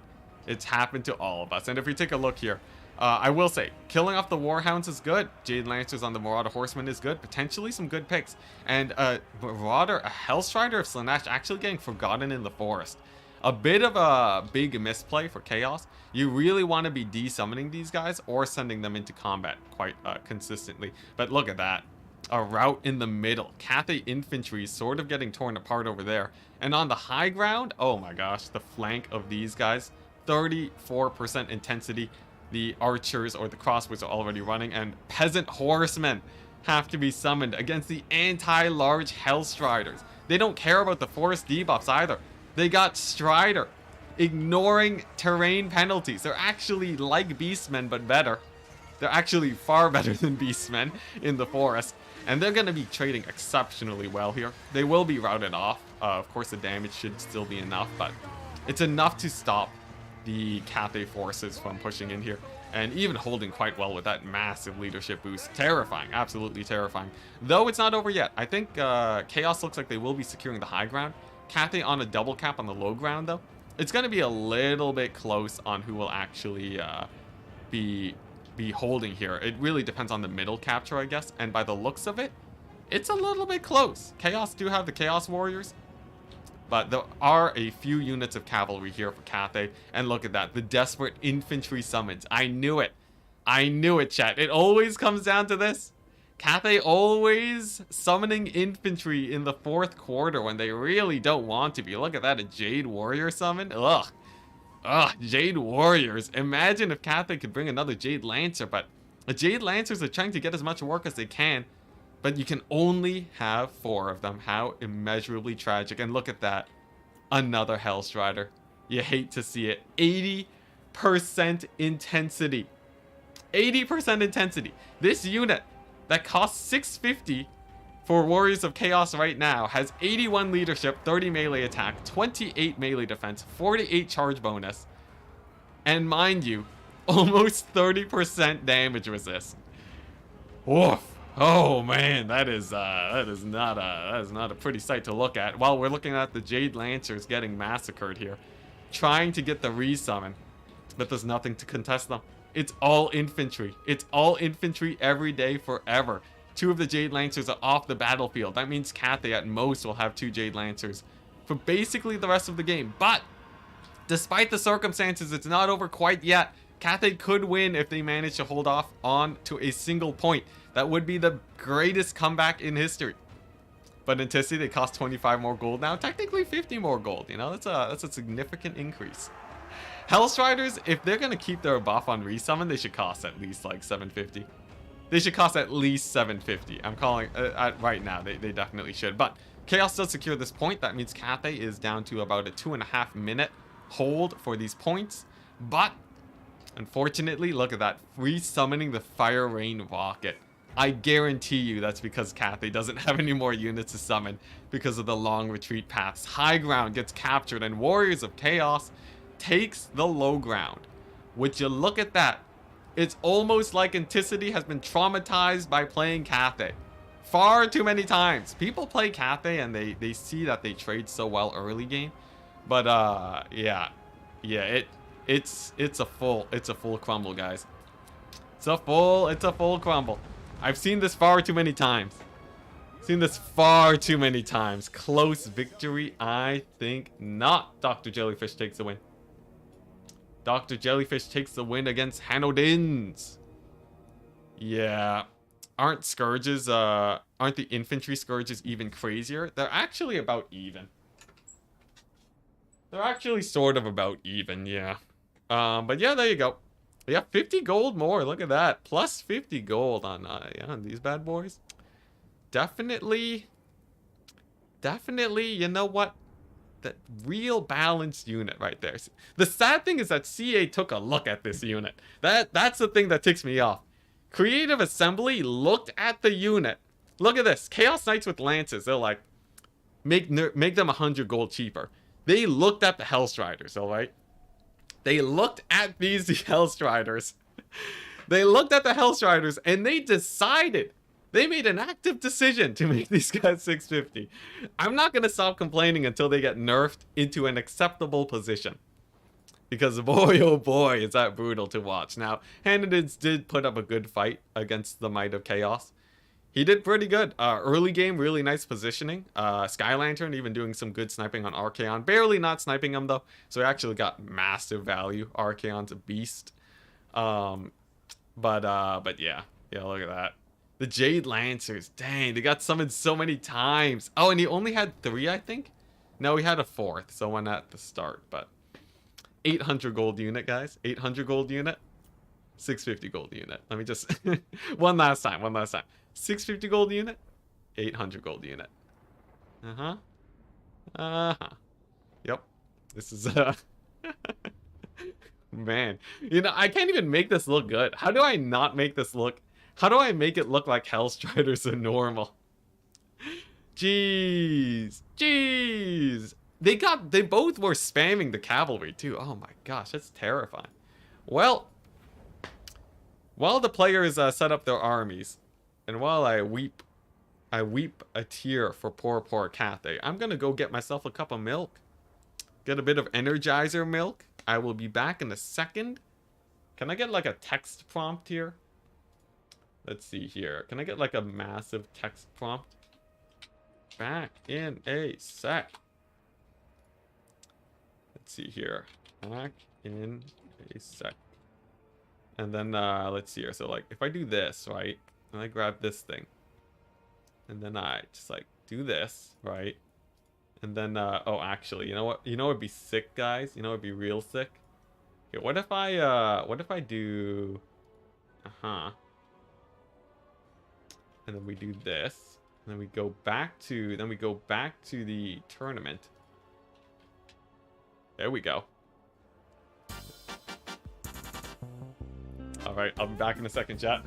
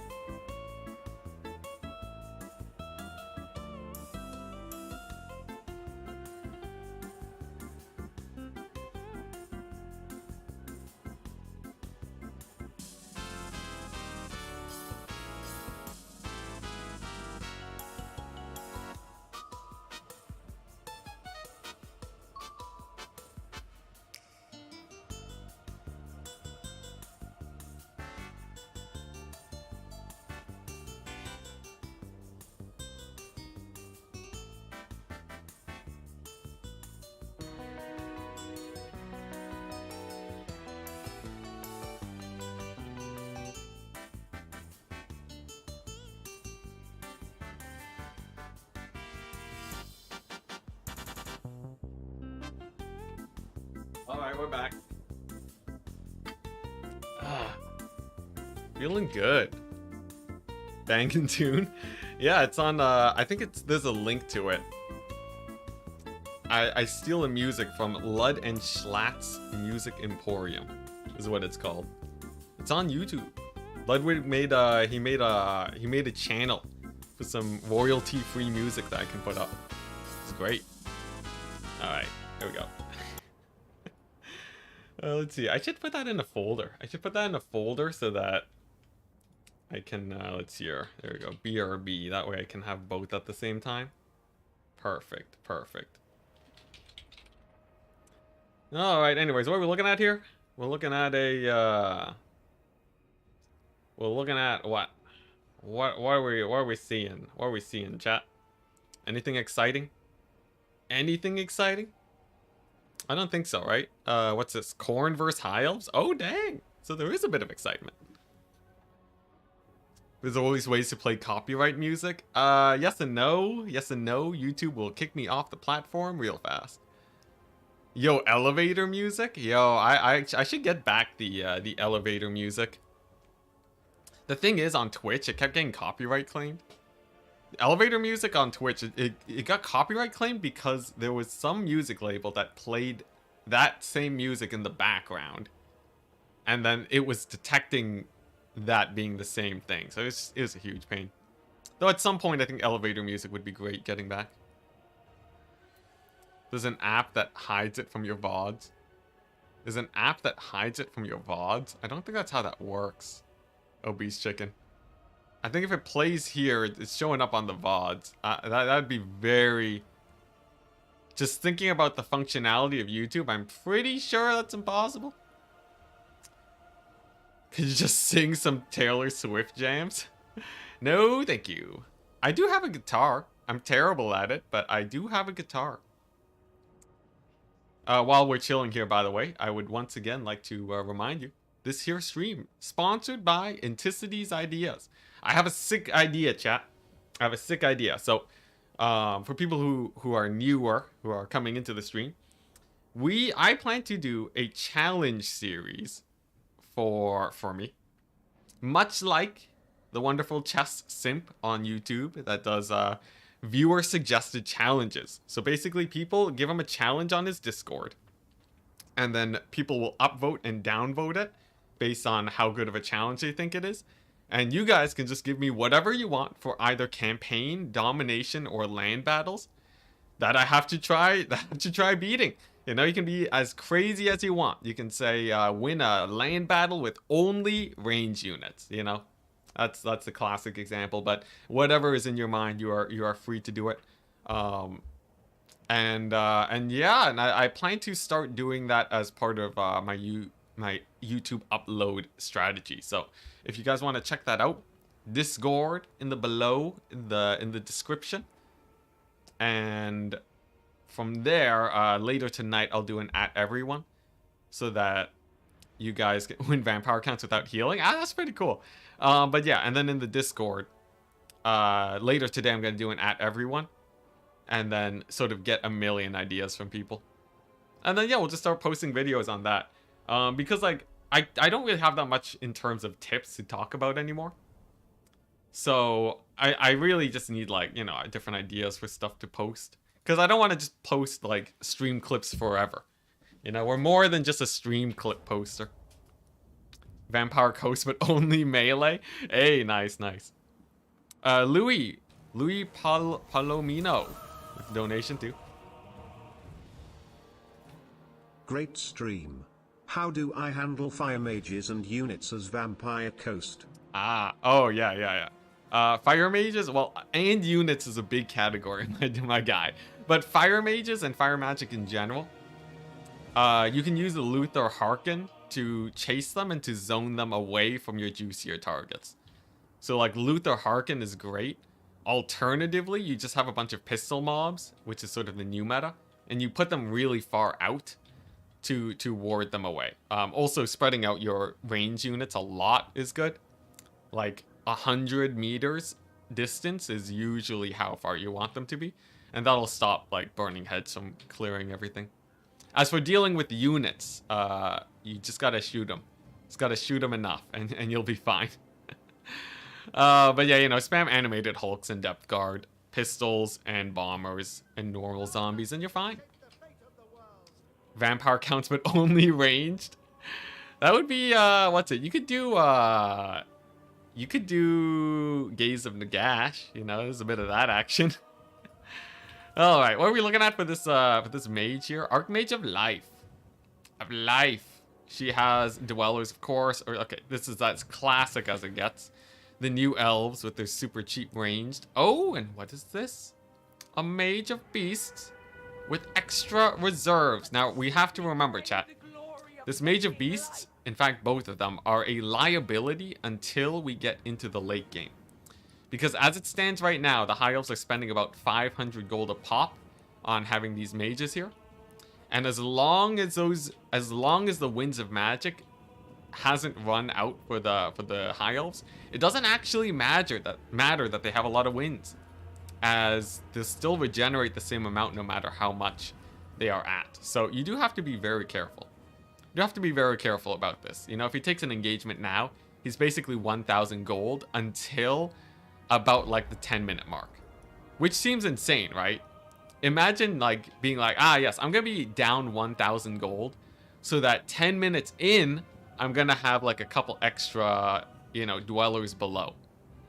It's a much more scary trade than you might expect, because a lot of people just think, hey, free Winds of Magic, might as well take them, and they don't consider the lost opportunity cost of not taking infantry.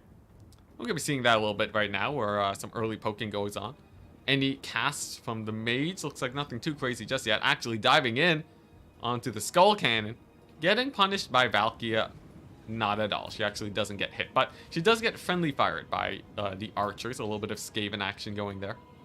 Taking a tiny bit of damage, but nothing too crazy. Now, as we head further into the tournament, players gonna be much more on point about capturing points. Hanadin, scarred from his earlier Cathay games against the Dread Wood Elves, gonna be making sure that he captures these points as fast as possible. Don't want to lose by 1 second. That would be a terrible way to go. So gonna be quite interesting over there. Over here, he's gonna be pressuring on this side. Will likely be able to win here if he fully commits, assuming the Wood Elves don't summon more. Of course, some Dwellers below action could go down, as of course we have this going on. So some very aggressive Dwellers below could drop to kill off these very basic Marauders even. High Elves are used to having less units than their foes anyways. That doesn't mean it's a good thing. I can say Nurgle's used to losing. That doesn't make that doesn't change anything actually. That just means that he's used to losing. Gotta respect Khorne this late into the tournament. Actually, I feel like Khorne is actually fairly good in the meta. Though I think most of the time you would rather go vampire counts or like, and there's a few factions that are sort of more popular than them, but here we go. The point gets captured. That's a big win for Hanadins if it comes down to a close battle. Though of course trading matters much more early on. We have to remember the mages are still a liability until they get desummoned, but as it stands right now, it's not really a full engagement just yet. We're seeing a very tight choke point battle, and this is fairly good. Just saw my Nurgle strat. What Nurgle strat? But this is fairly good, I would say, for the High Elves, as being outnumbered in a choke point matters a lot less. As you can see, you really only have a front line of like 2 to 3 units, very often just 2 on this capture point. So you don't really need a lot more there at the moment. And he's playing very, very carefully. In fact, even taking some fairly decent trades as it stands right now, only down a little bit of damage. Though I will say this is a pretty interesting fight over here. But overall, the High Elves haven't lost too much due to their fewer numbers. Over here, though, Spear of Slopnir is going to be plowing through the Silver Helms. Pretty good damage. Will it rout them, though? Seems like they won't due to the leadership buff of the Archmage. And that is a double Fury kill. Now, that is actually sort of massive when it comes to this here situation. Losing 2 Furies is 1,000 gold. That's actually equal to the Mage's cost. And the Furies barely did any damage. We have to also consider here, Fleshhound sort of running into a bad matchup. And there we go, the first Dwellers below action. Khorne does have magic resist, but it's not massive. Dwellers still an insane spell, gonna be massacring these poor Marauders of Khorne. All the way over here, we're seeing the White Lions getting summoned in, and the worst traits on Khorne is actually hurting quite a bit. Khorne's sort of suffering here, in a really nice choke point for the High Elves, and honestly some pretty decent trades on top of going for a more deficient, weaker start is looking pretty good. And I think what might be offsetting it is that potentially a lot of Khorne's units weren't really participating in this fight. Hanadins went for a much wider build for Khorne, and it just means that in a choke point like this, he's just not really utilizing all of them. Now, it's not completely over yet, of course. Still much more battle to play out, trading still going fairly even, and over here, the anti-infantry Marauder Horsemen clearing out a few archers. A nice initial pick, some Fleshhounds, making use of this gap, and potentially a huge flank of these guys. Typically, I find this flank takes a bit too long to actually get work done, but it finally gets there and should be able to clear out at least a few of the archers. And over here, we're seeing decent trades. Both sides are getting basically massacred. And the glorious Minotaurs of Khorne. How much damage will they do? Seems like probably not. They have to retreat back into the forest, as of course, vast quantities of archer fire is not very friendly for them. Yeah, flank needed to happen way earlier, but infantry's not especially fast. And here's the problem with this flank. It's not even that good. Because look at this. Spawn point summon of Lothern Seaguard. You're basically flanking yourself. That's the weird thing about domination. It's that often getting behind the enemy on the middle point doesn't actually give you an advantage, because as it turns out, they can just easily sandwich you immediately, and the time you spent flanking just goes to waste. We're also seeing some Marauders left off in the distance. A whiffed spear. For how impactful that spell is, that is actually really rough for Khorne. And I'd be a little bit worried for Khorne now. I'd be shivering in my booties for Khorne a tiny bit in this battle. We're also seeing a lot of Marauder spam, which is a little bit sketch, given that most of this army is built to deal with low armored units, so a bit of a build disadvantage too. But Khorne is slowly getting the middle point, and potentially, if they can stall for long enough, they could also win the battle on victory tickets, as long as they can keep the trading fairly even. And that's not the hardest thing to do against ranged enemies. I wouldn't count them out just yet. Dual axe Marauders have like 15 melee defense. It doesn't actually matter. These guys are actually pretty hype. Dual axe Marauders, they have 17 melee defense, but they actually do so much damage in melee, it doesn't actually matter. They're actually one of the more meta infantry picks for Khorne right now. You'd be surprised. But look at that. A bit of a misplay. Some Illyrian Reaver archers get summoned over here to try and harass these Marauders, but it actually ends up being a waste of money for the High Elves. So now Khorne is trading evenly on this far side. They do slip past, but I imagine Hanadins will be able to defend the point just by pulling back. And over here, we are seeing a fairly strong collapse on the middle. High Elves took a bit of a bad engagement here. They left too few troops here, and they actually got overwhelmed pretty badly. Taking a lot of damage, Hanadins bringing back the trading, and actually looking pretty comfortable here. Valkyr, not too close to dying. There's nothing really focus firing her. And if we just take a look, Khorne still has a fairly large army. All the way over here, we're seeing a nice response for the Reavers. Dog summons. Now, these guys do have Frenzy, but if they get charged by the cavalry, it's really bad. Will they notice? Yes, they do, but they don't countercharge. Yes, they do. Turning around, countercharging the dogs. That's a whiff from Hanadins. Really nice play from Son of the Mountains, Dr. Jellyfish. Getting a solid charge on the dogs. That means these guys will pay for themselves, and that will hurt Hanadins quite a bit. Pretty good over there. And over here in the middle, massively bad trade. Triple archer firing into the middle. Actually, quad archer. Gonna be annihilating. Needed some shielded chosen. You do have to be careful about the dwellers. I will say, dwellers is a really good solution for mass armor. You need like a critical mass of armor to push past the dwellers, but like a single unit of chosen would probably get deleted. Frenzy Hounds got routed off the battlefield. That's actually a huge loss for Hanniden's. Between that and the loss of the Furies early on, he didn't really secure too much of an advantage for those trades, but thankfully for him, the Reaver Archers do get routed off. If you go and look in the middle though, basically nothing left. And the half HP unit of White Lions will be securing the middle point. Hanniden's though still has a little bit of gusto. And the sword of Khorne right on top of all of these guys. That's a pretty big swing play. That's a pretty good AoE to drop down over there. Gonna be one of the last AoEs in this game though. Pretty rough. But it's not over yet. Remember, domination is a capture point mode, and given that the trading has been fairly slow, Valkyria trailer incoming? Nah, she's doing alright. Given that the trading is fairly slow, there's still a non-zero chance that he does well here. A desummon of the Lothern Seaguard, I question it, though. Both players here are definitely quite strong. Gonna be desummoning them, maybe if he just wants to get them back sooner, as perhaps he doesn't have that many range units in reserve. But over here, he's mostly going to want cavalry, maybe a little bit of infantry. You can see the dual weapons just shredding apart the infantry, slowly but surely getting that point captured, but it looks like it will be defended from the High Elves. Middle point defended, and as long as they keep holding these, it's going to be quite good for them.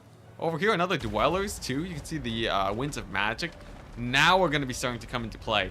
Extra Dwellers will be starting to pop off, and that will be really, really painful for Khorne. Khorne saving the birds.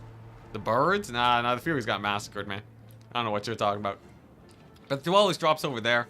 It's going to be a huge value. In fact, if we just take a look at the raw value of this mage, 1,400. Pretty good, but actually much less than I would have thought. It was countered by the fact that Khorne brought mostly chaff this game. In fact, Valkyria has equal value.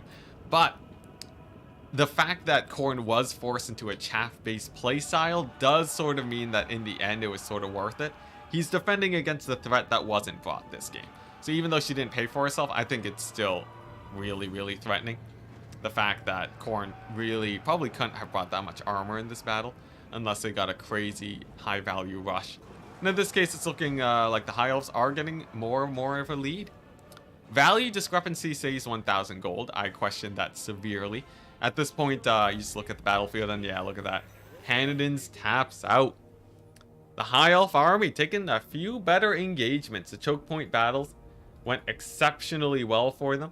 And he even managed to play aggressively too. I think just High Elves benefiting from a few buffs on top of taking really nice positional engagements really did it. Dwellers were insane too for just securing battles. And of course, on top of that, he was healing. Let's not forget that. The value of healing in Earthbloods is quite dramatic. Well played to Hanniden's though. You did well. You did well. You took the Minotaurs, which always garners some respect. But yeah, look at that. Furies. You gotta be really careful with Furies now. They don't generate value like they used to. Though, Skull Cannon. Skull Cannon, 1,100 value. Hanniden's really rocking the Skull Cannons. I gotta say, if there's a man to make Skull Cannons work, it's gonna be Hanniden's. And I look forward for the day when they finally become ultra meta. You know, before Warhammer 3, I thought that Skull Cannons would actually crush it in the meta. As it turns out, they ended up not being nearly as strong, but I used to think that they would be insane. This is gonna be Dr. Jellyfish against it's gonna be Dr. Jellyfish against the winner of Chromo Sumo and Samurai Style now.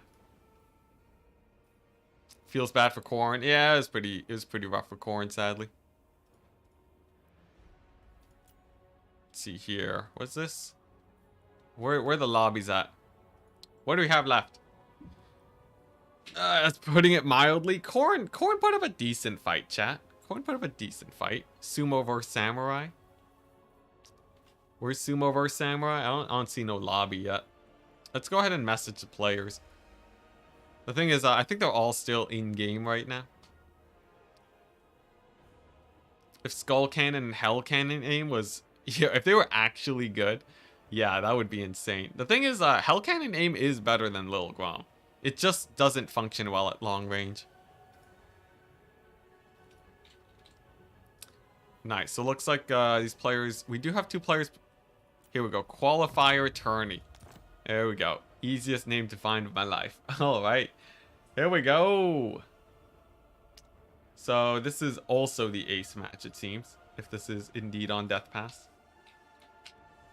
Bofflin versus House Cat of War. Both of these guys are exceptional players. Very, very good. Very, very strong. House Cat of War. The question is, who will be winning?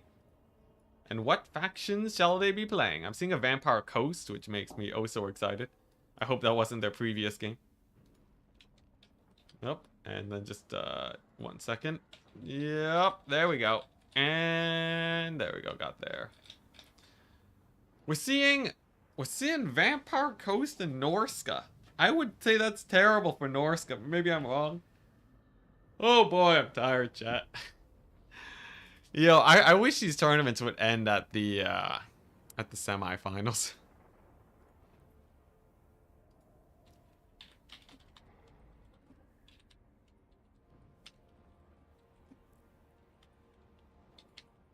I'm just gonna send a message real quick.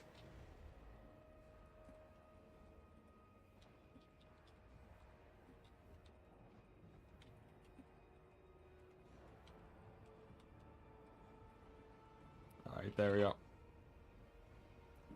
Oh, Vampire Coast versus Tomb Kings. Now that'll be interesting. Tomb Kings are quite strong. What's this about land battle, Cheese Tuck? Empire, where you can only use swordsmen as infantry. What's this? Let's say an Empire run where you only use swordsmen as infantry. You're talking about like the giving me challenges. That'd be fun. I wish Norskin Rage lingered for a bit. Honestly, Norska's still fairly strong. Oh, okay, so we already played Vampire Coast at times, but okay, the Cathay. Now remember, we talked about Cathay. I'm pretty sure Cathay just has a terrible late game, chat. But they always seem to get really close to winning is the weird part. Please no Tomb King's mirror. You know, we haven't seen one yet.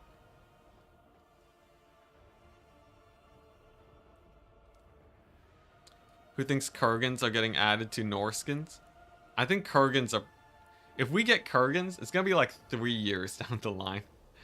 At the pace CA is releasing DLC, what, we might see like 2 DLC a year, right? So let's think about the DLC. Next year, Chaos Dwarves. We're going to assume Ent and Chat are getting added because of the land masses to the south of Cathay, right? So let's say Chaos Dwarves, Ent, Chat. Then we have, then we need a DLC for, let's say, Kislev and Cathay come bundled together, right? So that's four DLCs, and that's like the next 2 years of content already, right? Then we have Nagash, right? And then I don't know, like maybe like 1 DLC for like some of the older factions of Warhammer. It's like 3 years already. It's like 3 years for all like the basic stuff. You think we're really gonna get a Norska DLC? You think we're gonna really get a Norska DLC before they shut down Warhammer? Thankful? Yeah, I know, there's like so much. There's so much for CA to add, and I'm terrified. I'm terrified that we're gonna get 3 kingdoms, chat. At least, it's not gonna be a 3 kingdoms. It's not gonna be a 3 kingdoms situation. Like, obviously 3 years is a lot, but I don't think we have enough time to get all the things that we want. Unless they plan on supporting this game for like 6 years. Or if they ramp up their DLC production somehow. But like it's CA. I've lost a lot of faith in CA, guys, over the last few months. So, yeah. And then we need an Ogre Kingdoms DLC. I know, right? There's like so much. They need to have like 3 DLC a year to even like get the decent stuff done by yeah, even just to get the decent stuff done by 3 years. They need 3. They need 3 a year. That's the only way I can see it working. Now 3 a year isn't unheard of, right? That's 4 months per DLC. That's like that's like a decent DLC cycle. But as of late, they've slowed down so much. Just port the Huns from Total War Attila. I don't think that's how it works. I'm pretty sure it isn't a just port the Huns situation. That's like, that gets your concept art done. And that's it. And it wouldn't even be that interesting with DLC because they need to add a big interesting unit. Oh yeah, they still need to add thunder barges. That's true. So they need to add chaos dwarves, and then they need to add thunder barges for the normal dwarves. I guess that would be a free LC. Dang, that's so sad. Just free LC demon slayers. We need demon slayers. There's no way they're ending Warhammer 3 without demon slayers, right? Demon slayers is just a home run. Have they announced anything? Not really. They announced that things are getting delayed until Q2 of next year. Sad times, man. Thankful and Nagash is one DLC, I guess. That seems like it's gonna dilute the goodness of it, you know? I'd rather have them as separate, sort of like Vampire Coast and Tomb Kings. Like, imagine if Vampire Coast and Tomb Kings came out as a bundled DLC. I feel like they should stick to one faction at a time. Q2 of next year. Q2 of next year. That's right. That's when the next DLC is dropping. So we are looking at 5 months. 5 months! And we're talking about optimistically them putting out a DLC every 4 months. 5 months from now. Not from the Warriors of Chaos DLC. 5 months from now.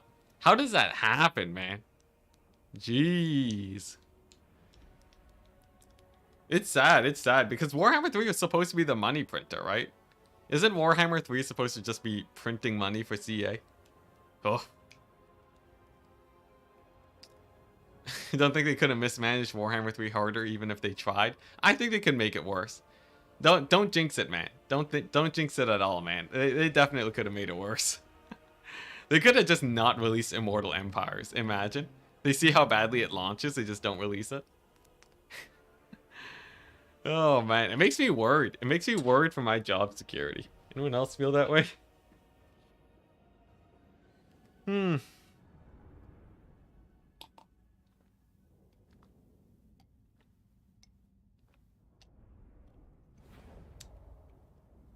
Like, here's the thing. I don't want to bash on CA too much though. Because we have to draw a very important line, chat. This isn't the developers. This most definitely is not the developers not having enough. Being good enough, right? This is most definitely like things don't end up this bad because you have the devs that are just like being lazy little butts not working on Warhammer. This is most definitely like a business thing where like they probably just don't have enough people working on the game. It's 100% Sega. So remember, chat, you don't go complaining about the CA devs because I say this, alright? I think the CA devs are amazing, especially since I'm in the content creator program, right? I get a little bit more like interaction with them. Like I'm not like it's not like I see them like, you know, it's not like I see them personally or anything, right? But like it's like I'm not hating on them is what I'm saying. So it's most like, you know, multiplayer would be better if they were able to just hire more people to actually balance multiplayer. And that's sort of the main problem. It's a tragedy of the situation more than something that we can just like, you know, like burning a witch is not going to solve your problems, right? We're not going to go into medieval thinking here and just be like, ah, yes, if we find the one man that is causing all of our problems and we burn them at the stake, then all of a sudden, all of our lives will be better. That's not how it works. So, but it doesn't stop it from sucking that we have to wait so long for the next DLC. Yeah, better maps would be crazy, but at least we have modded maps now. Wood Elf DLC when? Ooh, that'd be sick. But if we burn 2 witches, you know, I didn't want to bring up the 2 witch situation, alright? That's more contentious. Also, yes, this is 1,000,000 skeletons. Do I even have to count them? It's all the skeletons and Nehakar warriors that you can bring. And then maybe like a couple Tomb Guard. In fact, I don't even know if there are Tomb Guard. Yeah, there's like 1. It's like 2 units of Tomb Guard if you include the ROR. This is the same strategy House Cat of War used to beat me in a tournament a while back. Off of off the fact that I couldn't kill the skeletons fast enough. Now, I don't know if this is actually the super meta strategy though. He's brought Kotep to spam heals, which is pretty fancy. This is just Skull Storm and he has some heals. But basically the way this strategy works is that you just out-capture Cathay, and they just don't have the DPS to clean you off the points. Which is a pretty interesting strategy, but it's one that RTK has been bringing quite often. So I'm interested to see if Rothland has some strats against it. It seems like he hasn't gone for a hard counter. Or at least if he has gone for a hard counter, he thinks the cannon artillery will do. But as much as this does do a lot of damage to infantry, it actually runs into a weird situation where artillery doesn't actually capture points. And if your artillery isn't capturing points, does it really matter if you kill a few skeletons if you lose from victory tickets? We'll see. This is the ultimate test of the Cathay problem, right? Is there a solution? Or will they meet their maker? Now in this case, there are quite a few range units that can get a whack load of value. Iron Hail Gunners ×3 is actually pretty impressive. If you can actually keep them alive, that could be a fairly big play. Nice breath attack on the skeleton spears. Fairly good. And an aggressive push from the artillery, I think, is a generally good idea too. But will it be enough? The Tomb Kings advance. Looks like they're looking to capture these points. But Cathay positioning to try and block them off. Will they get there soon enough? Is a very important question. This is sort of like the Vampire Count's mirror where things play out really, really slowly. And the Carrion do get summoned. He actually goes for a quad Carrion summon. This is actually a really smart play because it's there to make it where Cathay, because they've been summoning other tools, they don't have enough to shut them down all at the same time. And this could be massive if he manages to shut down the artillery, though it does mean that the Tomb Kings are a little bit more prone to getting army wiped a bit faster. You know, with 4 Carrion, that's like 2,000 gold down the drain. If he loses all of them very quickly, that's going to be very rough. And over here, one of the Carrion units charging the Iron Hail Gunners only to get Daka down. Though they do survive. Actually, fairly weak Daka over here. Looks like 1 point gets captured, but will they be able to stop the Tomb Kings? I think not. So that will likely get stolen. And over here in the middle, the great tide of the Tomb Kings. A million Nehekar warriors, skeletons, and Tomb Guard going to be starting to pour into the middle. Now, the Carrion, their one and only goal is to sacrifice themselves to the artillery and maybe get a few unoptimal summons out. In this case, they got the Righteous Riders, who actually won't be that useful as the battle progresses, just because of how much infantry there is. And if you look at the Carrion, they're sort of dying pretty fast. Yeah, the Iron Hills are pretty undeterred. The artillery's still firing, so perhaps Cathay keeping their ranged alive will do. We'll see though. We'll see. This is a pretty scary force, and it's gonna take quite a while to actually clear up. Over here on the far side, points get stolen by the Tomb Kings, and the end is not in sight. In fact, now we are seeing Nehekar warriors starting to spill onto the battlefield. Gonna be pretty scary. And take a look at what's it? It's just a random Skull Storm, not doing too much damage. The Iron Hills will be able to get a little bit of damage. The question is, will it be enough? Will it be enough? There's a lot of tools to defend the ranged, and between the ranged and the defense tools, there's not a lot of capture weight for Cathay. Not at all. It's gonna be quite scary, though. Pretty big. This is an old spell. He's actually brought Constellation of the Dragon. Overcast, annihilating 3 units of Tomb King's infantry instantly. Now that's pretty good. Bit of a misplay from House Cat of War blobbing up there. Though, they still stabilize. Tomb King's leadership is insane, so they won't be falling too quickly. And look at this. The cavalry in the backfield, causing infinite issues for these artillery pieces. And look at that. They haven't really made back their value. Now, one of them... oh my gosh, barely getting desummoned. One of them didn't, though. And that's going to be pretty rough for Cathay.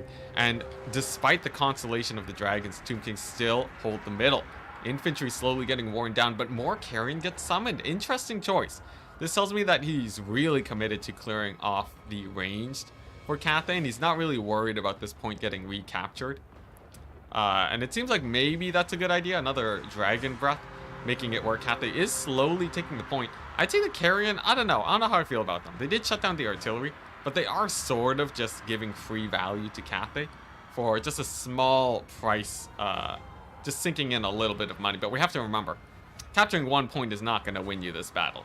Cathay might secure the 1 point, but this Tomb Kings is still getting 2 points a second. We'll see how it goes. Tomb King's bow cav is such a good value. They're okay, but you actually don't see them that often.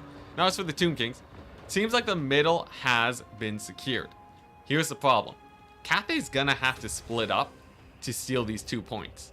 And the moment they do, you know that these units getting resummoned and being sent into the middle are gonna be causing more issues.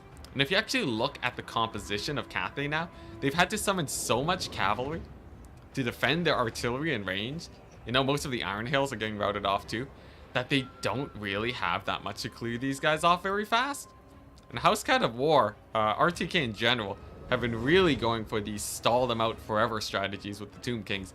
And oftentimes you see these people not being prepared. Now, in a few tournaments I've seen it before and I've adjusted my builds.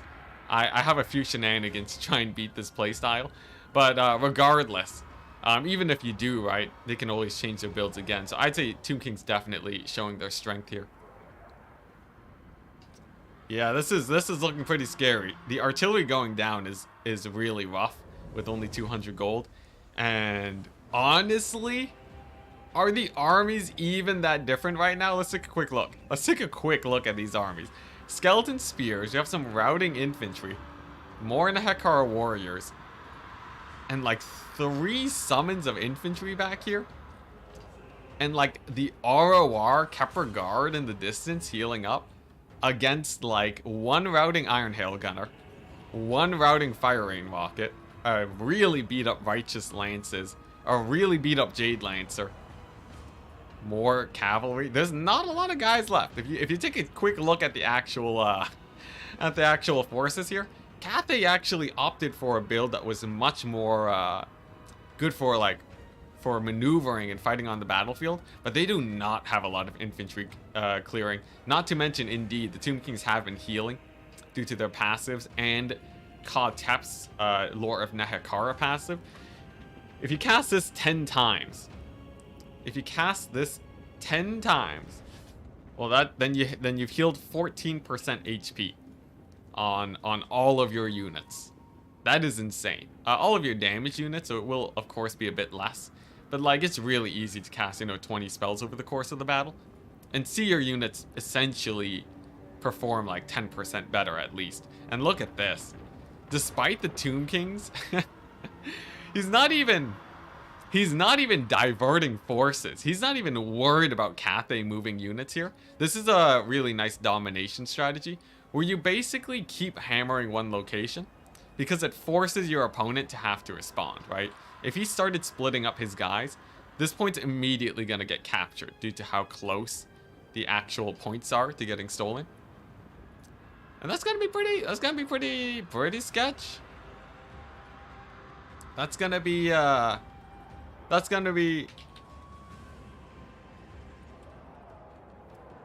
pretty bad. Yeah, there's simply far too many. Like, look at this, it keeps flipping back and forth constantly. So Cathay's basically fully bogged down in this area. And then if you go over here, right, they send a couple peasant horsemen, 2 peasant horsemen against 1 skeleton spearman with 5 capture weight. They're basically never actually gonna steal this point. Take like 3 minutes. And over here, the skeleton Nehekar horsemen are just stalling. They're just stalling forever. This is pretty bad, yeah, and it's gonna get only worse as Cathay is gonna be running into the late game where we know that they definitely have a pretty bad time. I will say, at this point, Cathay's this is true suffering. This is straight suffering for Cathay. There's no way, ain't no way they're gonna come back from this. I think Tomb Kings have won it. If you just take a look at the amount of infantry that have to be cleared, Cathay is not a very high DPS faction.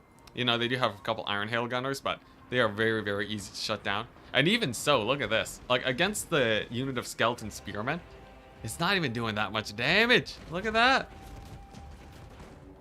Yeah, lanterns would have been rough. Lanterns also have no capture weight. What you really want to do if you want to win here, you want to just go mass infantry Cathay for sure. You definitely just want to go mass infantry Cathay if you don't want to get bogged down in the skeletons. But it's, you know, mass infantry Cathay doesn't win it versus a lot of different stuff that Tomb Kings can bring. But if you're up against RTK, I've seen this build enough times where I think it's a fairly reliable hard counter. Overall, though, I think Cathay is, I don't know, we've seen them picked a lot this game. Cathay's probably one of the more picked factions that just doesn't really see a lot of play. I thought Cathay was doing great, but the complete lack of yin harmony really killed them. There was a lack of yin harmony.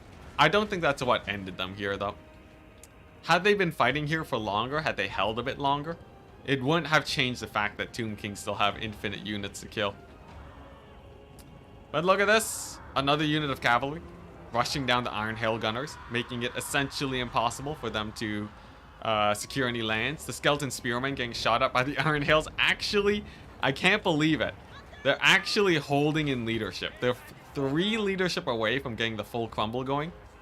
But despite that, they hold on and they will not be dying. Actually continuing to hold. So that's not great. Yeah, that's not great. Now, unfortunately, it looks like it's going to be lagging a bit, but Rothlin actually drops. And that's most definitely a win for the Tomb Kings. That's just a tragedy. Yeah, I've seen this a few times now. It's a rough build. It's a rough build.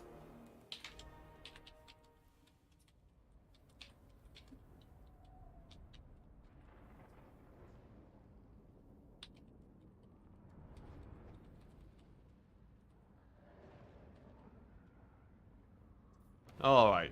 Oh, whoops, sorry, forgot to check values. I'm managing a conversation right now. All right, so they said the match between, I believe, Samurai Style and Dr. Jellyfish. Look at that. Dr. Jellyfish has sort of been hard. Sort of been crushing it today. You guys see that? Let's see here. Where is it? Where's the lobby at? I don't see the lobby.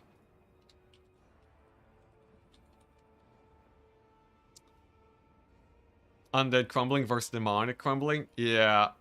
Undead Crumbling is sorta crazy. Undead Crumbling is the thing is, Undead Crumbling wouldn't be as bad if they didn't have such insane leadership. But because they rarely even dip into crumbling, even early on, they end up sort of being unbreakable now. They're actually really close to unbreakable, because they never go into the part where they full crumble due to the recent buff. Before, when you brought them down to about 10% HP, then they would full crumble, and then you wouldn't have to worry about them. Now they fight all the way to like 5 or even 3% HP, especially for the ones that heal. I think honestly it was just CA. They buffed up their leadership by too much. But regardless, hopefully we just see a nerf later. I wonder what monstrous infantry Cathay could get. Yo, Cathay could get anything, man. They're great. Undead factions are... Yeah, it's a pretty big issue. It's the reason why Tomb Kings, Vampire Coast, and Vampire Counts are all meta right now. It's almost like they just got a whack load of buffs. But I don't think it's super out of hand, you know? At least it's scaling back a bit now.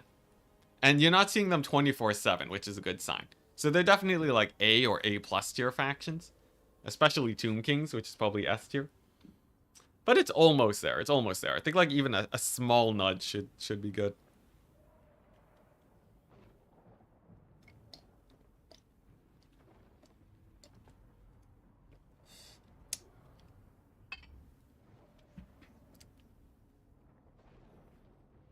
Cool.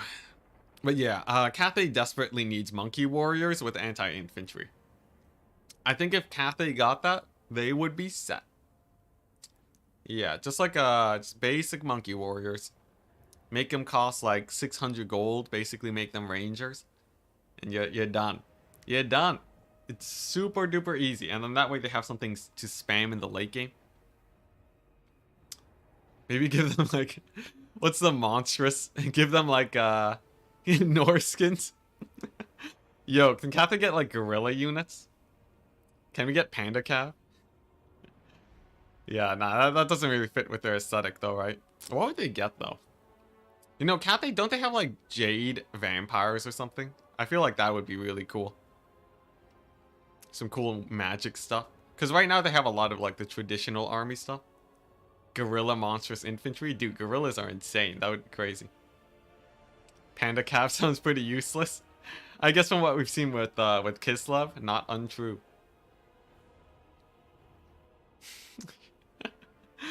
Oh man, imagine, someone should make a mod. Someone should make an expanded Monkey Warrior Cathay mod that just adds Norskin units. That would be amazing. If that hasn't been made, I will be thoroughly disappointed. Make them really big monkey monstrous infantry. I don't know. I feel like that'd be a bit weird, right? Because most of the monstrous infantry aren't slim, like monkeys would be.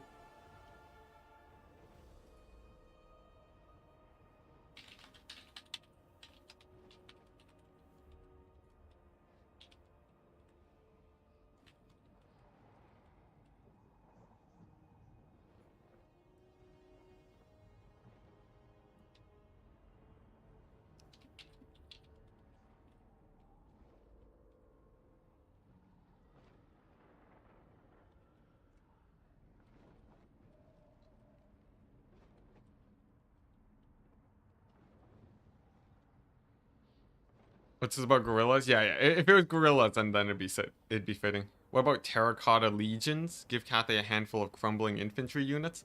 It'd be cool, but they don't actually need that. Yeah, the thing is they already have Jade Warriors, which is a slow, very sturdy, high leadership unit. They don't need like another one, right?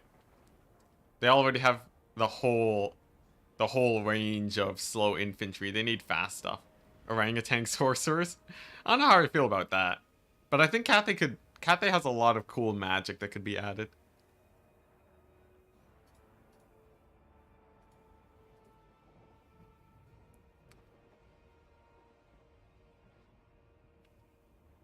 Hulking Chin-Chi gorilla. Yeah, nah, yeah. I feel like gorilla monstrous infantry would be cool, but it would make Cathay such a different faction from what they are now. Like, oh man. I guess it'd be like Skaven before they got weapon teams. It'd be weird. It'd be weird. Although they always had Globadiers.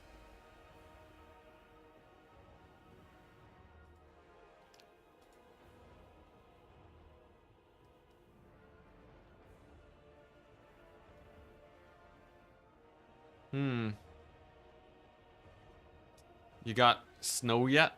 Oh, I don't got no snow here. Yeah. No snow yet. Although it was cold for a bit. The weather is getting colder. There was one day when I woke up and it's so cold I thought it would have snowed. But I'm still pretty I still live pretty southernly.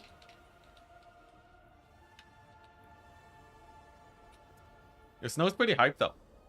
Once it snows, it makes it where I can cool my room down a bit easier while playing Warhammer. My room gets real hot. It gets really, really hot. So that's a plus. Chromo Sumo. We had our first snow in Michigan already. Oh dang. Look at that. Cathay could get those weird Chromen. Honestly, Cathay. So like the way that they did Cathay, what we basically got is like the most standard vanilla Cathay possible, right? We have the basic state troops. And then like terracottas, right? It's basically like if we got the Empire with the Luminarch, but it didn't have Demogryph Knights yet. I guess the Long Marauders are equivalent to Demogryph Knights. What's like an exotic Empire unit? I guess like Flagellants. Imagine if you had Empire. It's like Empire without Flagellants and without War Wagons, right? So like Cathay, they're missing a lot of their, they're definitely missing a lot of like their cooler stuff. Steam tanks? Oh yeah, a bit of the steam tanks. Steam tanks are sort of terracotta equivalents. Great swords, those are just state troops. You can't convince me that great swords aren't just state troops.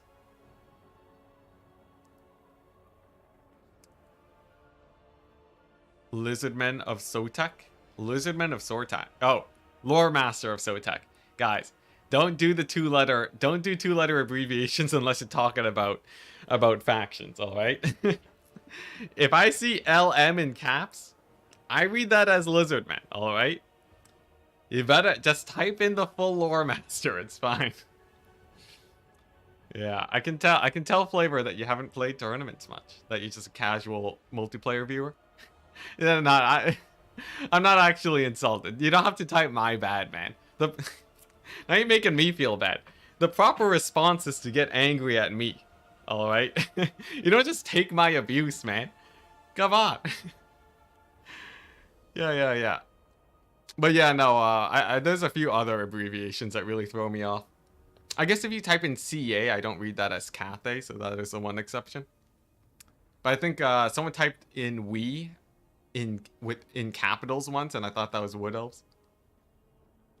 The Karoberg OK swords. Oh man, yeah, OK swords. The great swords, if they cost 800, I think they'd be pretty hype. If they cost 800. If you take a look at like Saurus warriors, right? They're not nearly they're not nearly as tanky. That's true. Does that mean great swords should cost like 750? Are they basically foot squires? MB equals a milk bag. Don't tempt me.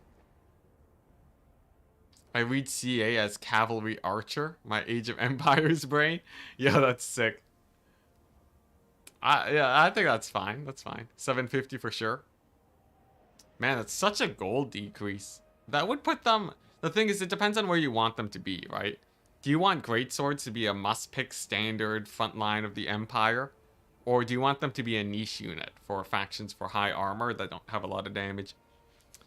Because the thing is, people used to run great swords in land battles against the dwarves for 900. I feel like great swords can do okay versus Cathay in some situations too.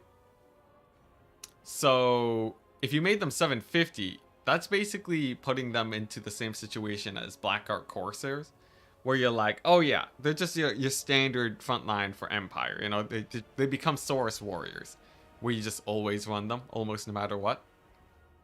And I feel like it's cooler if your standard frontline of the Empire is halberds and such. Like more just vanilla state troops. That feels more fitting for how their playstyle, quote unquote, should be. Maybe 825. I feel like 800 would be a good range, because then they're still not better than Saurus, but they are. But they definitely will still have their niche. Yeah.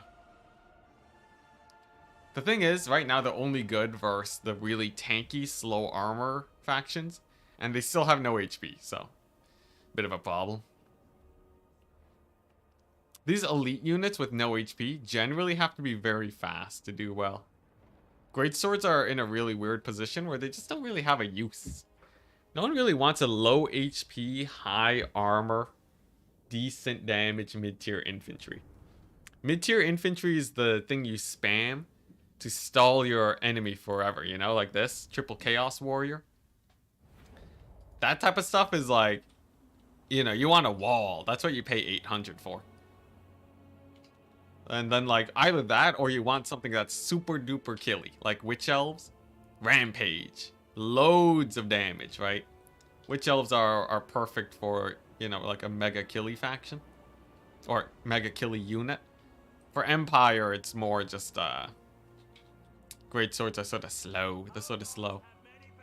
Regardless, Archaon of ever-chosen fame, Spirit Leech, Burning Head. Oh, and the Armor of Morkar.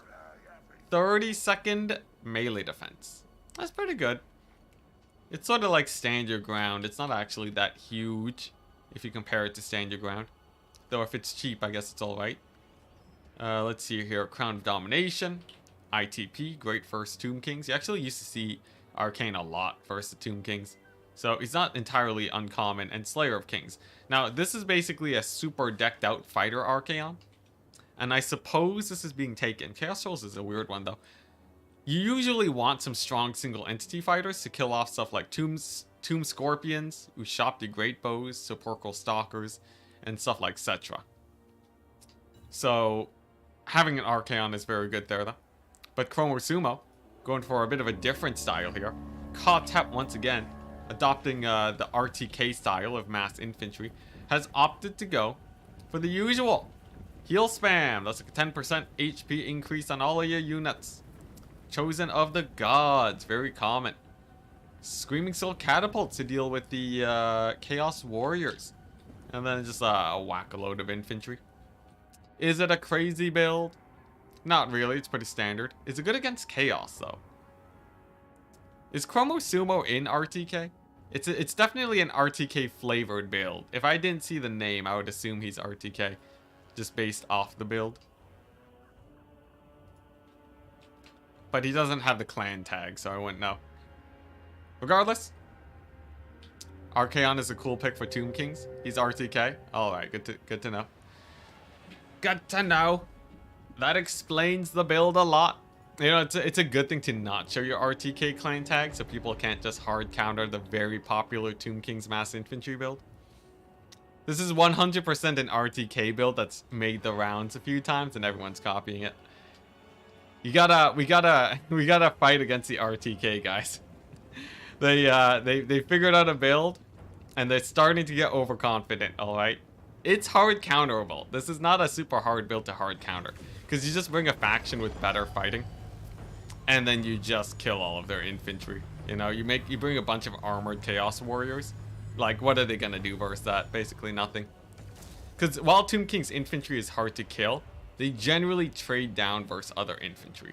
At least in most circumstances. What makes it an RTK build style? So this Tomb King's build we've seen with multiple RTK players now. Where they basically spam a lot of infantry. This one goes a little bit lighter on it. But basically, like, it's very, you know.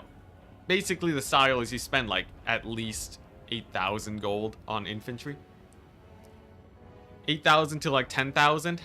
So, like, the majority of your starting army is infantry. And then most of what you're summoning is infantry. Now, I might be wrong here, though, right? He might start shifting onto a more construct style of play. In this case, he's going for some Nehakar Horsemen. So, maybe he's going to try... maybe he's going to play a little bit differently. Chaos Warhound pick. Actually, a fairly big flub here for Chaos. That's 400 gold down the drain. But we shall see. We'll see. It depends on how much more infantry he spams. And I gotta say, Archaon spamming Spirit Leech on Ka-Tep, pretty sick. The Spirit Leech tech specifically for something like this, for just like a random Ka-Tep on foot, he's sort of getting murdered. He might even die soon if Archaon just beelines for him. I'm touching the dark. What is RTK? RTK is a clan in Warhammer. Yeah, so one of the few clans that is quite active. They have a load of players and you often see their participation in tournaments, along with hosting tournaments, which is nice.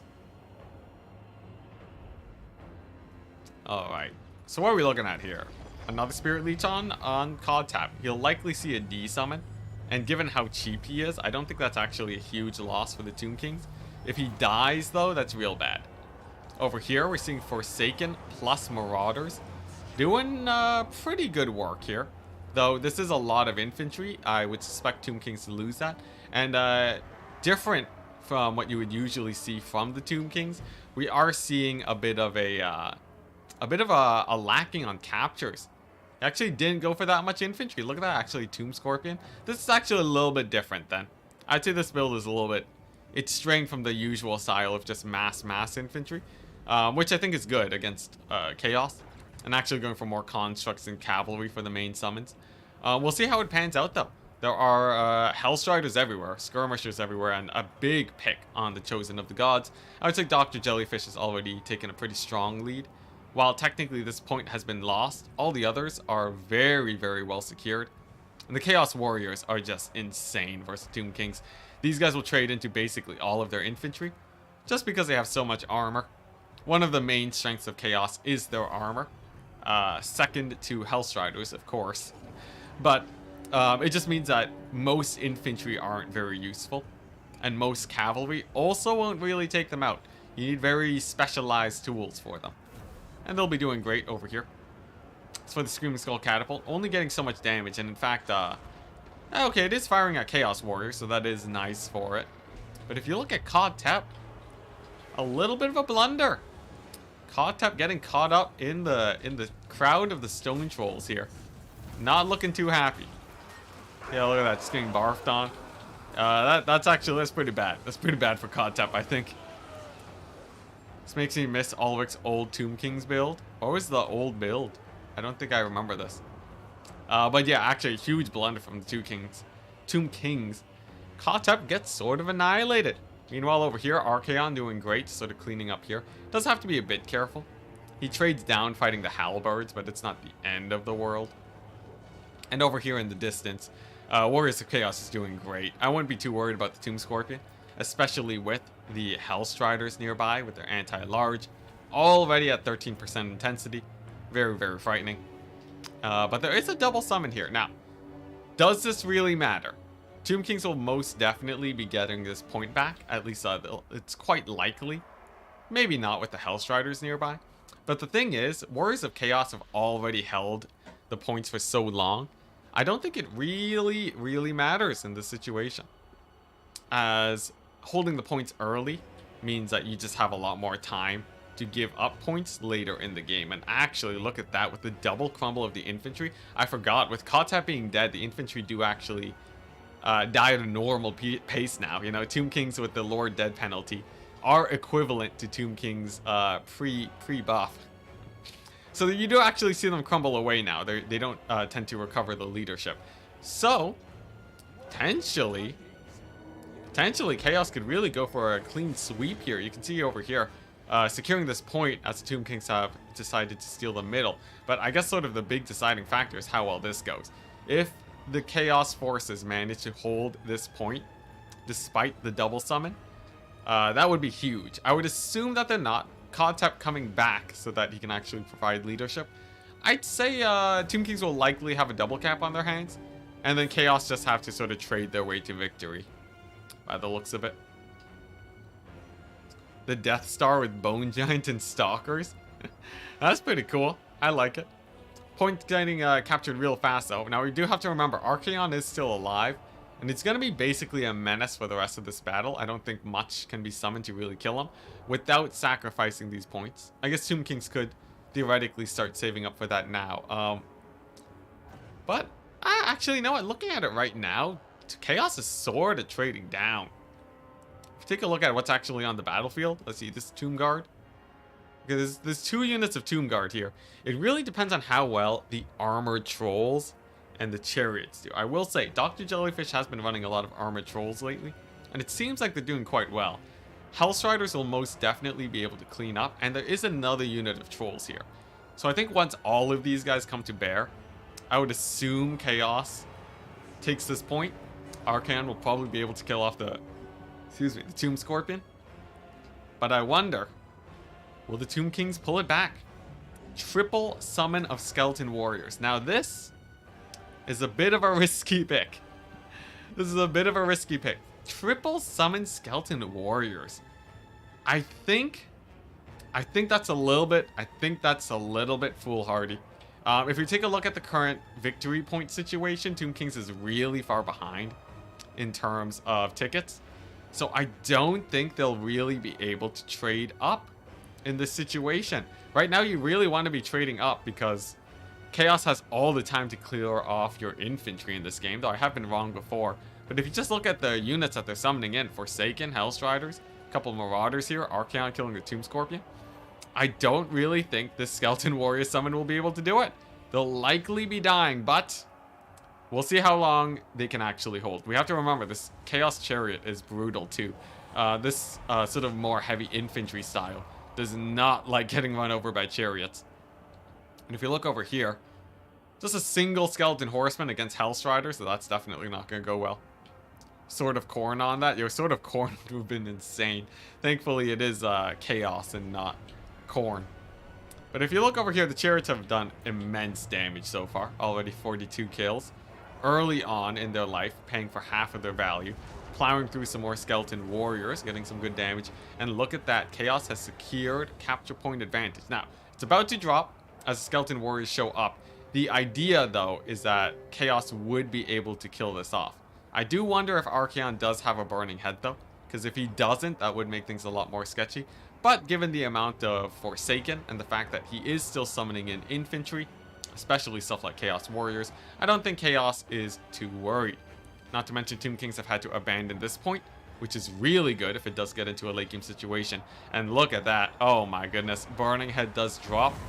And none of these guys are going to be trading very well. Oh my gosh. Burning Head and a charge straight into those Skelly boys. Crumbling across the board. One of them even shatters. Very rare to see for the Tomb Kings, but I guess Archaon, the Burning Head debuff, just a little bit too strong. And I think that's going to be it for the Tomb Kings, unless we see some of these guys start to die, but the very high armor Forsaken do not care about Skeleton Warriors at all. And this really shows that if you want to kill the Tomb Kings, once you get a bit of a value lead, killing off their infantry isn't too bad, as long as you have some high DPS infantry. Trolls not routing is a bit weird. Yeah, Archaon giving that leadership buff is pretty crazy. I will say, in a build like this, especially since he shut down the Chosen of the Gods so early, the trolls are actually pretty sick. They're armored, so they can kill off any of the lower tier Tomb King's infantry, and they just keep regenerating through fighting. So they generally should be trading well. The main problem is that you just have to kill off the constructs, but at this point, there's not a construct in sight.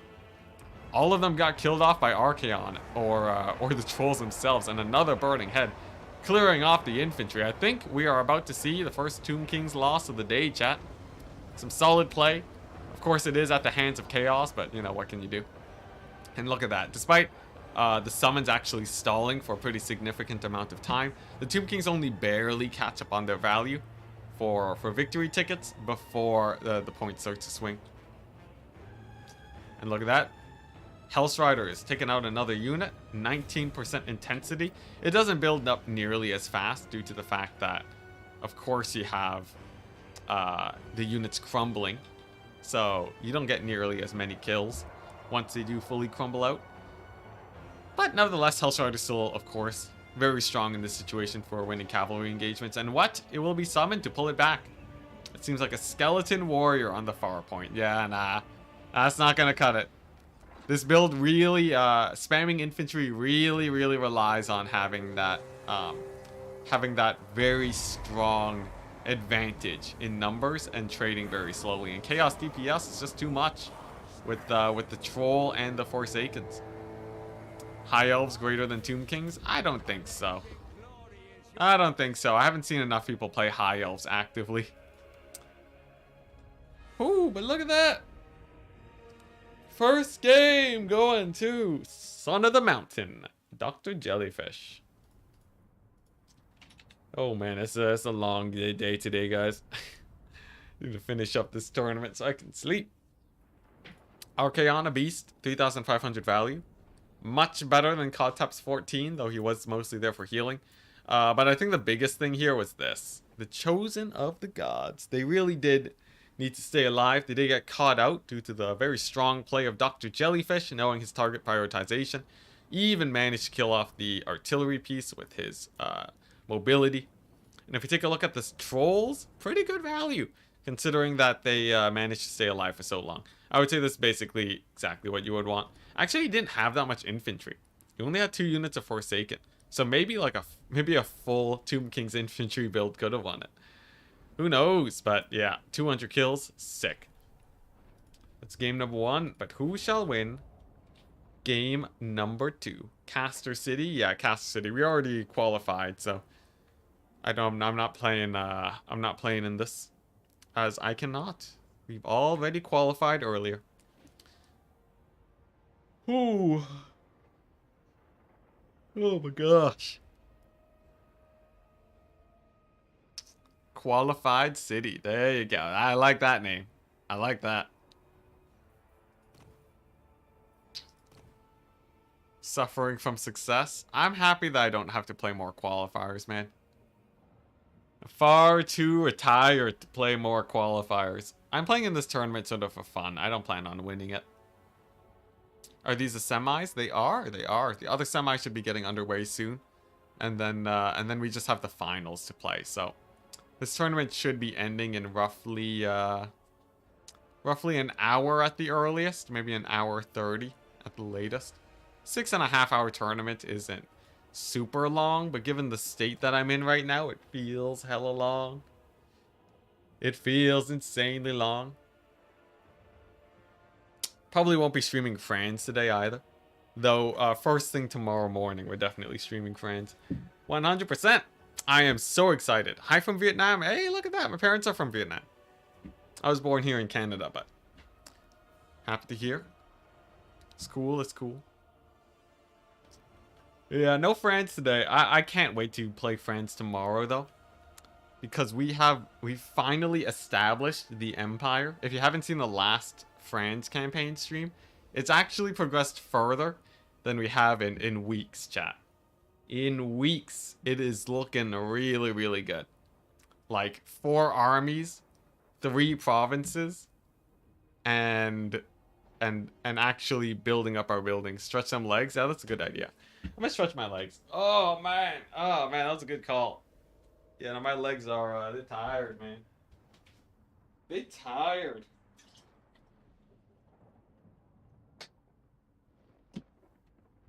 Alright, there we go. The thing is, when you're not playing these tournaments, you don't get the same stress that you usually do.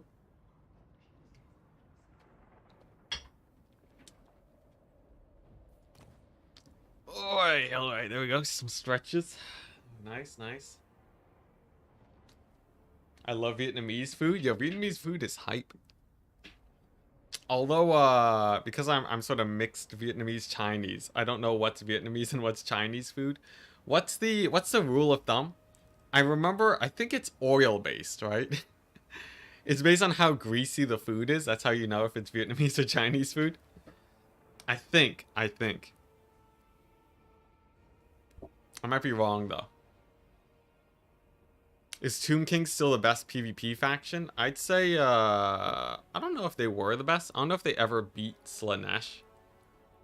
I think Tomb Kings know how to fight Slaanesh now, but if Slaanesh wasn't banned so often, I think Slaanesh would still dumpster Tomb Kings with the right builds. But Tomb Kings is definitely S tier.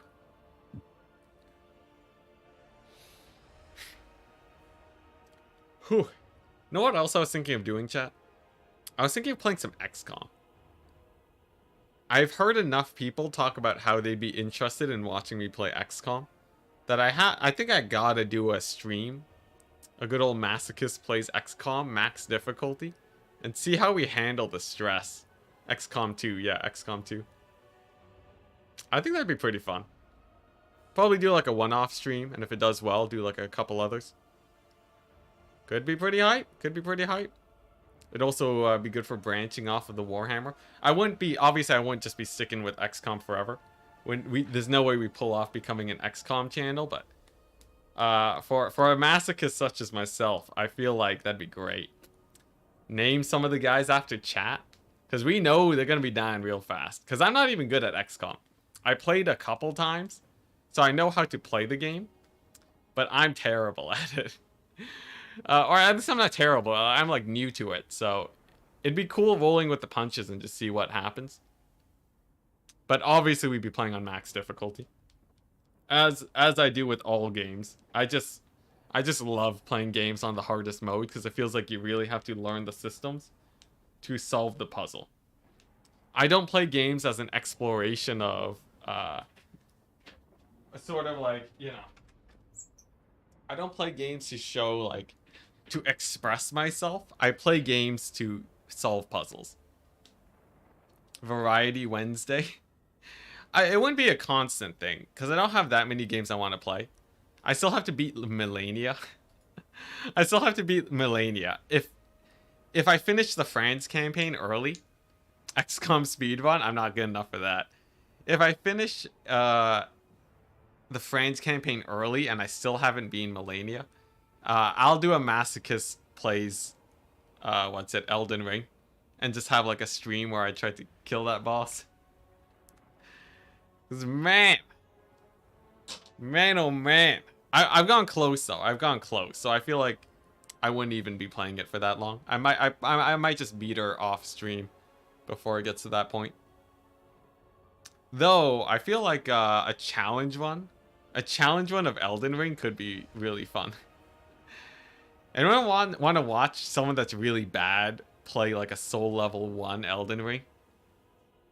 Like, I don't have to memorize the moves of like a few bosses to beat the game, right? If we're not doing full completion. Is it really that hard? I feel like it wouldn't be that hard. It'd be a lot of suffering, but beat her off stream. Look, I don't care about phrasing anymore, okay? It's late. XCOM 2 has a huge bug that makes the game trivially easy no matter the difficulty. Is it a bug you can avoid, or is it something that you can avoid? I'll watch you beat her. No, thank you, chat. No, thank you. Please. Don't make me put you in horny jail, alright? Alright. This is a PG stream.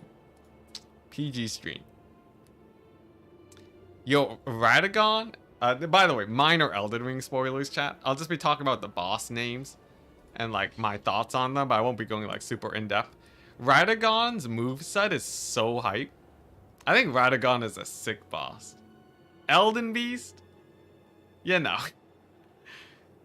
It's alright. It's alright. Like, I don't hate him, but compared to Radagon, oh my gosh. Oh my goodness. Anyways, what are we looking at here? I don't have to worry about Elden Ring spoilers too much, by the way. Like, it's been out for a while, guys, alright?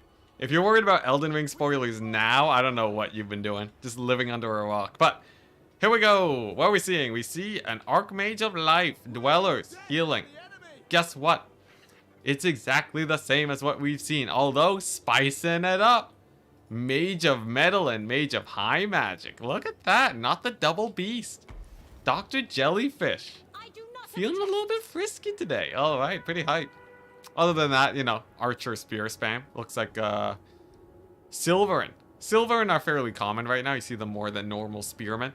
Just because for a small price markup, they're just way, way better. Armor piercing. Holds for longer. Magic resist. It's all great. XCOM 2 on Legendary might break me. XCOM 2 on Legendary is gonna break me? You sure about that, man? You really sure about that? Come on. I can take a lot of punishment, alright? I played Warhammer despite CA's balance. As much as I complain about the game, I'm not gonna, like, rage quit because I hate the balance so much. I think I'll have a good time. But who knows? Maybe it is just that bad. Like, I haven't actually played it, so who really knows? What's it? Valkyrie has the spear. Now, she does have the scarlet armor at intensity 50%. I think she needs like 100 kills or something to build that up. I'm not a huge fan of this item, but it's fairly good in duels. And lets her sit in combat for a bit longer. Of course, the double Mino combination. Fairly fun, fairly fun. Great weapons and a normal one. With the anti-infantry. Pretty good, though they still have to worry about the Silverin. I will say though, Chaos Warriors with dual weapons in the forest. Really, really nice tech for a map like this. They're basically indestructible. Just because they can't get shot at. XCOM 2 changes you no matter the difficulty. Oh, great. Good to know. You know, I don't get ticked off by RNG that much. At least I don't think so. I feel like I could handle XCOM pretty well. Play a nice sort of chill XCOM. It's something you can avoid easily, like you have to try to use the bug. Oh, okay, then that's not a problem. Yeah, you know, that'd be great. That'd be great. Yeah, legit. The thing is, I still want to beat the France campaign. France campaign lives rent-free in my head right now. Even while playing this tournament, I'm still thinking about how I want to expand in that campaign. I was considering streaming again after ending the stream today, just so I could play some France. I want to win that campaign so bad. And now that Victory is in it. I'm tasting victory right now. It's on the tip of my tongue. I'm so ready to just win that campaign. So that's sort of the main thing. After we sort of run out of campaigns I want to play. Great spear, by the way. Look at that. Oh my goodness, beautiful. After that, oh man, and the route. Oh, geez, that's a good one. That's a good one. Oh my gosh, I gotta say, pretty good. Oh my gosh, and the elf lord surround. If she dies, it's over. If she dies, it's over. I'm calling it. I'm calling it. And this is a situation where the elves are down 1,000 gold, plus an extra like 2,000 or like 1,500 in the distance. Actually, no, there's a silver. That's like 3,000 gold. Geez, so Khorne is basically up on the wood elves by like, they're up on the wood elves by like, I don't know how much, like 1,000 to 2,000 gold in this engagement. That's huge. The pigs are massive. Minotaurs just annihilate the white lions.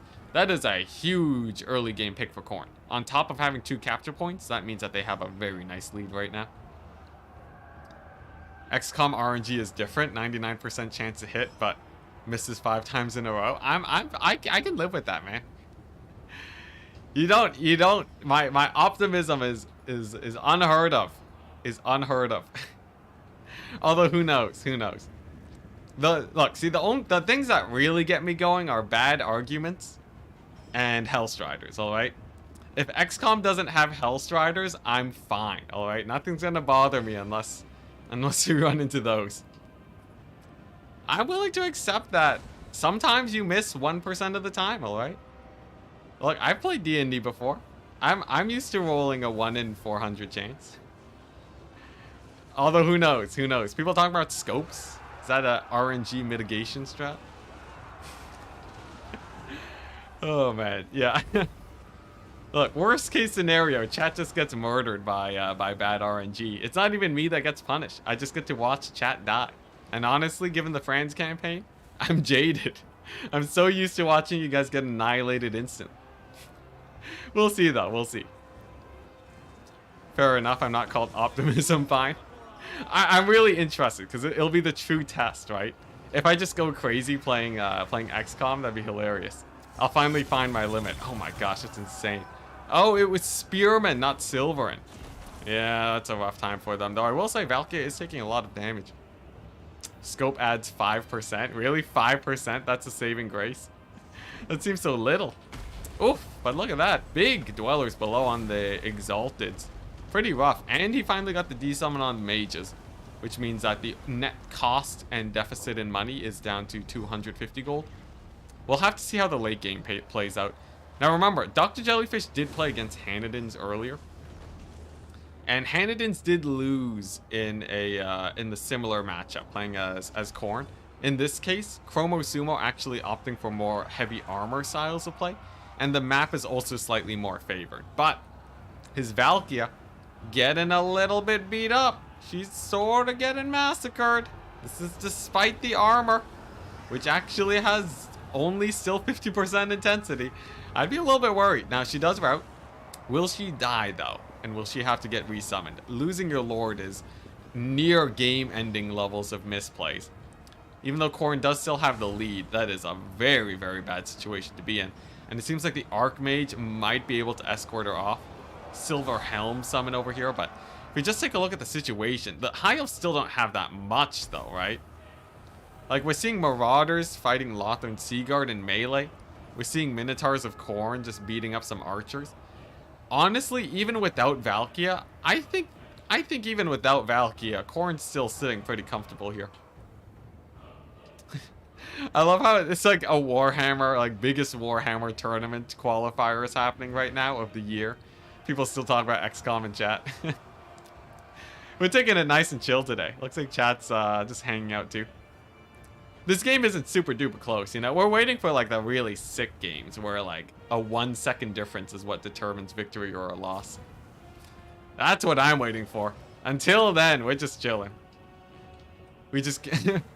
And we're just talking about XCOM's accuracy. Yo, XCOM's accuracy is legendary, though. Absolutely legendary. Yo, these dwellers are insane, though. In the late game, he might be able to just get the win off a million dwellers and just army wipe Khorne. It really depends on how this fight goes, though, right? We're seeing a unit of Silverin get summoned. That's not super duper impactful since it can sort of just be avoided. Did this get captured? Okay, good, it did. 99% miss and then getting critted through full cover. Yo, I can't wait. Listening to you guys talk about this RNG makes me so excited about XCOM. I'm getting like, this is hype. This is really, really hype. I cannot wait. I cannot wait. It sounds amazing, man. Legit. I'm excited. XCOM 2 gives you the tools for you to mitigate risk, but it takes very careful planning. Ah, so you mean not me. ×4 Enticity? Yeah, nah, we're not gonna do that. But yo, I gotta say, nothing sells me more on a game than people talking about how disgusting it is. That is great. Oh, another game that I was really looking into, chat. This one you guys might not know about. There's an FPS game called Ultra Kill. Have you guys heard about this game? Because I've only seen one YouTube video about a guy talking about how hype it is. Apparently, Ultra Kill is this like crazy sort of like in-depth FPS game that's just like gonna blow your mind or something. Now I've heard that it's pretty dope. Now, of course, no spoilers in chat for Ultra Kill because apparently there are spoilers. But I think that'd be pretty hype to play too. I'm ready for Ent to activate 2 pods at once. 2 pods? Is this some weird XCOM thing? I'll do it. I'll get 3 pods, yeah. All the pods. You know what? Pods hype. I don't know what they are, but it sounds great. And yeah, everyone's saying Ultra Kill is amazing. Yo, I'm so excited. I still need to beat the Franz campaign first, though. Priorities, chat. Priorities. This game, by the way, is going pretty well. Take a quick look. I will say, the Exalted Bloodletters, I think, honestly, just going more elite infantry as Khorne into High Elves probably just feels better. You will eat a bunch of Dwellers below, but I think you just trade so well into their range infantry once you overwhelm them that it's too good to pass up. You know, like, you lose a few units of warriors, but then they lose, like, 3 units of Lothern Seaguard. And then, like, you win the cavalry engagements with the Fleshhounds. I'm pretty sure Khorne really likes playing elite here. Enticity sounds like a flagellant. yo, I got my preferences, all right. I love all sorts of pain, For whatever reason, I don't know why. And this is sort of one of the great things I like about YouTube too. I like challenge, chat. I really like challenge. If it seems impossible, it seems like a great time. Oh man, gonna be great. But yeah, this match is basically over. Khorne's triple capped the High Elves for the better part of like 5 minutes now. 4 High Elves, man. Look at that, getting overrun. The map, of course, is very favored, but like they even killed Valkia. You know, if you think about it, had Valkia lived, High Elves would be so doomed, because like the Archmage would just keep getting chased down. I don't really see a way that they can easily deal with this. Even on a wider map where they can feel a bit more ranged. I guess Death Pass is basically like the perfect map for High Elves against Khorne. So I don't want to bash on Hanadins. But yeah, like this is just looking like a complete opposite situation to what we saw earlier. They're getting annihilated, man. They're getting annihilated, just all fronts. A random Hellforged host is just chilling here. They haven't moved an inch in like 5 minutes. And guess what? They've already paid for themselves. And they have 240 kills. That's insane, man.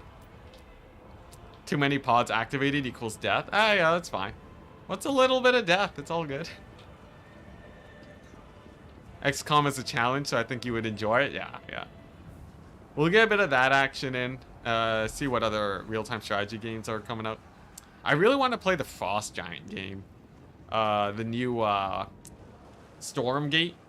I hope Stormgate is hype. I was talking to Turin about it. He was pretty convinced that there's no way Stormgate would fall, given that it's like, you know, indie game company and such. and that like that they have really good reason and like passion to make Stormgate good, even if the launch is pretty bad. But I'm so scarred after what Warhammer 3, after what went down with Warhammer 3. I don't know, man. But Stormgate 100%. So I'll be playing Warhammer for sure. Yeah, look at that. Chromo Sumo with the W. For sure we're playing Warhammer until Stormgate. When Stormgate comes out, that's when I'm really gonna do a big evaluation on what I plan to do with my career. We might still dabble whenever Warhammer gets new releases, but sort of like Turin, how he can bounce between Age of Empires and Warhammer, we might do that. It really depends. It really depends. Like, I enjoy playing Warhammer, but I also can't rely on it sometimes. It's just a, you know, it's just a natural thing. Feels like I'm breaking up with Warhammer, but I guess it is. I guess it is. It's not an angry breakup, though. We're just different, you know? Now, I still love Warhammer, though. That's the thing. I love playing Warhammer. If it just wasn't so volatile. XCOM 2 has amazing mods that make it harder. I don't think I'd be ready for that. Because that assumes you actually know what you're doing when you play the game. Hope is the first step on the road to disappointment. I think sometimes in life you gotta be okay accepting being vulnerable, you know? Sometimes you gotta be ready to be disappointed. That's okay. You know? Such is the life. You're not gonna have a super healthy relationship if you're just against being vulnerable and having hope. I'm okay being hopeful and then being soul crushed by Hellstriders. That's fine. As much as it hurts, it was all worth it in the end. Diversification isn't a bad thing. Yeah, there's that too. Though the thing is, right, I might want to just go all in on Stormgate, depending. I'm just gonna prep chat right now. Deep Talk City. It ain't that deep. I'm just a guy that sits around and plays Warhammer and chills. But the thing is, I'm just gonna prep chat now. If Stormgate does like 50% better than what my Warhammer content does, I might just go all in on Stormgate depending on the situation. It really depends. But that's sort of like the big threshold. What's this? Today I learned Enticity is a huge M. What's a huge M? What does that mean? Huge M. Does M stand for Marauder? Does it stand for Minotaur? Does it stand for, I don't know. But yeah. From a business standpoint, I might go all in there. Of course, I won't stop playing Warhammer. I might even like just stream Warhammer on Twitch still, whenever I feel like it. Might still. Oh, Masochist? Oh, well, yeah. You should have known that from like, it was like every stream. That's pretty clear. You shouldn't shoehorn yourself into playing only one game. Legend is in that situation now. Honestly, I would say Legend could totally switch games right now and be fine. Legend could totally switch games right now and be fine. From my rough estimations of how much he makes doing streams and such, I would say he could probably still have a fairly good salary while streaming. Like, you know, obviously I don't know what's best for him. This is just speculation. So I want people to be telling Legend that I know what's better for him. But like, I think he could totally just play another game. And still have a lot of people watch him. I think a lot of people respect him for how he's very straightforward about things. And I think that's like really good for carrying over to other games. The thing is, I don't know if his like super long form content would do well for other games. That's sort of the big thing, right? Can you like, do you have enough YouTube know-how to barge into a new market? Because obviously he's been with Total War for a while. His name is Legend of Total War. So I don't know if he'd be able to do that, but I think I can be quite sure that his streams would probably still do great. Takes a while to build it back up. It depends. It depends. So for me right now, right, where I stand, I think it depends on how you do YouTube. There's definitely a way you can fast track yourself into a new market for YouTube. Like the only reason I haven't, just like hard switched onto something else is because either because I want to live a more comfortable life and not work as hard, or because I just don't find the game interesting enough. So like let's say Dark Tide, right? I I'm pretty sure if I really wanted to, I could probably make it decently large in like the Dark Tide community fairly fast too. Like I'm talking like within maybe 2 months, just off of the sheer quantity of research that I've done on YouTube. Like this, like it obviously depends a bit on RNG, but like there's a proper way to go about growth on YouTube, and there's a wrong way about going on growth on YouTube. And I feel like I've done enough research, and like you guys don't know how much research I've done. I don't know if it sounds like I'm being overconfident here. 50% of my day is doing research on how to do YouTube better. And then the other 50% is like, or like 25% is streaming, and then the other 25% is like editing. But like most of the time I'm thinking about strats, YouTube strats, which is one of the reasons why I can't do multiplayer. But like, like I think if you like, one of the things that a lot of people do is to like even with Warhammer, you see a lot of, and there's nothing wrong with this, mind you, but a lot of channels will just sort of post multiplayer battles, right? And like they're not really like pushing the content very hard, right? The thumbnail and like title design isn't like super great for like drawing in a new audience. It's basically just exactly what it says on the tin, you know? And then like if the thing is, it doesn't really draw a lot of people, right? If you have a can of tomatoes in a grocery store, in an aisle of a million different types of cans of tomatoes, and then beside them you got the beans, and beside them you got like the super weird stuff, the canned lettuce, right? And you got like, I don't know, I don't go grocery shopping a lot. You got chickpeas, you got like canned, you have like, then you have like pasta sauce in a jar, so people don't even need the canned tomatoes. Like, you don't want to, this is a terrible analogy, but essentially, you don't want to just be exactly what, you don't want to just be exactly, you don't want to just say what your content is on the tin. You need to actually be able to market it and make it seem exciting for people. Canned what? Canned lettuce. I wouldn't be surprised if there was canned lettuce. I said canned lettuce because I've never seen it, but I bet there is canned lettuce. Let's see. Let's look at this. Oh my gosh. Oh jeez, that is horrid. That is horrid. Oh my gosh. It's not even canned though. It's just jarred. There's more jarred lettuce than canned lettuce when I look up canned lettuce. Oh, no, okay, look at this. Pickled lettuce. In a can. Wow, look at that. Something like it sort of exists. That was a detailed grocery aisle. Yeah, I didn't really go into all the canned food products. I went to like some really basic stuff, but I don't do that much. I don't do that much shopping for like I know like a few basic dishes, but that's basically it. Though I do want to get into cooking more. Regardless, if you're making content, you want to stand out, and you also have to market your stuff really well, and you also have to be willing to do very different things and experiment a lot. So what I noticed from a lot of channels everywhere, not just Warhammer, people will keep doing the same content over and over and over again. And even though it hasn't been working for weeks, months, years even, right?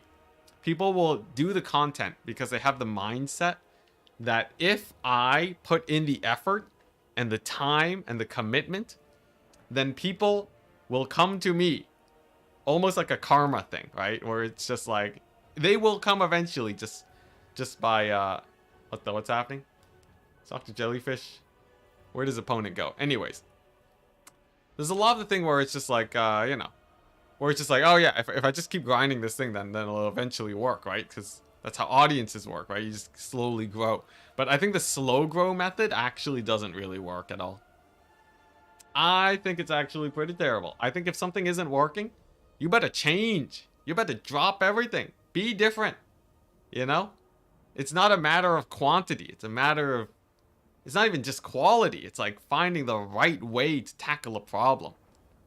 I could play a France campaign and have in my mind that free company militia are definitely the way that I will go. And if I just get better at microing free company militia, then we'll totally win the campaign. And the crazy thing is, the more I practice free company militia, the more I practice microing them, the more it will get a bit better. Will I win a France This is Total War Crisis campaign? No. No, I will not. I will do better each time. But that is not the method, right? You gotta change it up. Look at the Luminarch. Decide there's no way in hell I'm making Luminarchs. Don't do the things that are useless, alright? I'm not telling you to do that. But then, you know, explore some cavalry play, some grenade launcher play, and then you find the right path. I think that's the way you do it. Now, I did see someone say that there is a bit of luck involved. I don't think the luck is actually a big factor, surprisingly enough. This is a bit of a hot topic. As someone who's only grown my channel once, I haven't proven that I can change very aggressively. So I just gotta do some adminning.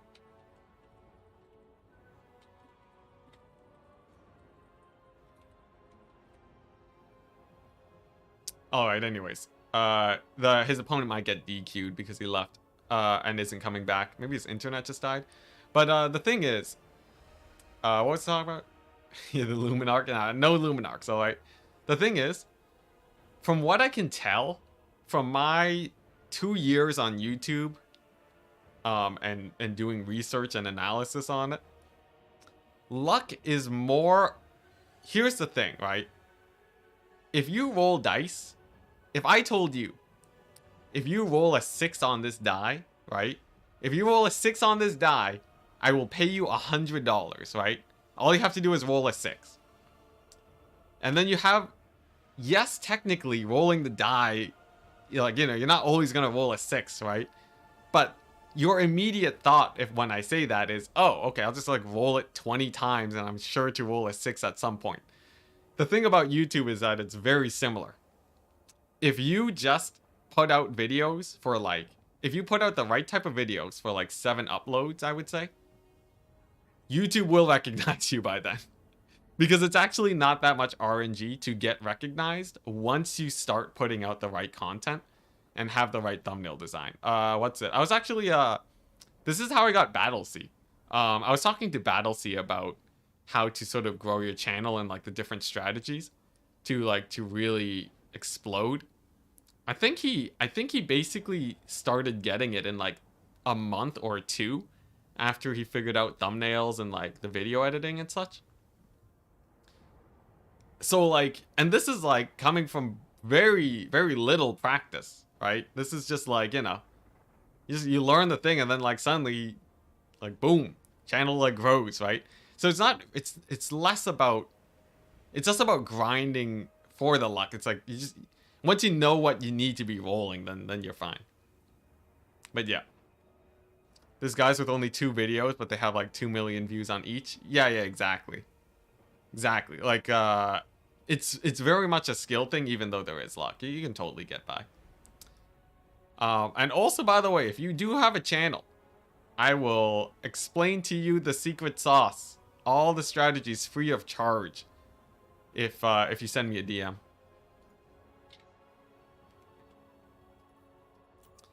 Yeah, if you have a YouTube channel and you don't know what's going on, I will teach you the dice with the highest rolls that you need to build a channel. Though, may I warn you, it's a lot of work. But if you guys have a channel, I'm always happy to help. What's it? CF Bomber saying hello World Cup. Yeah, this is the Warhammer World Cup. It's a community driven event, so it's not like a huge CA thing. So it's easy to miss if you're not deeply ingrained in the Warhammer multiplayer community. Let's see, where is the other lobby?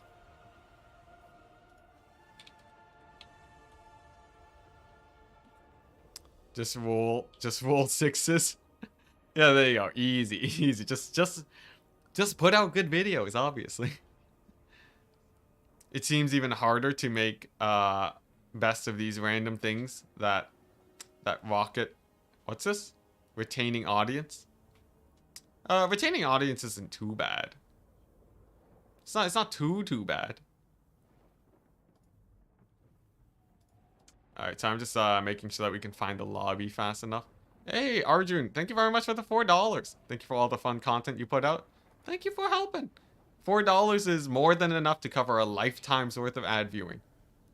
So if you feel like ad blocking my content, honestly, well, I don't have any control over you guys, but if you feel bad about using ad blockers at all, legit, if you just donate like $2, $3 to all of your favorite content creators, you make up for it.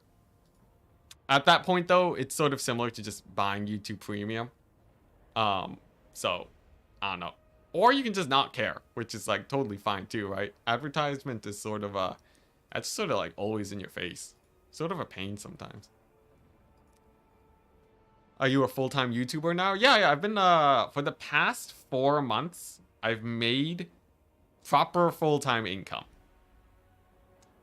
Am I rich? Most definitely not. But I've made proper full-time income. Off a game that is, by all intents and purposes, fairly small and niche. So I think if I can make full-time income off of Warhammer, I think like someone playing Rust. Thanks for all the fun content you put out. Man, that's so slow on the draw.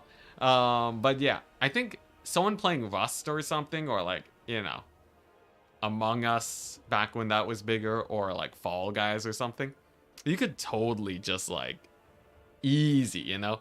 Because like I'm in the top, like in terms of content creators, I'm in like the top, like, you know, top 10 at least English speaking content creators for the Warhammer community. Imagine like being the top 10. Like you could be top 100 of like Rust content creators and you'd be making good money. So I think like the threshold for that you need to hit is really low for a lot of other stuff. Or you know, you do IRL stuff and then you're also good. But yeah, for me, I'm full-time Warhammer. Oh, error! You've lost connection to the game. Well, how do you do? Come on, connection.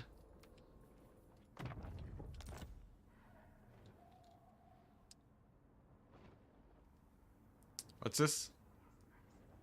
Just roll a die that's only sixes. That's the obvious answer. Oh boy, yeah. Look, you don't. Quantity. It's a mix of quantity and quality. That's what you need. All right, what are we looking at? This code ain't working. This code ain't working.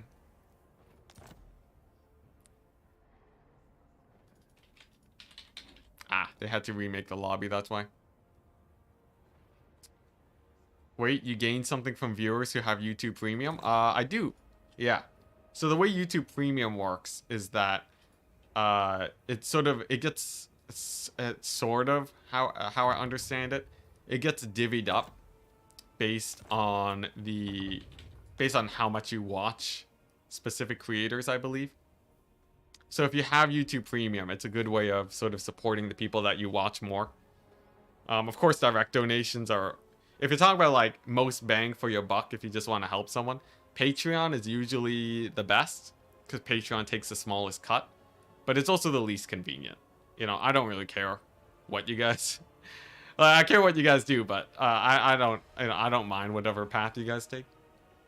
But I think, as far as I can tell, like a very small percent of what I make is YouTube Premium. Hey, Sea Lion Doctor, with the 250 or with the 125. I've never seen that. I've never seen that symbol before. Philippine peso. Thank you very much. Enticity, thanks for all that you do. I always watch your stuff when it comes up. Smile. Gosh, that is incredibly wholesome, man. That was incredibly wholesome. Thank you so much, man. Thank you very much. I do what I can. That's so incredibly wholesome, especially hearing it from text-to-speech. Oh man, that was like the one time text-to-speech actually sounded normal for a bit. Got some clairvoyance going. Yeah, a lot of, so it's a mix, right? It's a mix. The problem with most content creators is that they don't roll the right dice.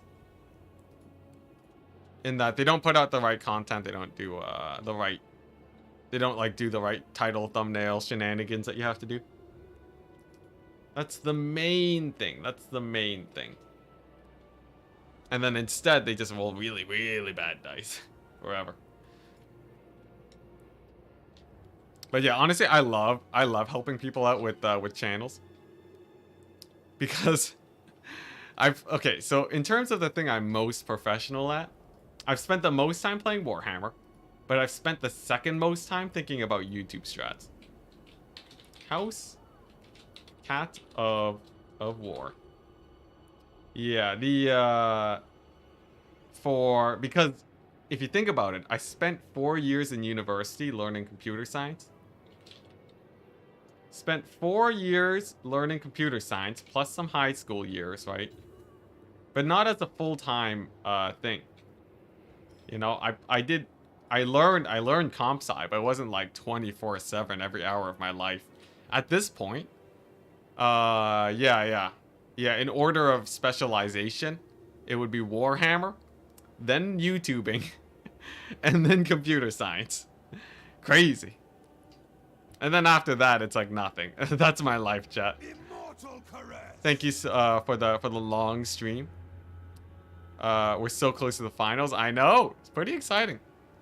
A little bit of a slow roll to the finals, unfortunately. Looks like it's gonna be seven-ish hour stream, which is long but doable. It's still no Turin 9-hour stream. That's how life works out. Yeah. Many of you guys can probably relate to that. You know, so many people don't get the career, like, they don't get the job that they studied for. Even if you go to, like, you know, university or college or what have you. I've seen, like, there's just so many random jobs. So many, like, weird ways that your life can go. Seems like not raging out at challenging games should be in the special skills there. You know, I don't know, I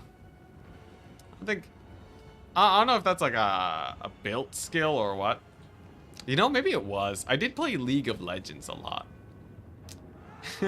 Back in the day, back before the days of Warhammer, when I was in high school, League of Legends, oh man, that was a good charge. Back in the days of high school, I played a lot of League of Legends. Did not rage. I can say proudly, I did not rage at my teammates. Alright? I treated them well. Now, did they treat me well? I'm not gonna comment. Yo, oh my gosh, this is a disgusting engagement for Norska, by the way. Huge charge on the Marauders, followed by rear charge on the Dragon, followed by overcast Pit of Shades, normal cast on the Mirror Guard. Pretty good. Wolfric sort of getting wrecked though by Sigvald. You gotta be careful about that. Not raging in League of Legends. I was the one getting bullied, so you know someone had to take the L for the team, you know, right? If you know if it's not them doing wrong, right? Who's the one that's making you lose? Clearly, your boy Enticity. Oh man, yo, League of Legends though. I had a cousin that would always get real angry about it. I did my best to make him chill out. I'm like, hey, dude, it's fine. It's fine. You can play League of Legends for fun. It's all good. I muted chat a lot though, cause you know they did get pretty toxic. Yo, look at this guy. Mortis engine on the Skin Wolves, massive, huge damage. Wolfric annihilating. Oh my gosh, this Exalted Demon X got massacred. I conserved all that anger from my opponents. You know, some people do take it that way. Yeah, I don't know. It might just be because of if you couldn't tell, I'm a little bit of a meek physique, right? I don't think I do very great being a big rager in the schoolyard. I feel like that's an easy way to just get massacred. Hots could make me rage. Yeah, I played Hots too. Hots was great. I enjoyed Hots. Look at that, another big pit of shades. It's gonna finish off the Exalt, the Mirror Guard. So it seems like Norska, actually they might capture this. That's pretty big. That's a huge lead for Norska. If you look over here, uncaptured point, value trading, actually down for Norska though overall. I think despite getting a good surround on the Horsemen, it just didn't really pan out. The Cold Voider not doing too great either. I think Norska's pretty boned here, guys. I'm gonna call it now. Norska's pretty boned. This ain't good at all, man.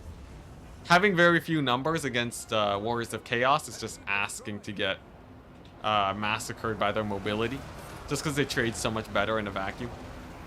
All the Skin Wolves are dead now. That's terrible. And where's Sigvald at? Where did my boy Siggy go? Ah, nice over here, killing everything. Nice, nice, nice. Enticity, question.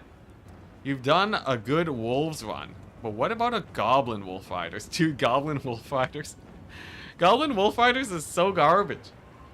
I don't know how I feel about Goblin Wolf Fighters. They don't make me that excited. I guess maybe if I played as Grom and got some sick buffs with them. If Goblin Wolf Fighters had some interesting buffs, maybe. Though, you know, feel free to submit it to my challenge run list after this tournament. Full HP Siggy? Yeah, no, he's just massacre everything. It's over, guys. It's over. Norska's good, but then no Warriors of Chaos, man. Especially not after the Marauder Horseman made it out. He needed like a Pit of Shades there. With that huge blob of Marauder Horseman, had his caster here, his Balefiend of Shadows gone to Pit of Shades Overcast, I think he could have won it. In this case, though, it's a little bit sketch. Not to mention Wolfric sort of got waffle stomped by Sigvald.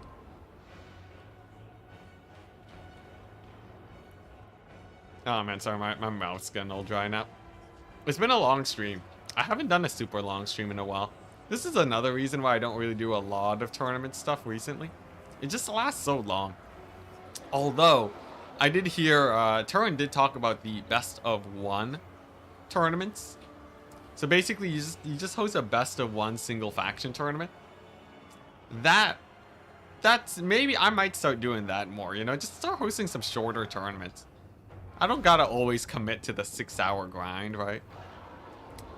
It's a milk to wet your whistle. Jeez, man. Yo, don't go that far. I already told you, we're PG. Also, I'm out of milk. I'm all out of milk. So everyone would play 1 faction. That's how the single faction tournaments work. I think I'd rather have a proper pick ban system instead of just having to commit to a faction. Mostly because it means less adminning on my part. But yeah, I would say I'd probably do like I want to test out the new pick ban system actually. So I thought of a fun new pick ban system, chat. Let me know how you think, okay? So you know, pick 1, ban 2. Classic pick ban system, right? Really easy. You just pick a faction, and then you have your bans and they counter pick. Basically as simple as it gets. You don't have that is actually as simple as it gets. I was thinking, what you do is you pick 3 factions, and you assign 9 different bans to those 3 factions, right? So you do pick 1, ban 3, pick 1, ban 3, pick 1, ban 3. And your opponent can counterpick any of the 3. So that way, your opponent actually has a little bit more control over what they're facing. So like if you're playing, you know, if you pick like Slaanesh, Tomb Kings, and Vampire counts, at least they get to pick the poison, right? You can't just force them into playing against Slaanesh. But even spicier, what you do is you also make it where you, so I'm just looking at this Sorcerer Lord not dying to Wolfric. Wolfric's totally gonna get massacred. This is a huge engagement, but what I was thinking is that you can move the bans around. So you can say, I choose Slaanesh, ban nothing, and you assign 4 and 5 bans to the other 2 factions. So that way you actually reward, like, first of all, it's a self-stabilizing system. So the bans will make it where the overall strength of the pick ban system is limited because you have to spread it out properly. And it also rewards you for knowing how to play Slaanesh, right? Because I think it's silly to just say like, oh, We're just gonna ban Slaanesh, and everyone who practiced playing Slaanesh can just screw off, right? All of that extra skill will not help them at all in their pick ban if someone bans Slaanesh. I think that's sort of a ripoff for people who are actually legit great at Slaanesh. And people who can play these factions without bans should get rewarded. At least in my head, Rit Wolfric, Massacre, Slaanesh with the 2,000 gold lead. So I think with that, I don't know how balanced it is, right? Which is why we'll save that for non-ace matches. But I think it has a lot of the benefits that you see in the pick 3 system. Because right now the standard system, including in this tournament, is you pick 3 factions, your opponent bans one of them, and then you have to counter pick with one of the 2. Which is good, but because there's so many factions now, people just sit for ages doing the pick and ban. They sit for actually like 20 minutes around where they're like, alright, I need to have 3 factions such that if they remove any one of the factions, I will still be able to counterpick with any of them. Do you know how hard of a problem that is to calculate? It's insanely hard. It's insanely hard. Also, by the way, Slaanesh is massacring Norska now. Wolfric's dead. This is terrible. It's insanely, like, most people just brute force it. Or they have a preset of list of factions that they do with the pick 3. But that's not exactly like, if you actually want to be optimal, I wrote a script. I wrote a script to calculate the best pairings of 3 factions. Because yeah, it's really hard to do it optimally. Love catching your streams after work. Thank you very much, Rumplebum. What an amazing name. I'm happy. I'm happy to be post work and during work streamer for you guys. But yeah, a lot of people. There we go. Slaanesh victory. Who would have guessed? Who would have guessed? I think was that House Cat of War that just won. Yeah, Wolfric sort of dies to everything. He used to be a very good and popular lord, but he's sort of just... Wolfric's sort of fallen off. Alright, chat. We're in it. We're in for the grand finals now, chat. Hype. Get hyped. What was it talking about? What was it talking about? Oh, yeah, the pick ban system. So the problem with that is that you have to find 3 factions such that if you remove any one of them, you still won't get hard counterpicked, right? So tournament players, to make sure that they don't get screwed over, are highly incentivized to spend forever trying to pick those factions. So instead, by just saying you pick 3 factions and you choose which ones get bans, right? You assign bans for them. By doing that, you actually just get to pick 3 factions, right? Like, let's say you enjoy playing 3 factions. Let's say you main 3 factions, but they're all bad versus dwarves, right? So you're like, hey, I'm an elf player. I would like to play high elves and wood elves, right? And then I also like to sprinkle in a little bit of like, I don't know. What's bad against dwarves? Bad example. Empire, right? Let's say like, I like playing high elves, wood elves, and empire. In the current pick ban system, it's sort of just like, nope. Nope, if you do that, you're gonna be exposed to getting hard countered by something. There's just no way about it, right? Whereas, because you have to find factions that mesh really well together, in this new system that I've theorized, you should be able to just pick... It should be really simple. The most optimal play is just find the 3 factions you're best at, and then add bans such that they're even. So this is this is an O of 1 time complexity. Because it's the number of steps you have to do and calculations is the same no matter what the meta is. I think that's it. Anyways, House Cat of War is a beast. I'm not too surprised that he won. He's an absolute beast. Also, man, Rumplebum, that is... Thank you so much, man. That is a lot. Especially for how long the stream is going on. Thank you very much, man. Is this the grand finals? Not yet. This next match will be the grand finals, though. Oh yeah, pre-built armies is also a really nice tournament format. It just requires too much adminning from me that I don't want to get into. Random faction tournament when? I don't think people would like that though. Because no, people aren't practiced for so many factions. Let's just use my script for picks and bans. Yo, I gotta say, the script is pretty janky, but I did actually publish it a while back. People legit, I think, actually used the script a long time ago. Nowadays, though, it's outdated.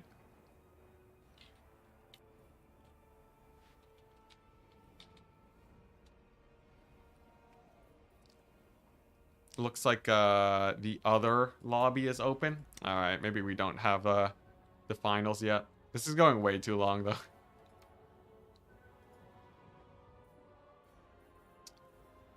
The new factions, Nurgle, Tzeentch, Khorne, Kislev, are all weak to find. They didn't ruin anything. What's this? What are you talking about, William? Are you talking about faction balance? That is a hot kettle. A very hot kettle to be poking at. Let's see here. Which lobby? Is this one it? WWC. Is that the lobby? It lost to Cathay today. Khorne? Khorne lost to Cathay today? No, Khorne lost to High Elves, right? Yeah, no, it's High Elves. It was High Elves. Yeah. Khorne lost to Khorne is not crazy strong though.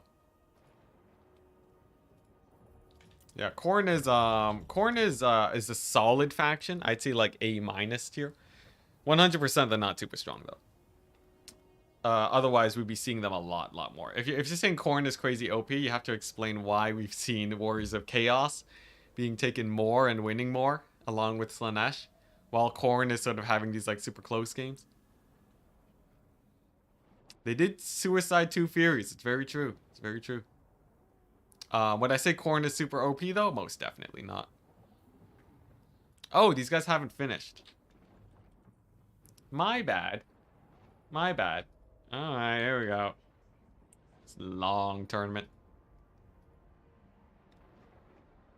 Where are we at? 6 hours now? Ugh.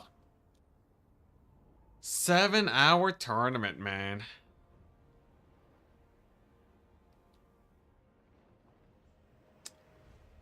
But yeah. Khorne is good, but not OP. Tzeentch isn't OP either, no. Tzeentch is not OP. If you want to talk about which factions are strongest, alright, we have to confront the statistics, alright? I know this is not gonna solve any debate in chat. Which, by the way, you guys are free to debate in chat as long as you guys are civil about it. Take a look at this. That is the list of statistics and win rates for the factions. It does not get much more clear-cut than this. Slaanesh has a 68% win rate. Tomb Kings have a 67% win rate. Warriors of Chaos have a 66% win rate. Norska, even, has a 61% win rate. You know where Khorne is at? 46%.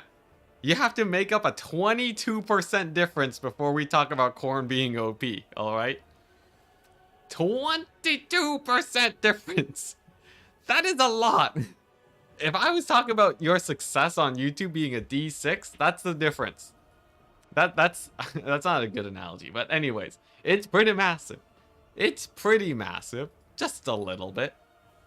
Can you explain to me how Khorne is OP given those statistics? And these are tournament games over the course of hundreds of games. All right, this is like nearing like 100 games for each faction. If you include previous seasons, it's quite similar. Nurgle 26%. Yo, Nurgle. Poor Nurgle. I concede point. Yeah. Now, I'm not saying... Here's the interesting thing about data. And I think this is an awesome quote about data. They say data gets a vote. And I think Day 9 is the one that said this. Data gets a vote, chat. Alright? So data doesn't actually... You don't just extrapolate from raw data and say that, yes, the data is right. Therefore, my statement is true because the data points in that direction. That's a dangerous way to treat data. Very often, you see the number of stabbings go up with the number of ice cream sales. you don't conclude that ice cream equals stabbing. That's not how it works, right? Data gets a vote in that the data is showing one way, right? I'm saying that corn isn't that strong, right? And most other high-level players also say corn isn't that strong. And then the conglomeration of all of that, we can be pretty sure that corn isn't, like, you know, bonkers. The win rate doesn't account for mirror matches either. I guess. The mirror matches doesn't really apply to the argument, though, right? If I don't get my ice cream, there's gonna be some stabbing, though. You know, I was more saying it wasn't a strong correlation, you know? There's definitely, you know, even, like, not even correlation, but causation, right? Maybe there is, if you think about it, right? Do ice cream sales cause more stabbing? Like, let's say, like, we had some, like, supreme analyst that could actually figure out and crunch the numbers. It'd be interesting to know if, like, they're like, oh yeah, you know, ice cream sales do actually cause more stabbings, but just to, like, a super minor degree. That'd be an interesting thing to know. Not useful in the slightest, but, you know, that'd be something. Can you stab with an ice cream cone? You can stab with most things. I'm sure someone could make it work, right?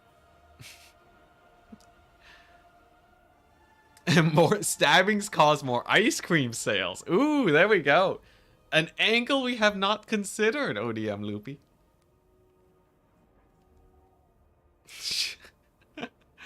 Alright. Enough memery in chat.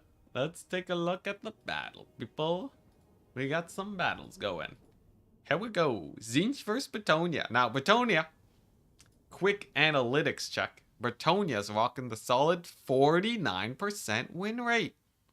And against Tzeentch, it's 25%, but it's only been 4 games. So this match right here could dramatically shift the balance of the Bretonia versus Tzeentch matchup, guys. Matthew Smith, you are actually... That is insane. Matthew Smith. Jeez, Matthew Smith. Thank you so much. Thank you a lot. But, like, oh my gosh. You've donated so many memberships. Matthew Smith has contributed to the last, like, 150 memberships on this stream. Legit. You've actually been the guy that has been allowing me. You make up, like, 50% of my streaming income, man. 50% of my streaming income is straight up just from you. And then there's like 40% that's like the other guys. And then there's like the 10% VVX getting another membership. And then there's like the 10% ad revenue. You make up a significant portion currently of my overall earnings. Dude, thank you so much. I really hope that you are just some crazy rich guy. That this has zero impact on your income, or that it truly is a very worthwhile thing for you to do. Cause thank you, but jeez. yeah, Matthew, just, you know, look, as long as you're happy with it, I'm happy accepting it, you know. But man, yeah, Santa Smith, jeez, what a legend. I don't even see you that often in my chat, man. He's just a lurker. He's just lurking. Just lurking and just chatting it up with the donations. I guess I could donate anonymously. Yo, honestly, I appreciate it a lot. As long as you're happy with it, I'm fine, you know. As long as it's not like some weird situation where I'm like, you know, manipulate, like, cuz like, you know, some people do that, or like they like manipulate children to spend money on like their random products. Obviously, I can be pretty sure that's not what's happening here. But yeah. And look at that, Christopher Todd with the deckhand. Thank you very much, man. You guys' support is actually huge, man, especially during these longer streams like this. It helps a lot. It helps a lot, guys. Thank you. Henry Cavill in disguise. Yo, in my mind, Matthew's just like some, like, I don't know, man. Just like some like mega Like this guy invested in Bitcoin before Bitcoin even existed. And then he cashed out at its peak. If you could let my family go, that would be very nice. No, never, Matthew. Never. We already agreed to this earlier, alright? The contract's been signed. Contract's been signed. No amount of donations will help with that. Although I might consider it. I might consider it. At this point, maybe. But what are we looking at here? I haven't been paying attention to this game at all, but I guess the action hasn't really started. Kairos, Blue Fire, Pendulum. Blue Fire, great versus a large of Bretonia. Lewin with the magic resist. Wait, does he not have the magic resist ability? Oh my gosh. He didn't take the magic resist missile resist ability against Tzeentch? What a madman. He's just gonna dodge instead, apparently. And for the Bretonian army, it's actually a melee Tonya build. Look at that. Foot Squire spam. With 1 unit of Knights of the Realm. This is a weird Bretonian build. Although I sort of like it. Foot Squire spam against Tzeentch? Who's ready for that? You got the bonus versus infantry, guys? Pretty hype. That's true. You haven't seen me eat a lot of ice cream. I just drink the milk. That's like one step below. Now, I must remind you, chat, this is the reason why we don't see a lot of Foot Squire spam. Single Pendulum. Maybe not even Overcast to bring them down to half HP. Pretty brutal, though a big pick on Kairos could be the win. We'll see how that goes. Foot Squires, trading decently well into the Marauder spam. So I think they will fare fine, but the trading isn't going amazing for Bretonian, though it is going decently. Some peasant mobs capturing some points, always good to maintain your points.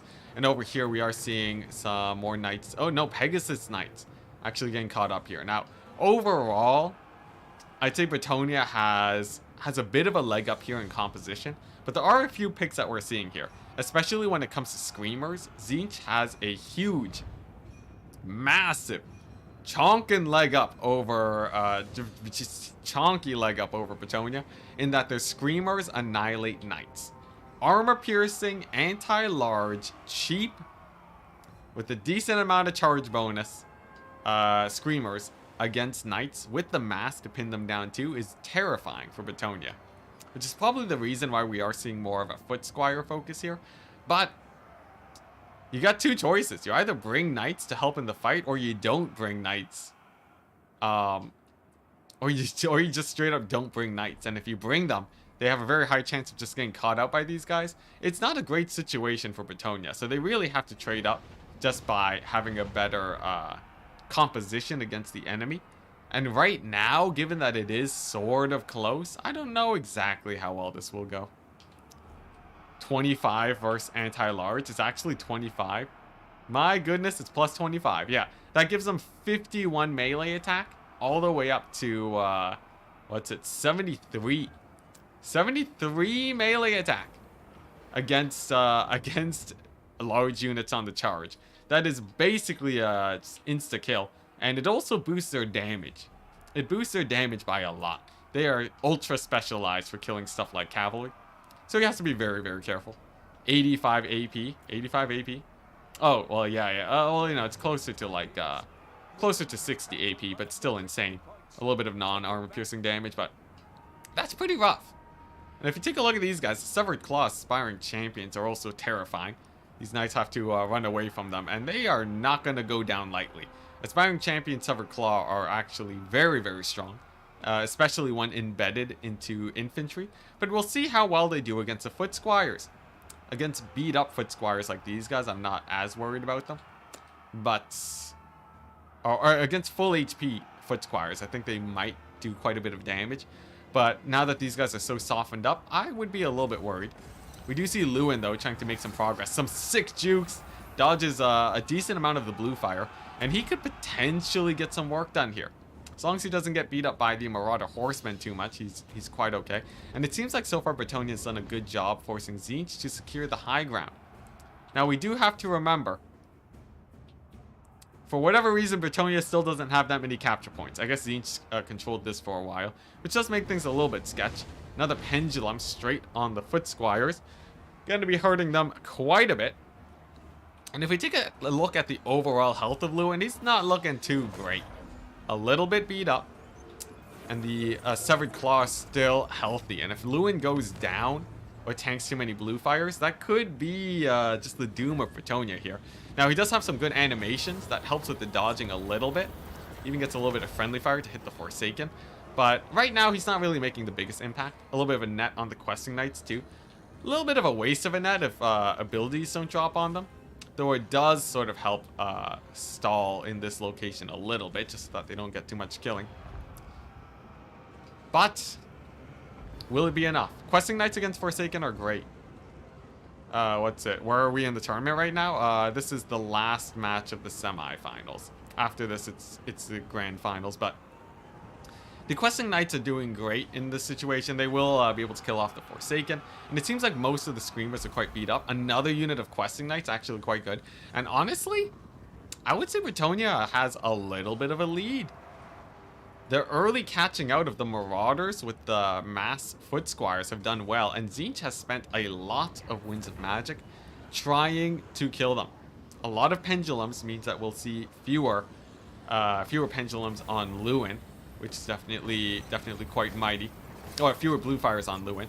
And he will probably be able to heal cap in this game at the current pace of damage. Now, Tzeentch, of course, will be able to secure this high ground, because he has quite a firm grip here. But as for the low ground, a little bit more sparse. Now, we do have to keep in mind that Bretonia hasn't been trading the best as of late. Down almost 2,000 gold, actually more than 2,000. They're basically just relying on Lewin here. And this mass route might just spell the end for them. We'll have to see, though. They got a decent amount of guys. And Tzeentch isn't exactly spamming out the most cost-efficient units here. But Bretonia definitely needs to start getting a foothold, otherwise it will get triple capped very soon. Is there a list of regular top 50 best players online? Yeah, check out TotalTavern.com, made by Turin, the man himself, the myth, the legend. Yeah, he hired a guy to make a website that is that just keeps track of 1 million stats. That's where all the tournaments are being hosted. So that's where you can find the most active players of any given season. Check it out. I put a link up recently, but you can check out the statistics over here. If you go to the leaderboard, you'll find all the players. It's great. Yeah, no, definitely. That's like the place to go if you want to get into multiplayer, even just spectating. But at the moment now, I think as good as Bretonia has done, it seems like they sort of started falling off. You know, a few too many spells on the Foot Squires. And a few too many blue fires on Lewin. I'm really surprised he didn't have the missile resist ability that you can take on him, because it reduces magic damage by like 40% and increases missile resist by yet another 40. Basically makes him indestructible versus blue fire. Now, of course, it has a rather long cooldown, so it's not great, but you definitely want it considering the amount of damage he took. Caster unfortunately falls. No more magic for the forces of Bretonia. And as much as the high ground is looking okay, low ground has a bit too much here. What is this? Knights of the Realm, that's an okay choice. Not too much, not too many halberds here, but very susceptible to getting kited now by the Marauder Horsemen of Tzeentch. And a net on turn, looks like it will be spelling the end for good old Kark here. House Cat of War just bringing a solid Tzeentch build against Bretonia. Bringing a solid Tzeentch build against Bretonia. You know, the early game was a little bit sketch, but he managed to trade out, and having the Screamers was just like nail in the coffin. And to see you're not the top 10. I'm not in the top 10, I used to be. But we're sort of retiring from hardcore multiplayer. I'll still be playing in tournaments, but I won't be training every day to win them anymore. Just because, you know, sustainability as a streamer is important to me. And there's no way I can sustain being a top player and do YouTube at the same time. But, you know, I'm very happy to play tournaments and casts like this, you know. At least, like, once every week. Which is quite the fail for many people. You know, you guys get to see, like, you know, like 6 hours of Enticity multiplayer on average every week. Pretty good deal, pretty good deal. Yep, there we go. There's another blue fire. Rip questing knights. And that's an army wipe. Bretonia got tabled. They got tabled. It was a good fight from Kark. And congratulations to both of these players for qualifying for the grand finals of the Warhammer World Cup. So, I gotta say, some very good play. Very good play. This battle is so loud. What do you mean by that?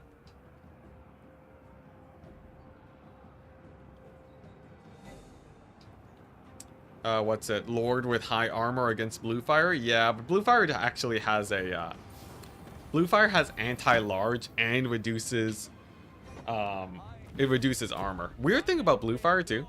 It doesn't actually say how much anti-large damage it does. Daily Enticity to every house? What are you guys talking about? What are you guys talking about? We got loads of Enticity, but... I guess the way I phrased that was a bit weird. How much does Immortal Empires game last? If you're talking about domination, if you're talking about multiplayer domination mode, on average, you're looking at battles lasting about you're looking at battles lasting about 20 to 30 minutes. 30 minutes is a bit of a stretch. I think they last closer to 20 minutes if you're not lagging. Actually, no, 20 minutes is long. It's like 15 to 20 minutes for a domination game. And for a land battle game, it's like anywhere from 5 minutes to 15 minutes. Sometimes it can go really long, though. Yeah, Bluefire has anti-large. It's actually, I have some really old videos on it. Back when I was covering different spells. Bluefire does a significant amount of anti-large damage. In fact, many of the gaze spells do. A lot of the missile spells. But it makes it really good at sniping characters on horses and such. To the point where something like the Slaaneshi heroes on horses almost get like 2-shot by Bluefire. It's crazy. Yeah, don't take mounts versus Bluefire. But then if you're on foot, you have less HP. It's a lose-lose situation. If you want to survive against Bluefire, though, exceptionally high amounts of armor can sometimes be a good way about it. Very often, though, most people just don't take a Lord. They just don't take a Lord versus each. What about public games? Yeah, the secret anti-large Spirit Leech. Bluefire is, so Spirit Leech is very consistent damage. It's undodgeable. But it's actually the least, it's one of the least damaging, like, direct damage spells out there for sniping Lords. The thing is, you're paying for consistency at the cost of... You're paying for consistency at the cost of damage. Slaanesh getting armored lords and casters helped a lot. That's true, yeah. Yeah, that's sort of huge. Especially Sigvald, oh my gosh. Sigvald ain't dying to Bluefire, that's for sure. Just charge their lord so they can't cast. If only it were so simple. Man, the oh, I should make you a moderator, Loopy. Why are you not a moderator? All ODM members should be moderators in my chat. Hey, yo, if you're an ODM and you're watching right now, just send me a message and I'll make you a mod.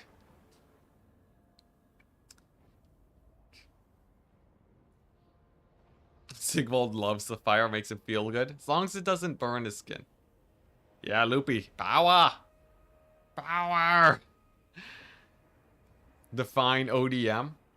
We already established I have no idea what it is. It's a clan. It's my clan mates, man. So that means if you don't know what it is, then clearly you're not gonna get modded. Mod corruption plus 10. It's a minor change since I added UOB's chicken. A very minor change, you know. Like if you're a mod, it doesn't matter who else I mod at this point, right? Full on chaos spawn over there.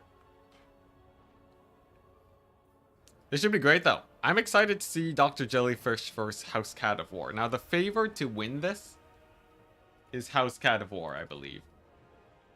Dr. Jellyfish is great. I've seen House Cat of War bring in a lot more feats. Now, the question is, how close will it be? I guess that's not on me to comment on. House Carnivore is a beast, though. He can beat me in multiplayer.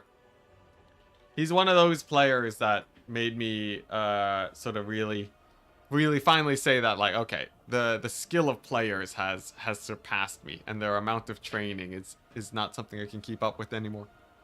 What I'm trying to say is that House Cat of War made me quit multiplayer. So if you want someone to burn at the stake, he's the one that will solve your problems, along with Mofet too. You know, yeah. Between those two, you can also find Houseplant, take him out too. You know what? Just boot up the leaderboard from Total Tavern. Everyone above me, everybody above me. You find those guys, right? Because if we're back in the top, you know, we're back in multiplayer, guys. As much multiplayer as you want. You just gotta find them. Find where they live. You're good. Yeah, I know, such bullies. Such bullies, man. I can't believe them. I can't believe them. Oh, here we go. Let's get the series underway. I am starving. I am starving to death. I had 1 cup of milk and breakfast. I need this to end fast. And let me send a quick message.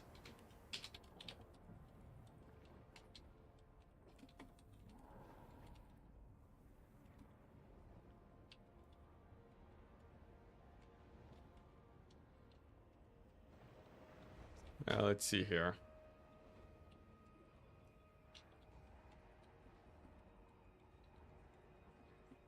Next, qualify.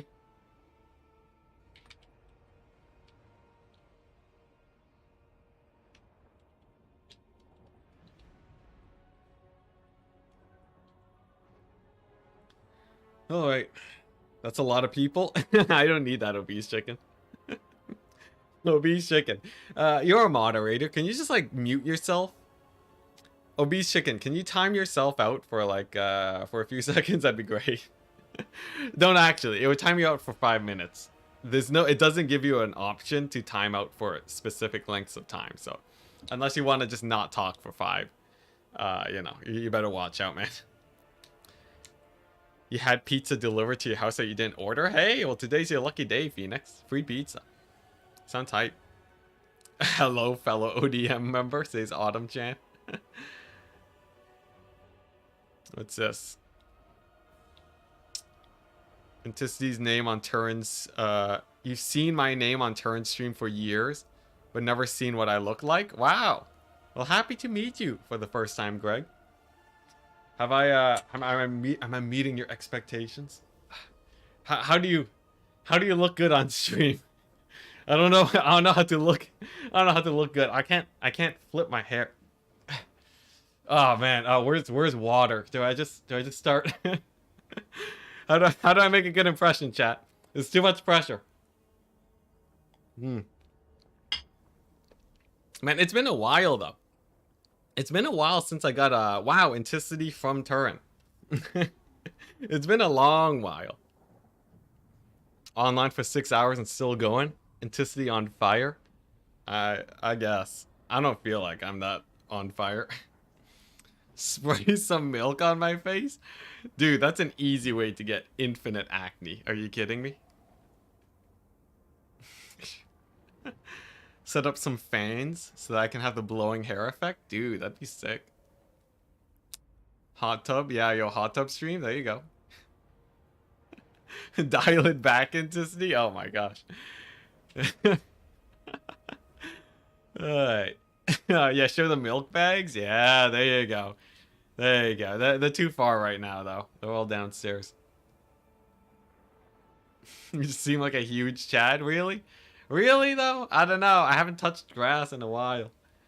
Haven't touched grass in a while. I don't feel like a Chad. I feel like just a guy that's just chilling forever. Yo, we're devolving, chat. All right, I'm gonna go just chill city. What if I just cast like this? What if I just cast like this and just take it easy, you know? It's been a while. It's been a while. I feel a great urge to just curl up in a ball and relax. Bring all the Slanesh bots to the yard? Please no. We already got one today. I'm happy we haven't had more. your back would hurt real bad after 20 minutes. That's true, that's true. Thankfully for you, or for me, I've already spent years of having terrible posture. Boom. Ah, yeah, this is it. Oh man, I can get more decrepit too. Like, cause like if I'm really feeling tired, I play like this. This is my gamer pose, chat. All right, my gamer pose. Chin on hand, 24/7. Mouse one hand. All right, one-handed Warhammer. They just spam clicking, making a bunch of buildings.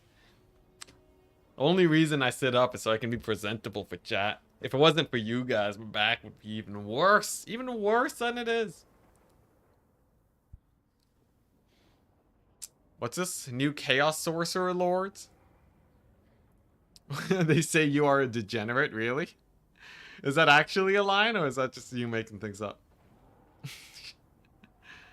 Stop that, I feel personally called out with that posture. Oh, okay. Is it being too relatable now, guys? Everyone feeling self-conscious? Does anyone watch an Enticity stream while running? Yo, anyone want to adopt the Enticity workout regime? Think about it. Or regimen. It's not regime, right? Regime is another thing. The Enticity workout strats, alright? All you gotta do, alright? Instead of taking shots when I do things, you just go exercise. Enticity streaming, you're walking, alright? Anytime I say this is fine, you run for 1 minute. Alright? By the end of this, everyone in my chat will have the most jacked legs the world has ever seen. It would be insane. You legit used to watch Turin videos on a okay, you legit watch Turin videos on a treadmill? Yeah, that's the best way to go about it. Yo, legit. If I'm like just chilling, alright. Oh, you know what you should do? Here we go. Get some of these bad boys going. Yeah, this thing is so heavy. It's so heavy. I'm not a muscular man, chat. This bad boy, like if I shake this, you can tell how light I am based on how much my body moves when I move this back and forth. Alright? If this was a ketchup bottle, alright? When I shake the ketchup bottle, I move more than the bottle. Oh, sad times, sad times. I need to do like exercise where like every time I lose a settlement in my France campaign, I do like 50 push-ups. Though being light is pretty sick if you want to do pull-ups. I can do pull-ups, chat. It's great. 4x speed burpees. Should I just start doing squats on stream? I got nothing else to do at this point. We're just sitting here waiting for these guys. I haven't gone outside and touched grass either today. I need to get more exercise in. Jacked City. Was that a legit shake weight? No, that was just a dumbbell. That was like a what? Like a 10 pound, 10 kilo? Nah, that's definitely 10 pounds. That's like a 10-pound dumbbell. I'm like flinging around. I think I weigh like 120. Ever since I stopped rock climbing, I lost 10 pounds. Isn't that crazy? I stopped rock climbing and 8% of me stopped existing. That's how much rock climbing was doing good for me. I really gotta get back into that. Honestly, any thinner and my doctor's gonna start getting worried, so. Yeah, I've seen Human Boys workout streams. Those seem like they could be fun, though I feel like I don't know, it depends. I feel like it doesn't have that much pizzazz. It needs like a little bit more pizzazz and then it's good.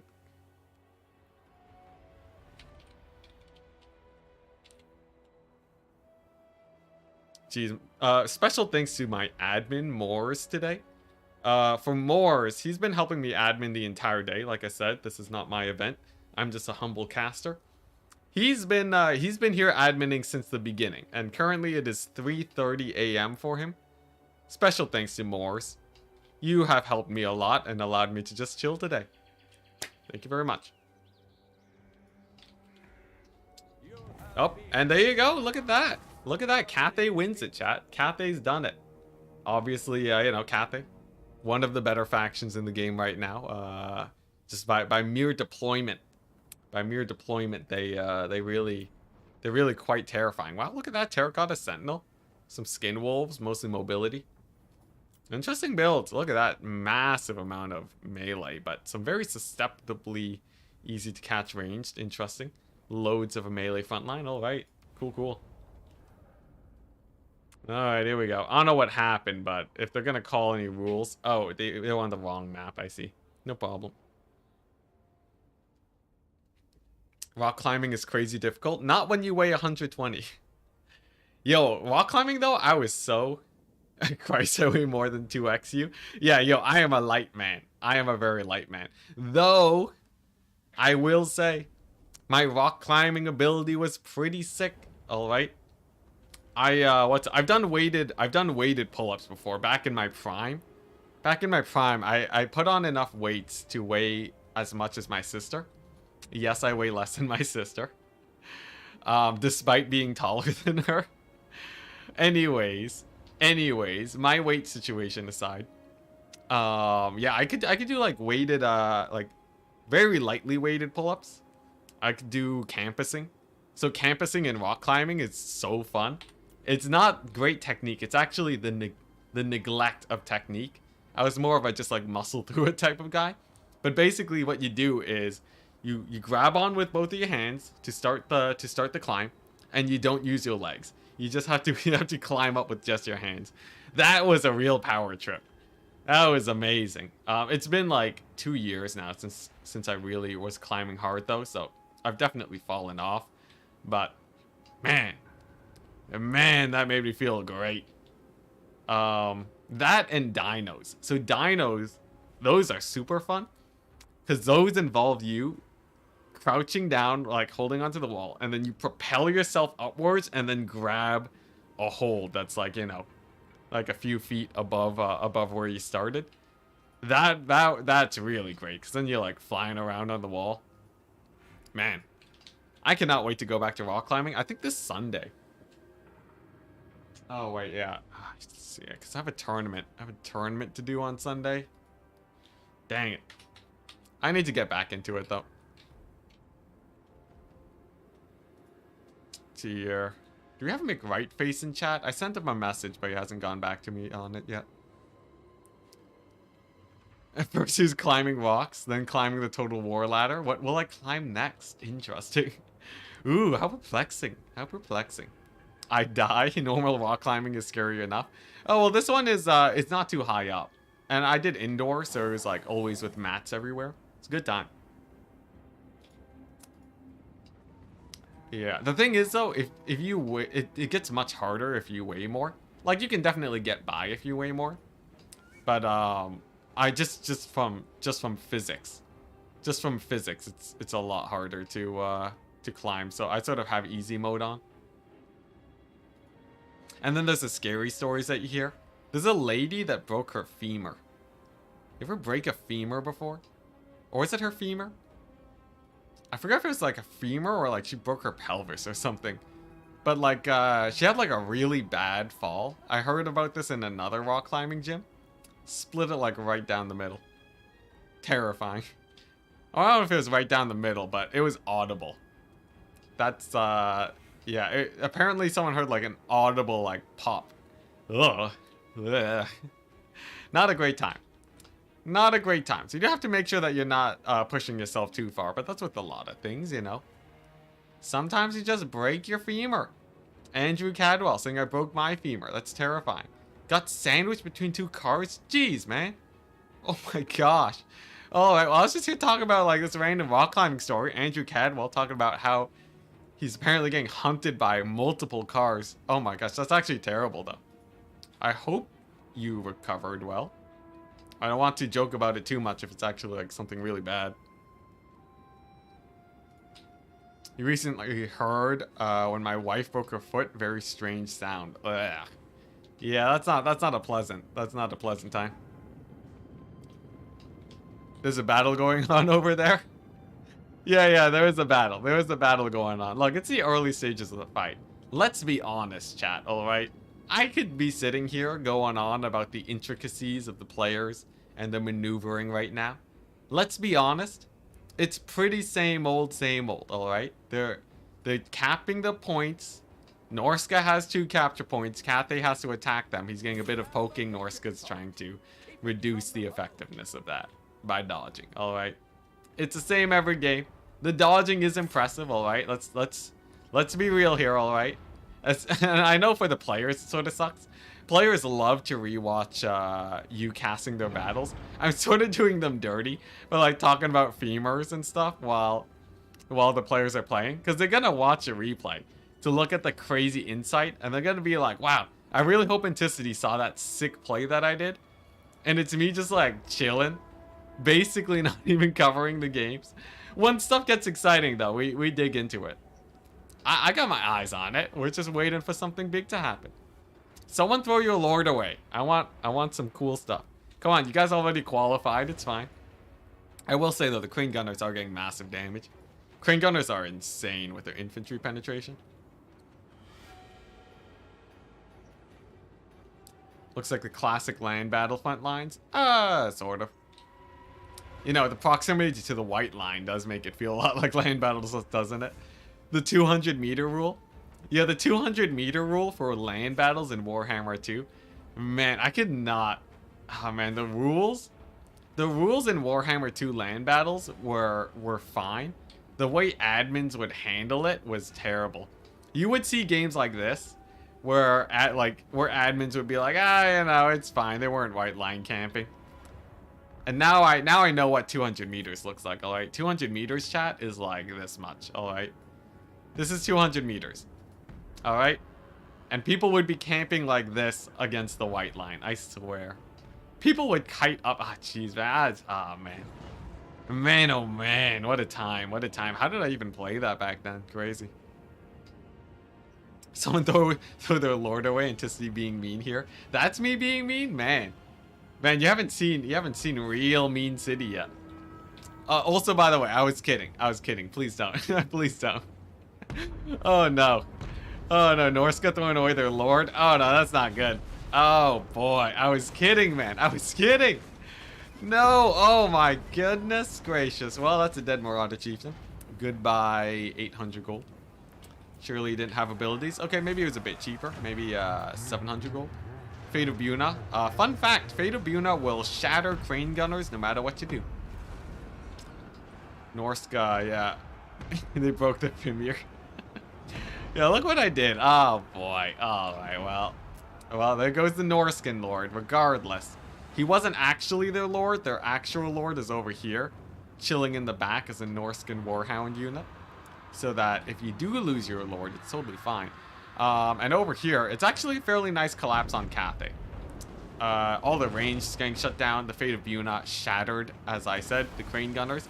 Fate of Buna is actually such an insanely strong spell right now because of stuff like this. It's like the ender of all low HP units. Forgot to unsummon the actual Lord. Well, you know, you don't have to unsummon this guy. Wait, forgot to unsummon actual Lord and summon the fake one? Okay, I see. Yeah, but this is a fairly good dive in from Norska right now. Big dive in with the cavalry. Scary thing about cavalry dives in, and you see this a lot in high level play. High level players are really good at punishing them. Because the moment you dive in, you're suddenly surrounded. They pull back their infantry to help in the fight. And it's like instant routes left or right. So what it ends up being, most of the time, when you see this against two really strong players like these guys, is that it's a sacrifice to buy time to get more, to kill off the front line with your melee, you know? Buy a bit more time for your Marauders to clean up a lot of Cathay's units. And then while the range is in disarray, you don't really have to worry. You're just taking a very good value trading front line. But, a little bit of a problem. Cathay's pretty good at fighting. Jade Warriors are some of the most cost-efficient melee frontline guys right now, just because of the recent buffs that they've gone to Harmony and various just, you know, their stance, formation attack buffs, extra, just, you know, loads of armor, benefit greatly from chevrons. They're pretty scary. And because of that, these Marauders actually won't be trading up especially well against them. Not to mention, even Peasant Long Spearmen can trade exceptionally well into Marauders. Cathay's just an insane frontline fighter faction. And if they get Harmony too, it gets even worse. So given that Norska just lost their cavalry and their skirmishers in this fight, it's looking a little bit scary. Though maybe it doesn't matter. Another Fate of Buna, great on the Crane Gunners. None of them have Harmony. Yeah, none of these guys have Harmony, so it's a little bit better, but still though, pretty good. Harmony turns them from very good fighters to insane fighters. The thing is, Harmony is much easier to shut down, so you know. Crane Gunners just got deleted over there. These Iron Hails will go down soon too. And if we just take stock of the battlefield, both sides are sort of equidistant, right? Somehow, some way, if we take a look here, the frontline engagement is looking like this. It doesn't look like this. It's just all across. So we're seeing fighting across the battlefield. This is like in a movie, where they're just fighting like everywhere. There's no formations or anything. And that means that both sides can sort of reinforce just as fast as the other. Cathay opting to summon in a Terracotta, actually a bit behind on their supplies. So they actually have they have a lot less on the battlefield than they could have at the current moment. With 2,000 in reserve, that actually means that a lot of their guys won't really be able to fight very well. And actually, an interesting thing about Norska taking such a long fight, they actually managed to capture this point. And in a situation where you're trading slightly down, as we always know, chat, in a situation where you trade slightly down but have a massive lead in tickets, you are happy. You are incredibly happy about the situation. Because as long as you don't get army wiped, you just stall your opponent and you win on victory tickets. Now, it's not over yet, of course. This point's getting captured. This one just got captured by a Jade Warrior Halberd. And if we look at summons, another Celestial Dragon Guard coming up. So Cathay has quite a lot on the battlefield now. That is quite scary. But if you look at Norska, they do have the capture weight advantage. This point definitely not getting taken anytime soon. And is it triple cap territory already? Not quite, but it's definitely getting there. I think Cathay only brought one Iron Hail, and yeah. The two Crane Gunners got Buna'd hard. Really rough time. If you're gonna bring Crane Gunners, make sure they don't get close to Shaman Sorcerers of Death. That is an easy way of losing your everything. But over here we're seeing a route. We're seeing the Marauder Great Weapons. Interesting choice, but actually I quite like it against the armor of Cathay. Couple Jade Lancers. I think the Skin Wolves can probably kill this, and they can honestly just ignore the Terracotta for a while. If he keeps fighting the Terracotta, it can sort of get a bit messed up. Over here, we're seeing, man, another Fate of Buna finishes off the cavalry. And what is this guy? A Manticore rampage on the Dragon Lord. Looks like it will go down quite cost efficiently. So Cathay's pretty happy about that. But now I worry about the Cathay syndrome, chat. I believe we've been here long enough for me to have educated chat on the problems of Cathay. You know what? Let's see if you've learned, chat.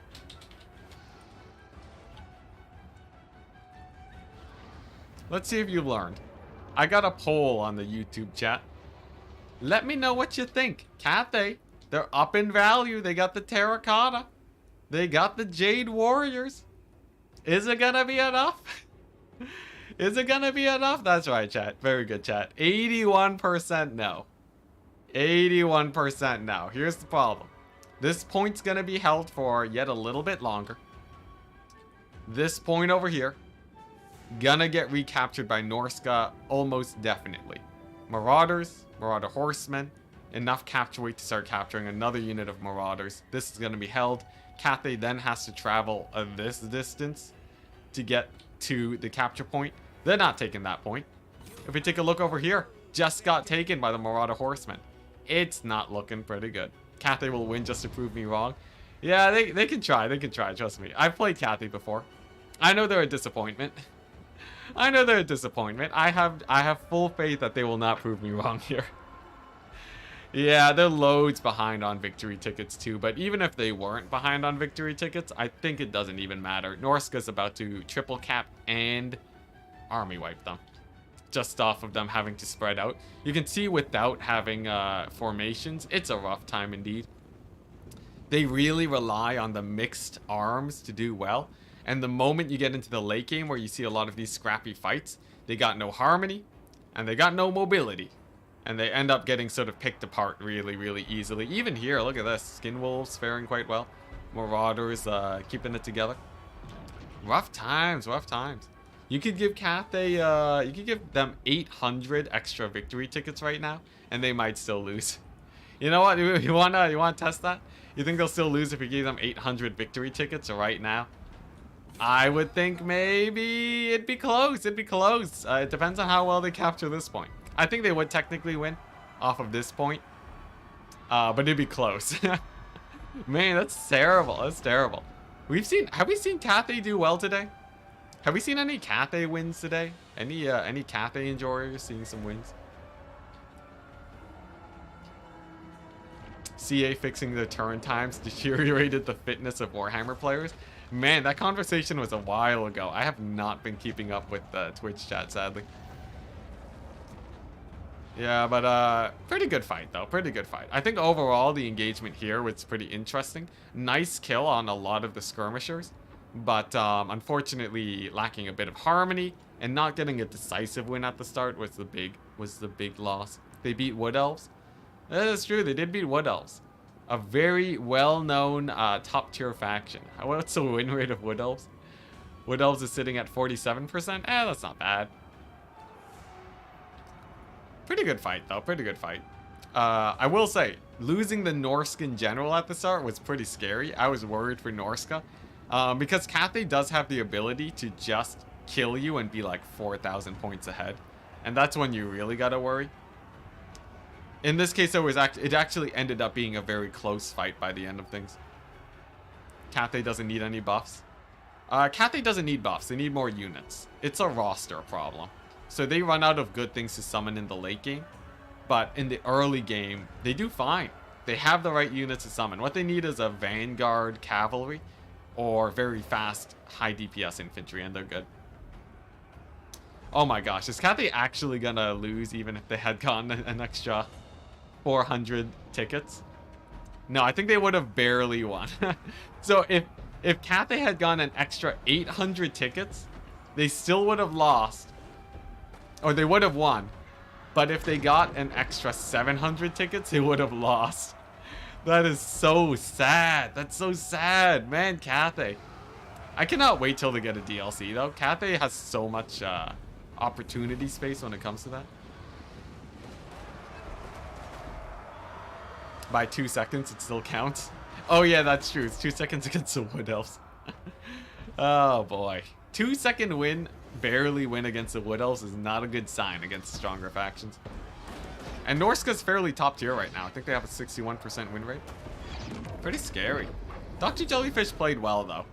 I think the Terracotta... Did it get good value? It got pretty good value. It has infantry capture weight. But it didn't... It's a product of the roster. We see Terracotta Sentinels because Cathay doesn't want to summon infantry because they're too slow. And they don't bring enough to the table. So we see Terracottas instead. And last-minute range Crane Gunner summons. Brutal! House God of War, though, showing that he is definitely a strong player of the meta. House God of War is an amazing player. Having played against him and having lost against him, the copium is very strong. So I like to say that he's a good player at every opportunity. What are we looking at? Spirit Leech and Buna. 1,877 value. Insane. Matched only by the Blood Dragon Lord. Very, very scary. But Crane Gunners get shut down. Cannon actually got a lot more value than I would have expected. But in the end, Norska's just quite a bit faster. And the Marauder Champions did really well too. They actually did so well, I didn't realize they existed this game. And I thought they were basic Marauders the whole time. That's how well they did. But in all realisticness, they actually did do really well. They got a buff recently. So if you guys like frontline tanky Norska, pick them up. Norska's in a very good place right now with the recent buffs. Mounted Iron Hail Gunners. Giving Cathay Skirmish Cavalry would be such a cop-out, though. It would be such a cop-out. I think it'd be very good for the faction. But it's seriously just CA saying, like, oh yeah, we don't know a better way of fixing this problem than just giving them mounted cavalry. Like we have for every other faction. I want the Warhammer 3 factions to be less centered around Skirmish Cav. Just because I think Warhammer 2 was the age of Skirmish Cav.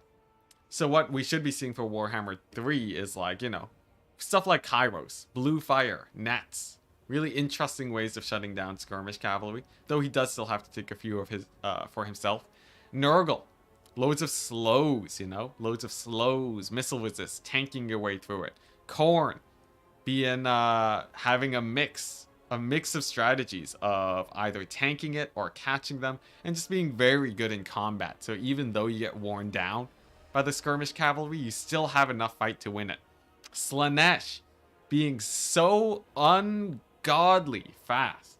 That phrasing wasn't right. But being so fast that it doesn't matter. That people fear bringing Skirmish Cav against you because you are definitely going to catch them. And you have some rampage abilities on top of that after you nip them in the bud. That's pretty cool. That's pretty cool. And I think Cathay just needs, I don't know. Well, I talk mostly about infantry solutions. There's a few other ways to do it. Missile Mirror is something that could have been better, but you just don't fire and you hard counter the spell. You know what Missile Mirror should be? I think CA was too safe with the Cathay spells. Can we talk about that for a second?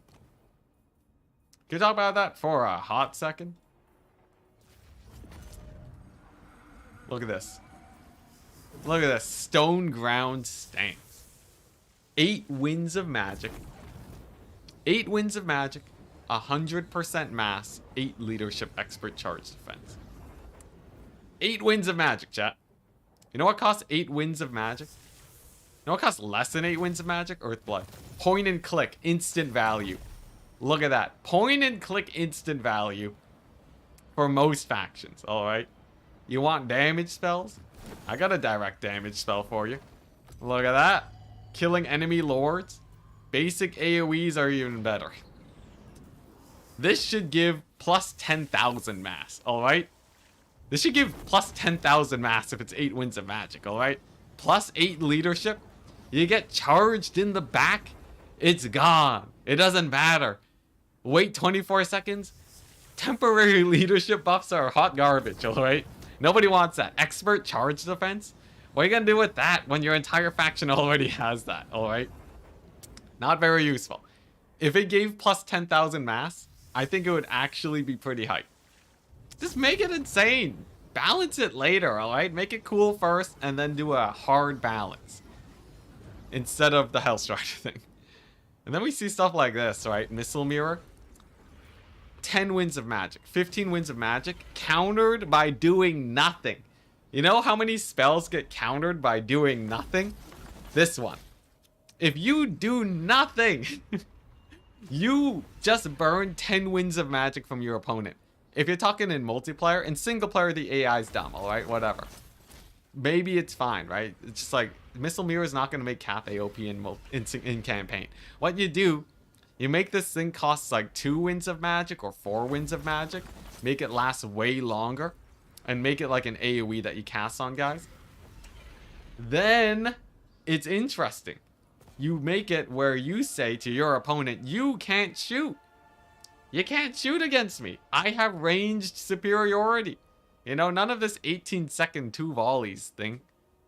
18 seconds, you blink and you miss it. You miss 1 volley, and that's basically the entire duration. Yeah.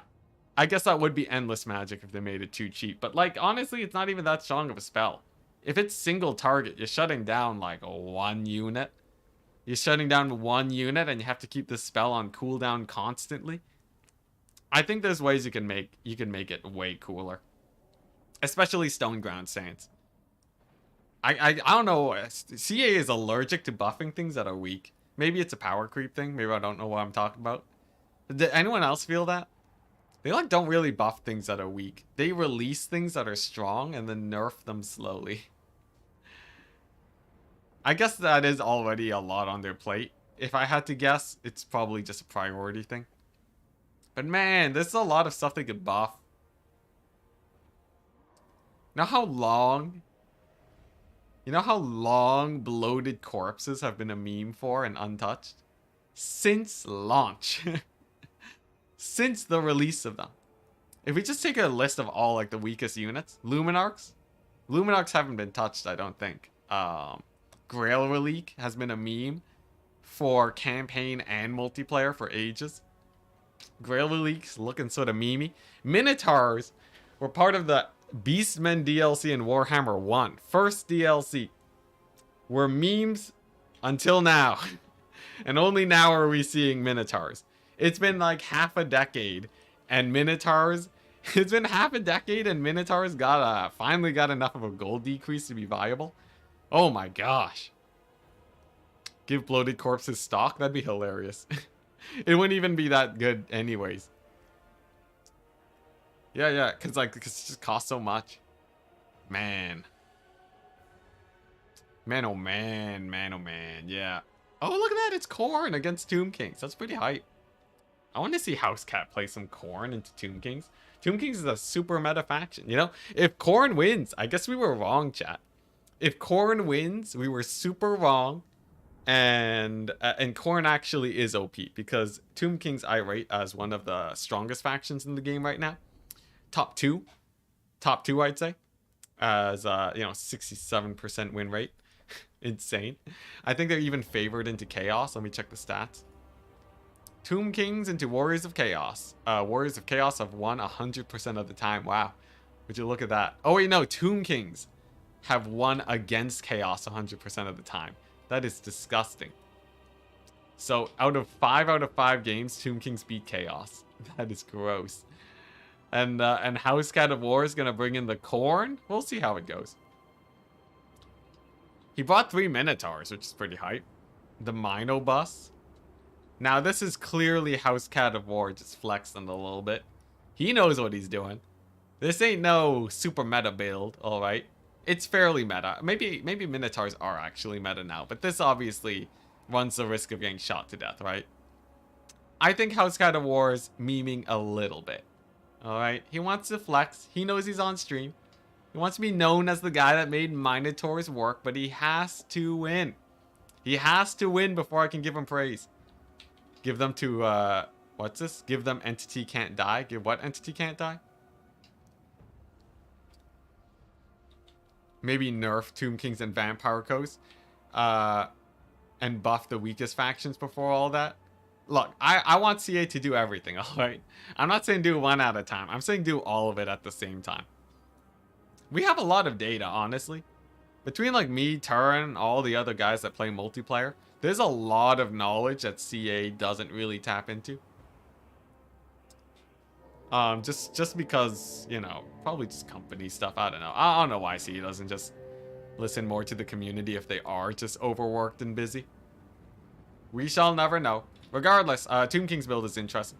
We got the double range. This is the major threat to the Minotaurs, but also the Minotaurs are the major threat to these guys. It's gonna come down to whether or not they can shoot a lot or not. Though there is a lot of infantry to block them up. So remember though, huge amounts of mass. These guys are rocking a solid 1,600 mass. That's a lot for such a small entity, which helps them push through a lot.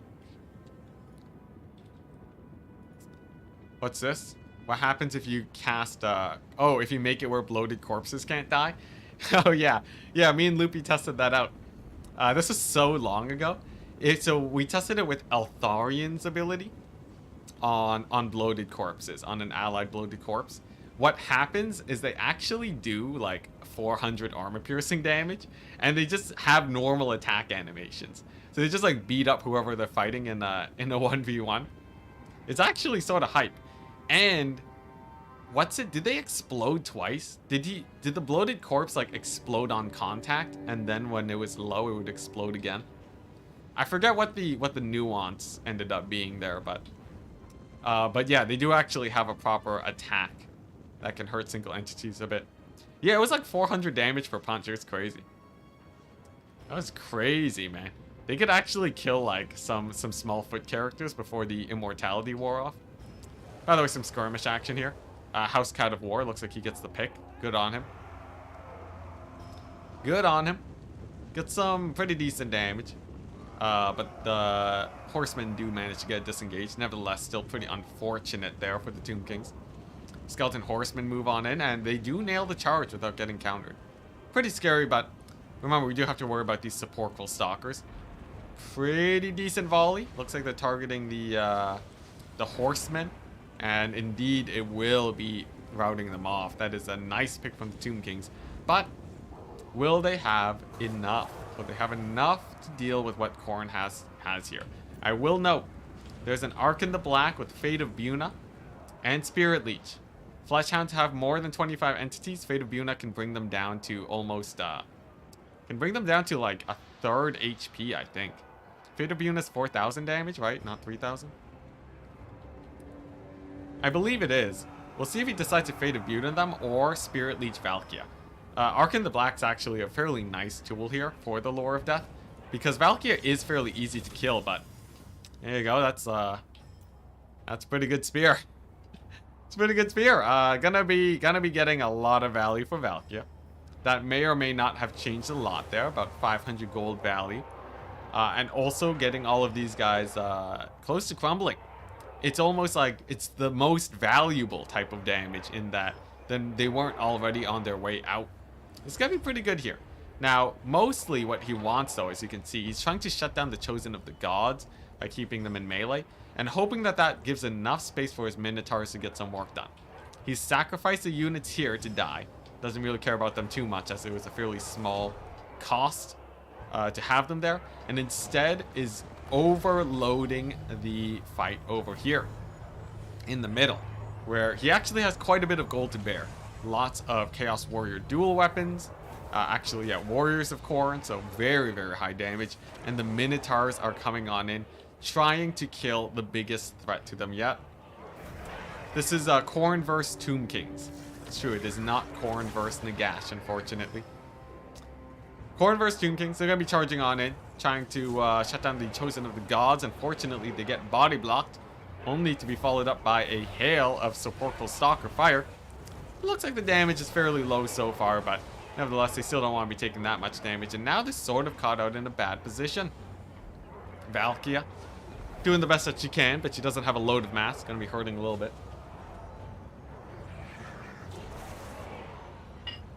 And I would say it's looking a little bit sketch. Now, Spirit Leech drops on the Minos. Fate of Buna does less damage to them because they have fewer entities.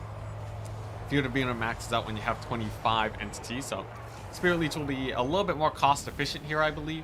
And the Minotaurs, they do get the disengage, but looking a little bit rough. Now, their leadership does stabilize. Valkia, I imagine, is going to have another spear dropping here in a second, as the cooldown is not super long. And we do have to take a look here.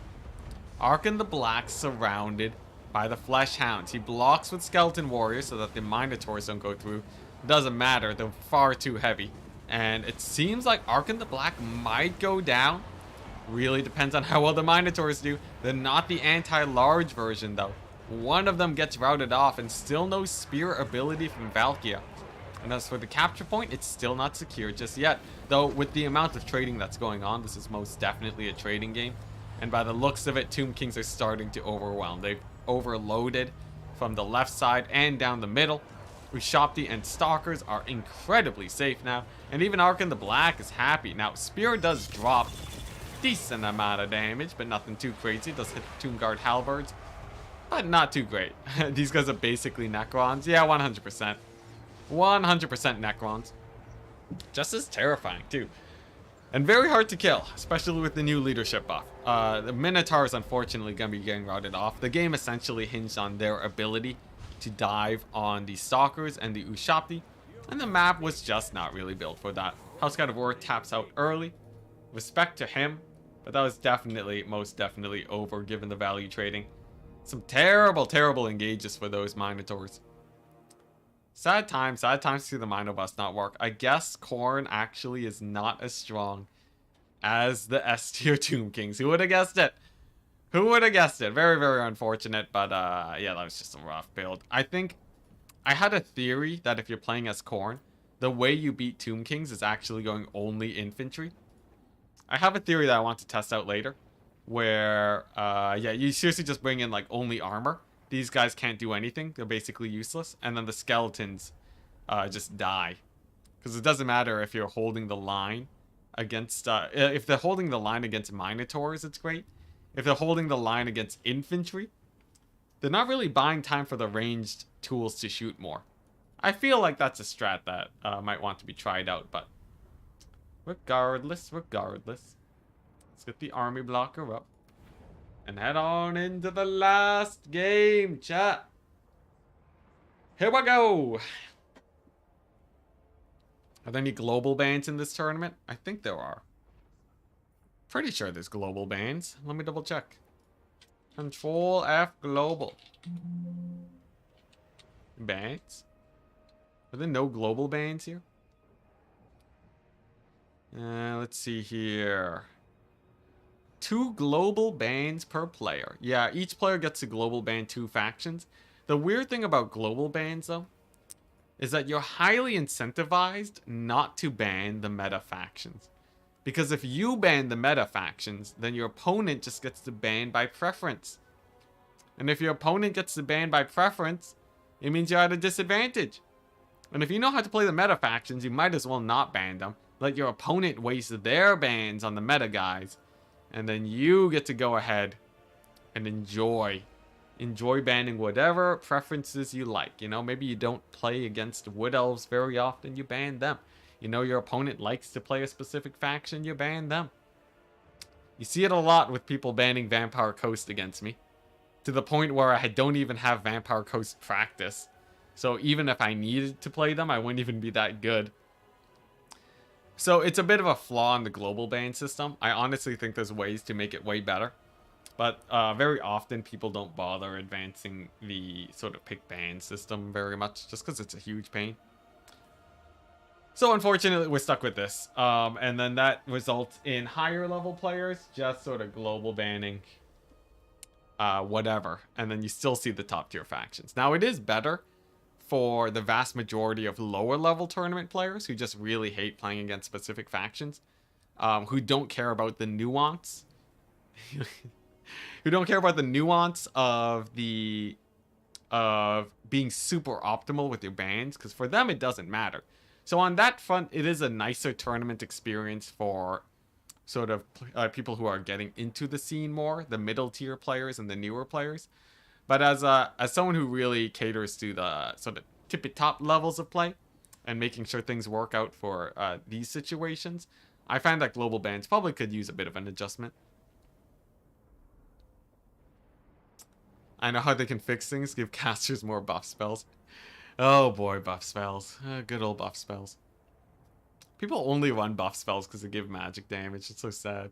And then they nerfed ethereal, so you don't even need that anymore. Turn just auto bans them. That's one way to go about it. Honestly, it's pretty based. I can respect that. I can respect the tournament organizer. Here's the thing. I'm sort of sick. It's a bit of a Enticity. Things that make Enticity angry. I'm sick and tired of tournament admins that are far too lenient with players at this point. Now that I've been adminning for a long time now, I found that not even just leniency, just like trying to be, oh, you know, here's like a tournament format that is perfect for everyone. That does not work. Because if you have a tournament format that's just like good for everyone, it doesn't really play out as well. Like people are worried like, oh, you know, if I don't do this to be good for newer players, then we're gonna have fewer newer players. I think it's just too much of a pain for me. I really like it when the tournament organizer's like, you know what? Slaanesh is banned because I don't like Slaanesh. You don't like Slaanesh. Nobody likes Slaanesh. I'm gonna ban them, and the people who like Slaanesh, they can play in other tournaments. It's fine. That sort of methodology of hosting tournaments I can get behind a lot more. Like if a tournament organizer's just like, hey, you Enticity. You know what? Enticity's banned in this tournament. I'd be like, all right, yeah, that's great. You know, as long as like you're justified for the reason. If it benefits the people that do get to play, I think it's sick. I think it's sick. So, you know. Turn going for just a straight up banning factions, I think it's fine. It's like you're getting the job done. Like, what does it really matter? Does it really matter? You have like a few people who really like playing Slaanesh. They can host. There's like the newbie tournaments that can be played. There's like so many options now. I think as long as people have access to different events, it doesn't matter if you have events that apply more to a niche. If Turin was like the only de facto tournament organizer, then it is a bit more of a problem. Because then it's like, oh, you know, you feel like you're left out of the community at that point, and it sucks a bit more. But yeah, if it's just like, you know, if it's just Turin doing it, there's like 5 other tournament hosts that host on the reg that have their own tournaments catered around how they like things. So I think there's something for everyone. I don't like Enticity. You don't like Enticity. He's banned. There you go. Andrew Cadwell knows what's up. Yeah. I sort of have the same, now this guy might get more controversial. I have the same idea for difficult games. I think it's good for games to have accessibility. I don't think all games need an easy mode. I don't think they do. I don't think they do. Now, this gets into more complexity. The point isn't as simple as that. Because I think accessibility options technically make the game easier, right? But you know, I don't think they need to have anything. That's like saying, imagine like you have a work of art. Imagine you have a work of art that's like a painting, and then you're like, hey, you're designing paintings that blind people can't see. You should, like, you know, you should make like a whole separate version that like you can feel up, so then you can like, so then they can experience it. I think it's totally fine to have, in terms of, you know, in terms of non-government related issues, I think it's totally fine to have like, you know, art pieces or like games and such that aren't made for everyone. I think that's okay. Is that super controversial? That might be super controversial. This is something I know people really get heated about.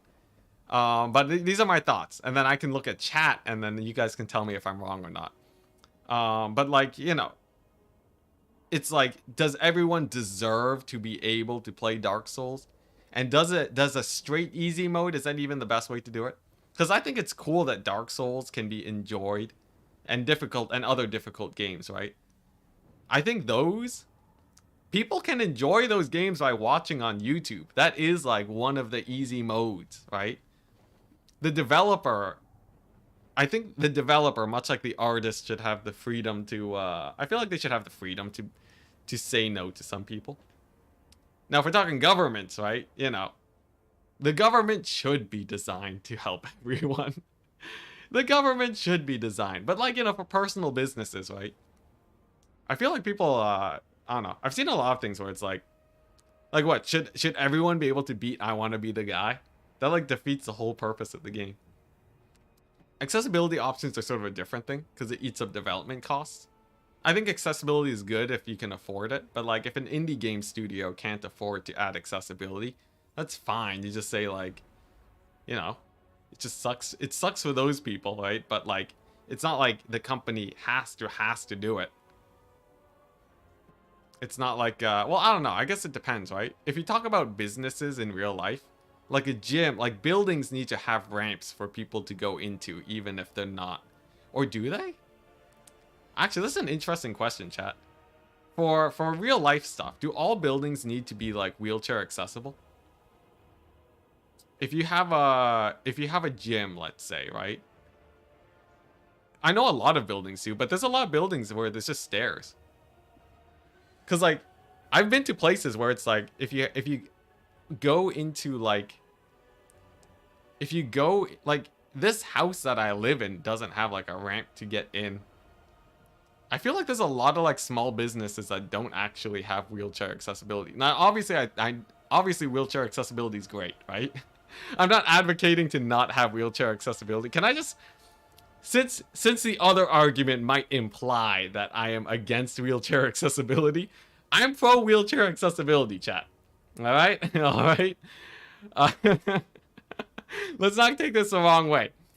But I feel like, aren't there like a ton of places that don't have that? Because, like, I went to, like, a dance studio once that just had an upstairs floor that you just... The stairs, right? Like, the stairs. Like, what... I didn't see any accessibility things for that, but maybe I just missed it. Like, it might just be, like, you know, it's just blended away and you don't realize that it is actually there. Maybe that's what it is. I'm channeling Greases here. A dance studio, though.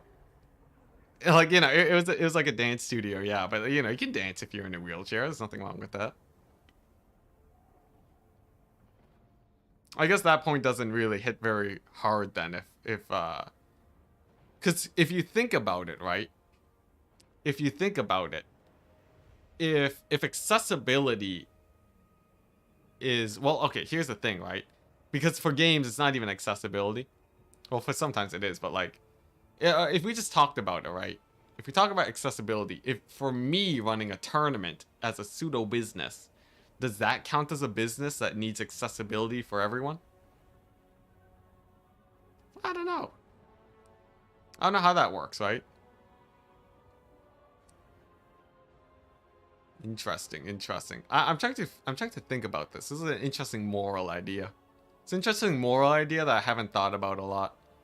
In terms of how accessible do you need to make things. Because you obviously can't just take the stance of non-accessibility. And then you also have to consider what level of accessibility. Because it's like, does it have to be accessibility for ages? Or does it just have to be accessible for disability? Because there's a thing about accessibility for disability. And there's also accessibility for just like people's preferences. I think that's where the line is drawn, right? I think that makes sense. I think that makes sense in a way that doesn't seem wrong in my head. So I think games, right? Well, I don't know, right? Do games have to have accessibility? I know there aren't laws for it, so. Drunky Drunk Man saying, so my takeaway from the stream is feel the paintings and take the wheelchairs. Yeah, huh. Does an art gallery need accessibility for blind people? Because what if you have an art gallery and you're not allowed to touch the art? Are they breaking the rules? Is that a moral bad? That's a hard question. That's a hard question if there's laws saying that you need to have, you know, accessibility for moving places. I don't know. So my takeaway from the stream is feel the paintings and take the wheelchairs. I honestly don't know. That's a moral quandary.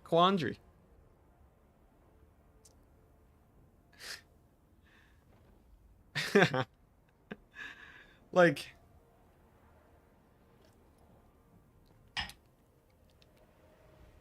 because, like, obviously games, right? There's games that do not cater. There are games that clearly do not cater for people that do not have specific things. Like, even hearing, right? A lot of FPS games do not, and a lot of them do, but a lot of them do not have accessibility for people that can't hear. So if you have bad hearing or you can't hear, you seriously just do not have the spatial awareness that other people have in these games. Like even Rust has terrible accessibility options, right? But while a business should, like, it's great for a business to have accessibility, right? No one's enforcing the developers of Rust to have settings for people who are hard of hearing, right? It just ends up being a thing where if you can't do it, then that's sort of too bad. Gaming as a whole for blind people is very difficult. And we haven't exactly solved, we haven't made a great situation for that. People just sort of figure out the best that they can. So, like, is that a bad thing? Should I be feeling, like, really bad about not having inclusivity for those people? Is this a grand finals? It is. But picking factions takes a long time. That would mean Enticity has to start narrating everything that happens in his stream to cater to blind people. Yeah, that's true. You know, if people want to watch the stream, you know, I'm here talking about normal stuff, but they might want to know what's going on in the game. How do I reconcile this? Because obviously a grocery store, that is more essential need, right? But if we're talking about like, if we're talking about a non-essential need, so like a store that is non-essential, not having accessibility for people in wheelchairs, let's say, right? If I have a store that is like the Enticity store, that is all about Enticity, and guess what? If you're in a wheelchair, it's very hard to get into the store, right? Then is that... Like, obviously that's not great. That's terrible. That's a terrible stance to take, right? But like, let's say you have that, right? Is it really different to have the Enticity tournament that requires having vision, all right, to play games, right? Am I just as bad if I do that? I don't know. That's very hard. This is a very hard moral quandary. Because is it really that different between me in my store and me online here sitting in my chair? Oh, man. It's an interesting thought, though. The store/business has no need for accessibility and is not required to have it. The building, the store does, however, for safety reasons. I see that. Okay, I see that. I think that's cool.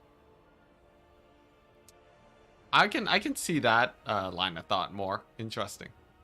So it's okay, yeah.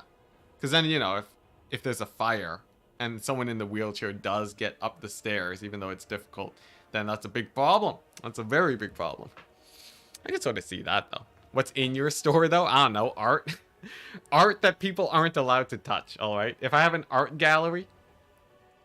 Because I think we all agree on that, right? An art gallery shouldn't allow everyone to touch it just because that way it would be more accessible to people that can't see. I think that we're mostly aligned on. And then obviously we are aligned on accessibility good when you can. And then the building thing is just a building code for safety, but it's not like all of your games have to be accessible, although it is good if it is. Yeah, all right. I think I've explored this topic enough to not have to worry about any moral quandaries anymore.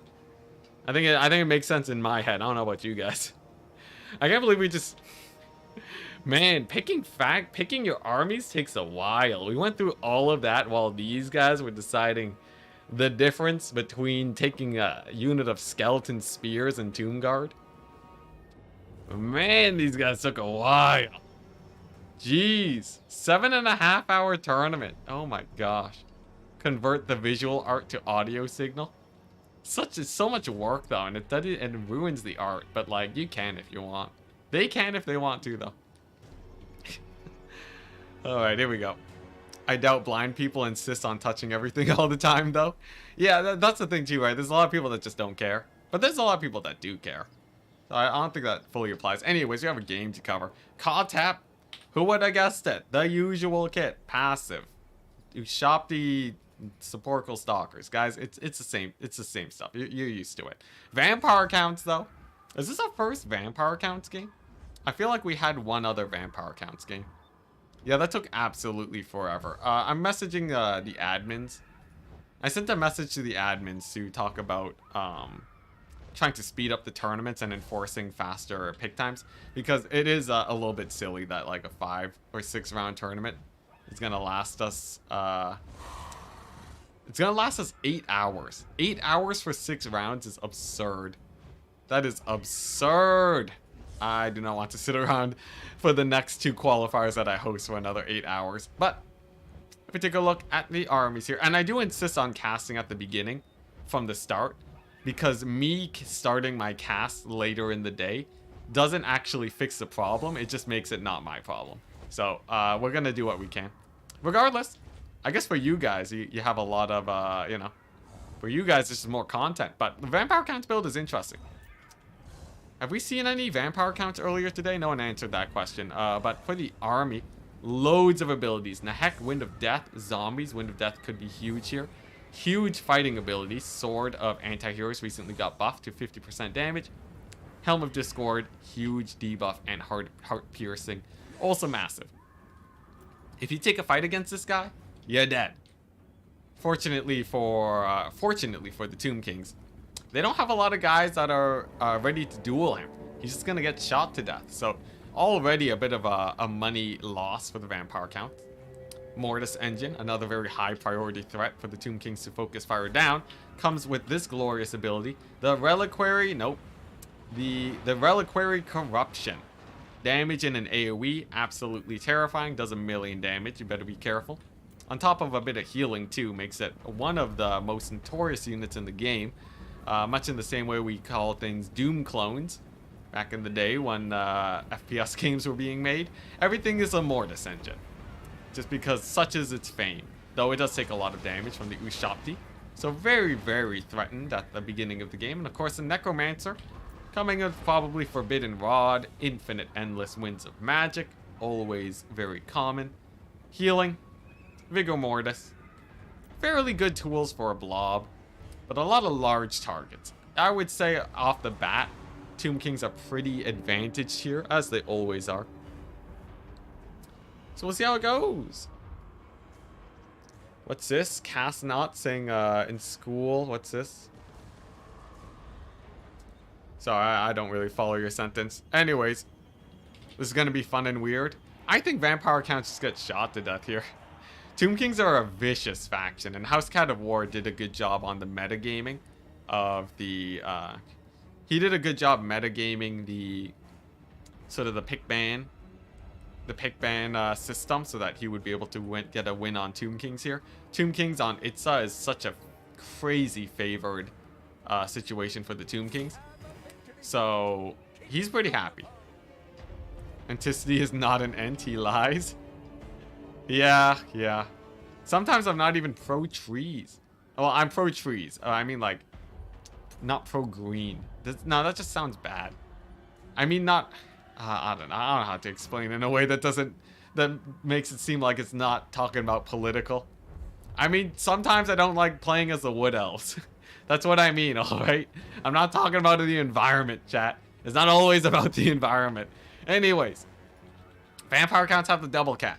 Tomb Kings, they gotta do some fighting, alright? Tomb Kings, they gotta do some of this action, otherwise it's a problem. Jeez, my cast is deteriorating. So what happens when you get to 8 hours? I can tell my voice. Gonna suck tomorrow. When I'm playing the Franz campaign. Been talking for 8 hours straight. Thank goodness I took it easy earlier today. And to see pro pollution. Denies climate change due to spreading corruption. Oh boy. At this point though, you know, we're so far deep down the well. It's just normal, you know? So when you have really terrible people on the internet and you see something that they did something terrible, you're like, okay, yeah, whatever, right? It's no big news. If I just keep doubling down, people will stop caring. Enticity hates wood. Enticity OnlyFans when? You know, maybe one day. If I get desperate enough. Now this is sort of asking for big winds of death. We see the tornado dropping on the skeleton warriors. Good old tornado hole. You want to play Mega Man? I played a Mega Man game where it's just a tornado hole every time they use that ability. And now it's just stuck in my head. Anyone else?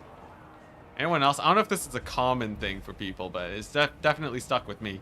So the Tomb Kings, we can see, of course, the stream sniping. I told him to advance, and he did. And look at that. Huge. Mega Man 2. Really? Is Mega Man 2? Dang. I played only a couple Mega Man games, but this is a fairly good situation for the Tomb Kings, unless there's like a crazy wind of death here. Quick Man was the worst. Yo, I barely remember this. This is like so far back in my childhood, and I was so bad at Mega Man. This is like really digging into the deep end of my brain right now. Okay, where's that wind of death though? This is asking for a wind of death. Come on, Vampire Counts. Come on, I'm looking for a clip. I'm looking for the stream clip. What's that? No, that's just a breath attack. Come on. Come on, Vampire Counts. I know you wanna. This is like 4 units. All right, here we go. Wind of Death. Gonna catch Tomb Guard and Skeleton Spears. Pretty good Wind of Death. I think it could have been bigger here, maybe. I guess they were the Tomb Guard. Funnily enough, retreating with the Skeletons actually botched it a bit. Not the biggest hit in the world. Although overall, Vampire Counts are doing okay given the circumstances. They haven't lost too many single entities yet. They got crypt horrors in the back line. We're seeing some good maneuvering. Though a little bit of blobbing from the vampire counts. Not the worst, though, as it does mean that they get more healing. Trying to distract us from his war crimes with the video game. I'm doing my best. Now, one thing that is strange is that the Mortis engine still is in the bushes. I really hope that isn't just hiding there, but if it is a stream snipe, there you go. As you would expect, the Mortis engine does get remembered and brought in. Okay, chat. I should have a 1 minute delay. This has happened far too many times, and I'm feeling a little bit sussed out about this, alright? The stream is not that fast, though. The stream isn't that fast, okay? The stream isn't that fast. There's no way he reacts in a 1 second movement, alright? The stream actually has like a 4 second delay naturally. It was just a coincidence, I swear. Why does that happen, though? That's the third time it happened, like, on point. You know, maybe it's just because I'm such a pro player. I'm in their heads, you know? My timing and game sense is just as good as them. These guys have already qualified, so it doesn't actually matter as much. Stakes are fairly low, but pretty sus. Pretty sus. Regardless, Dragon Lord, he lands in the eyes of the desert, doing massive damage. This is a huge loss for the Tomb Kings, getting so many of their constructs cut up. And I think the Chosen of the Gods is also getting... They're either dead or occupied. I haven't seen them in a while. 30-second delay incoming. Yo, it's pretty sus though. That was like on point. Is this like my second account? Am I playing Warhammer right now and you guys can't tell? My hands aren't on screen right now. I could be playing as the vampire account. You don't know. He hears you in his sleep. Yeah, it's terrifying though. It feels weird watching players react right away.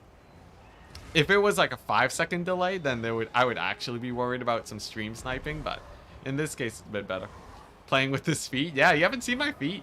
Chat has not seen my feet before. Confirmed. Not a single time.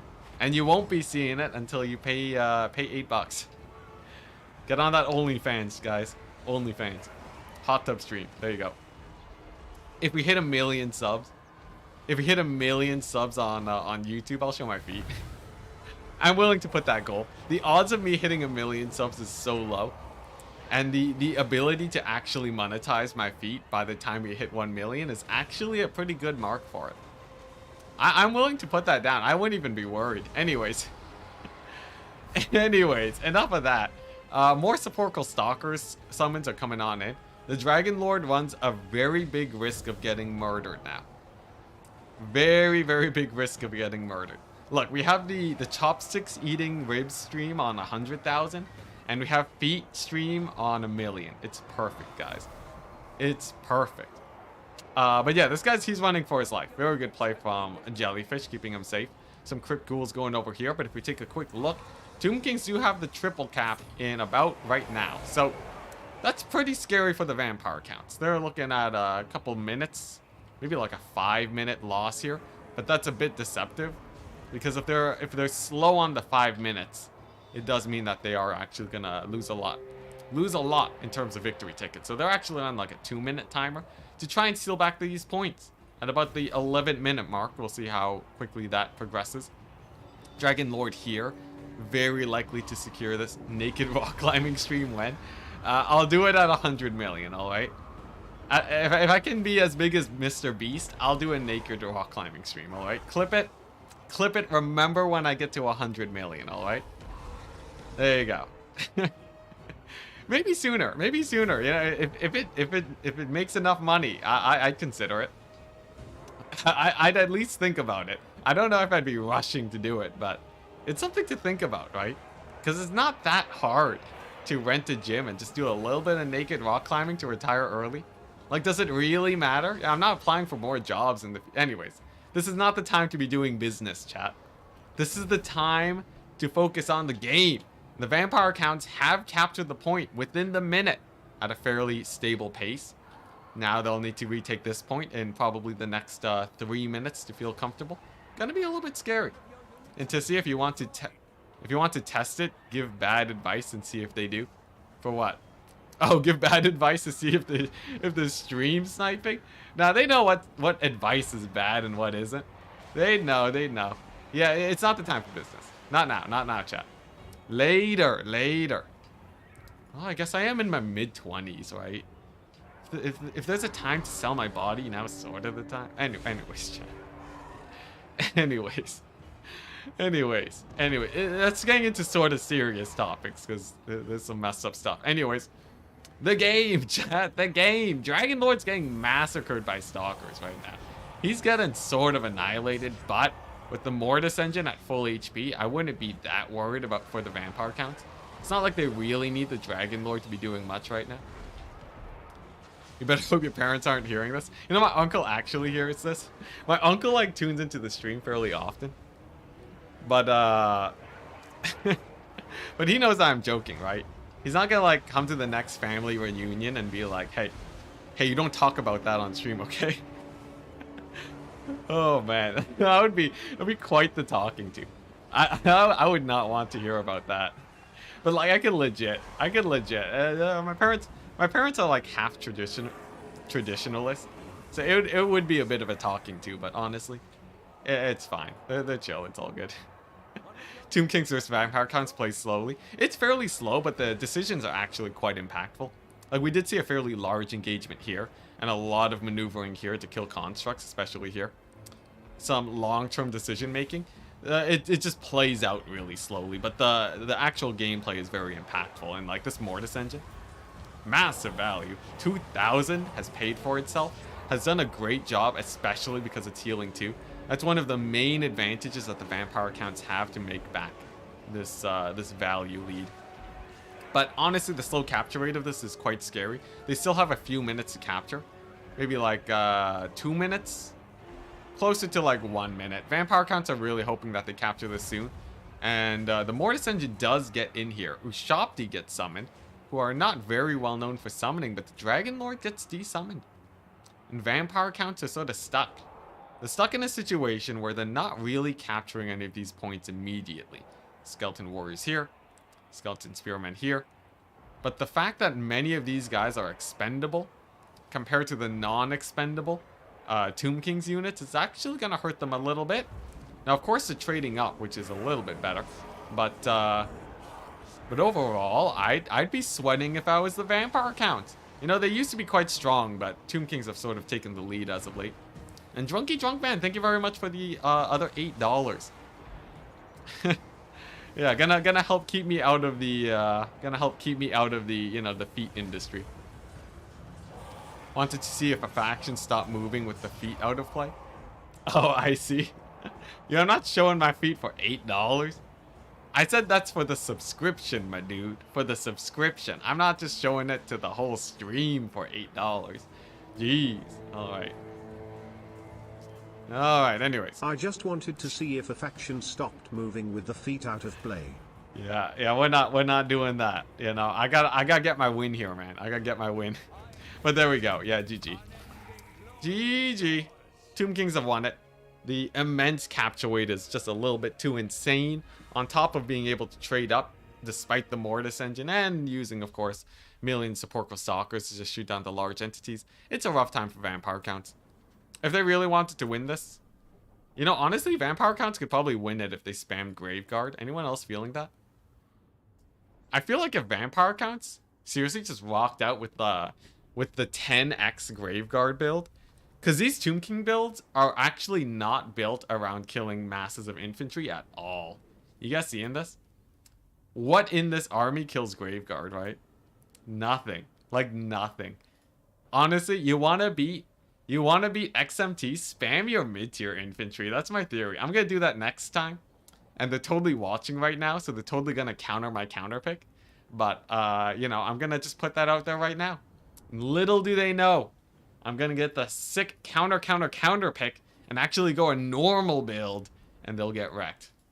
Can't wait, chat. Can't wait. But for now, the tournament is over. House Cat of War has asserted his dominance as a player with the 2-1 victory against Jellyfish. Very nice games today.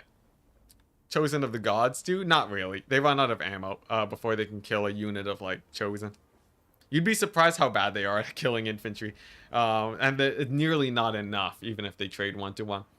But there we go, chat. Solid 7.5-hour stream. Tomb King Chariots. They can get caught up sometimes, but if you have exquisite micro, they can do okay. Anyways, I think that's all the questions, right? I think that's it. Thank you very much, guys, for supporting the stream.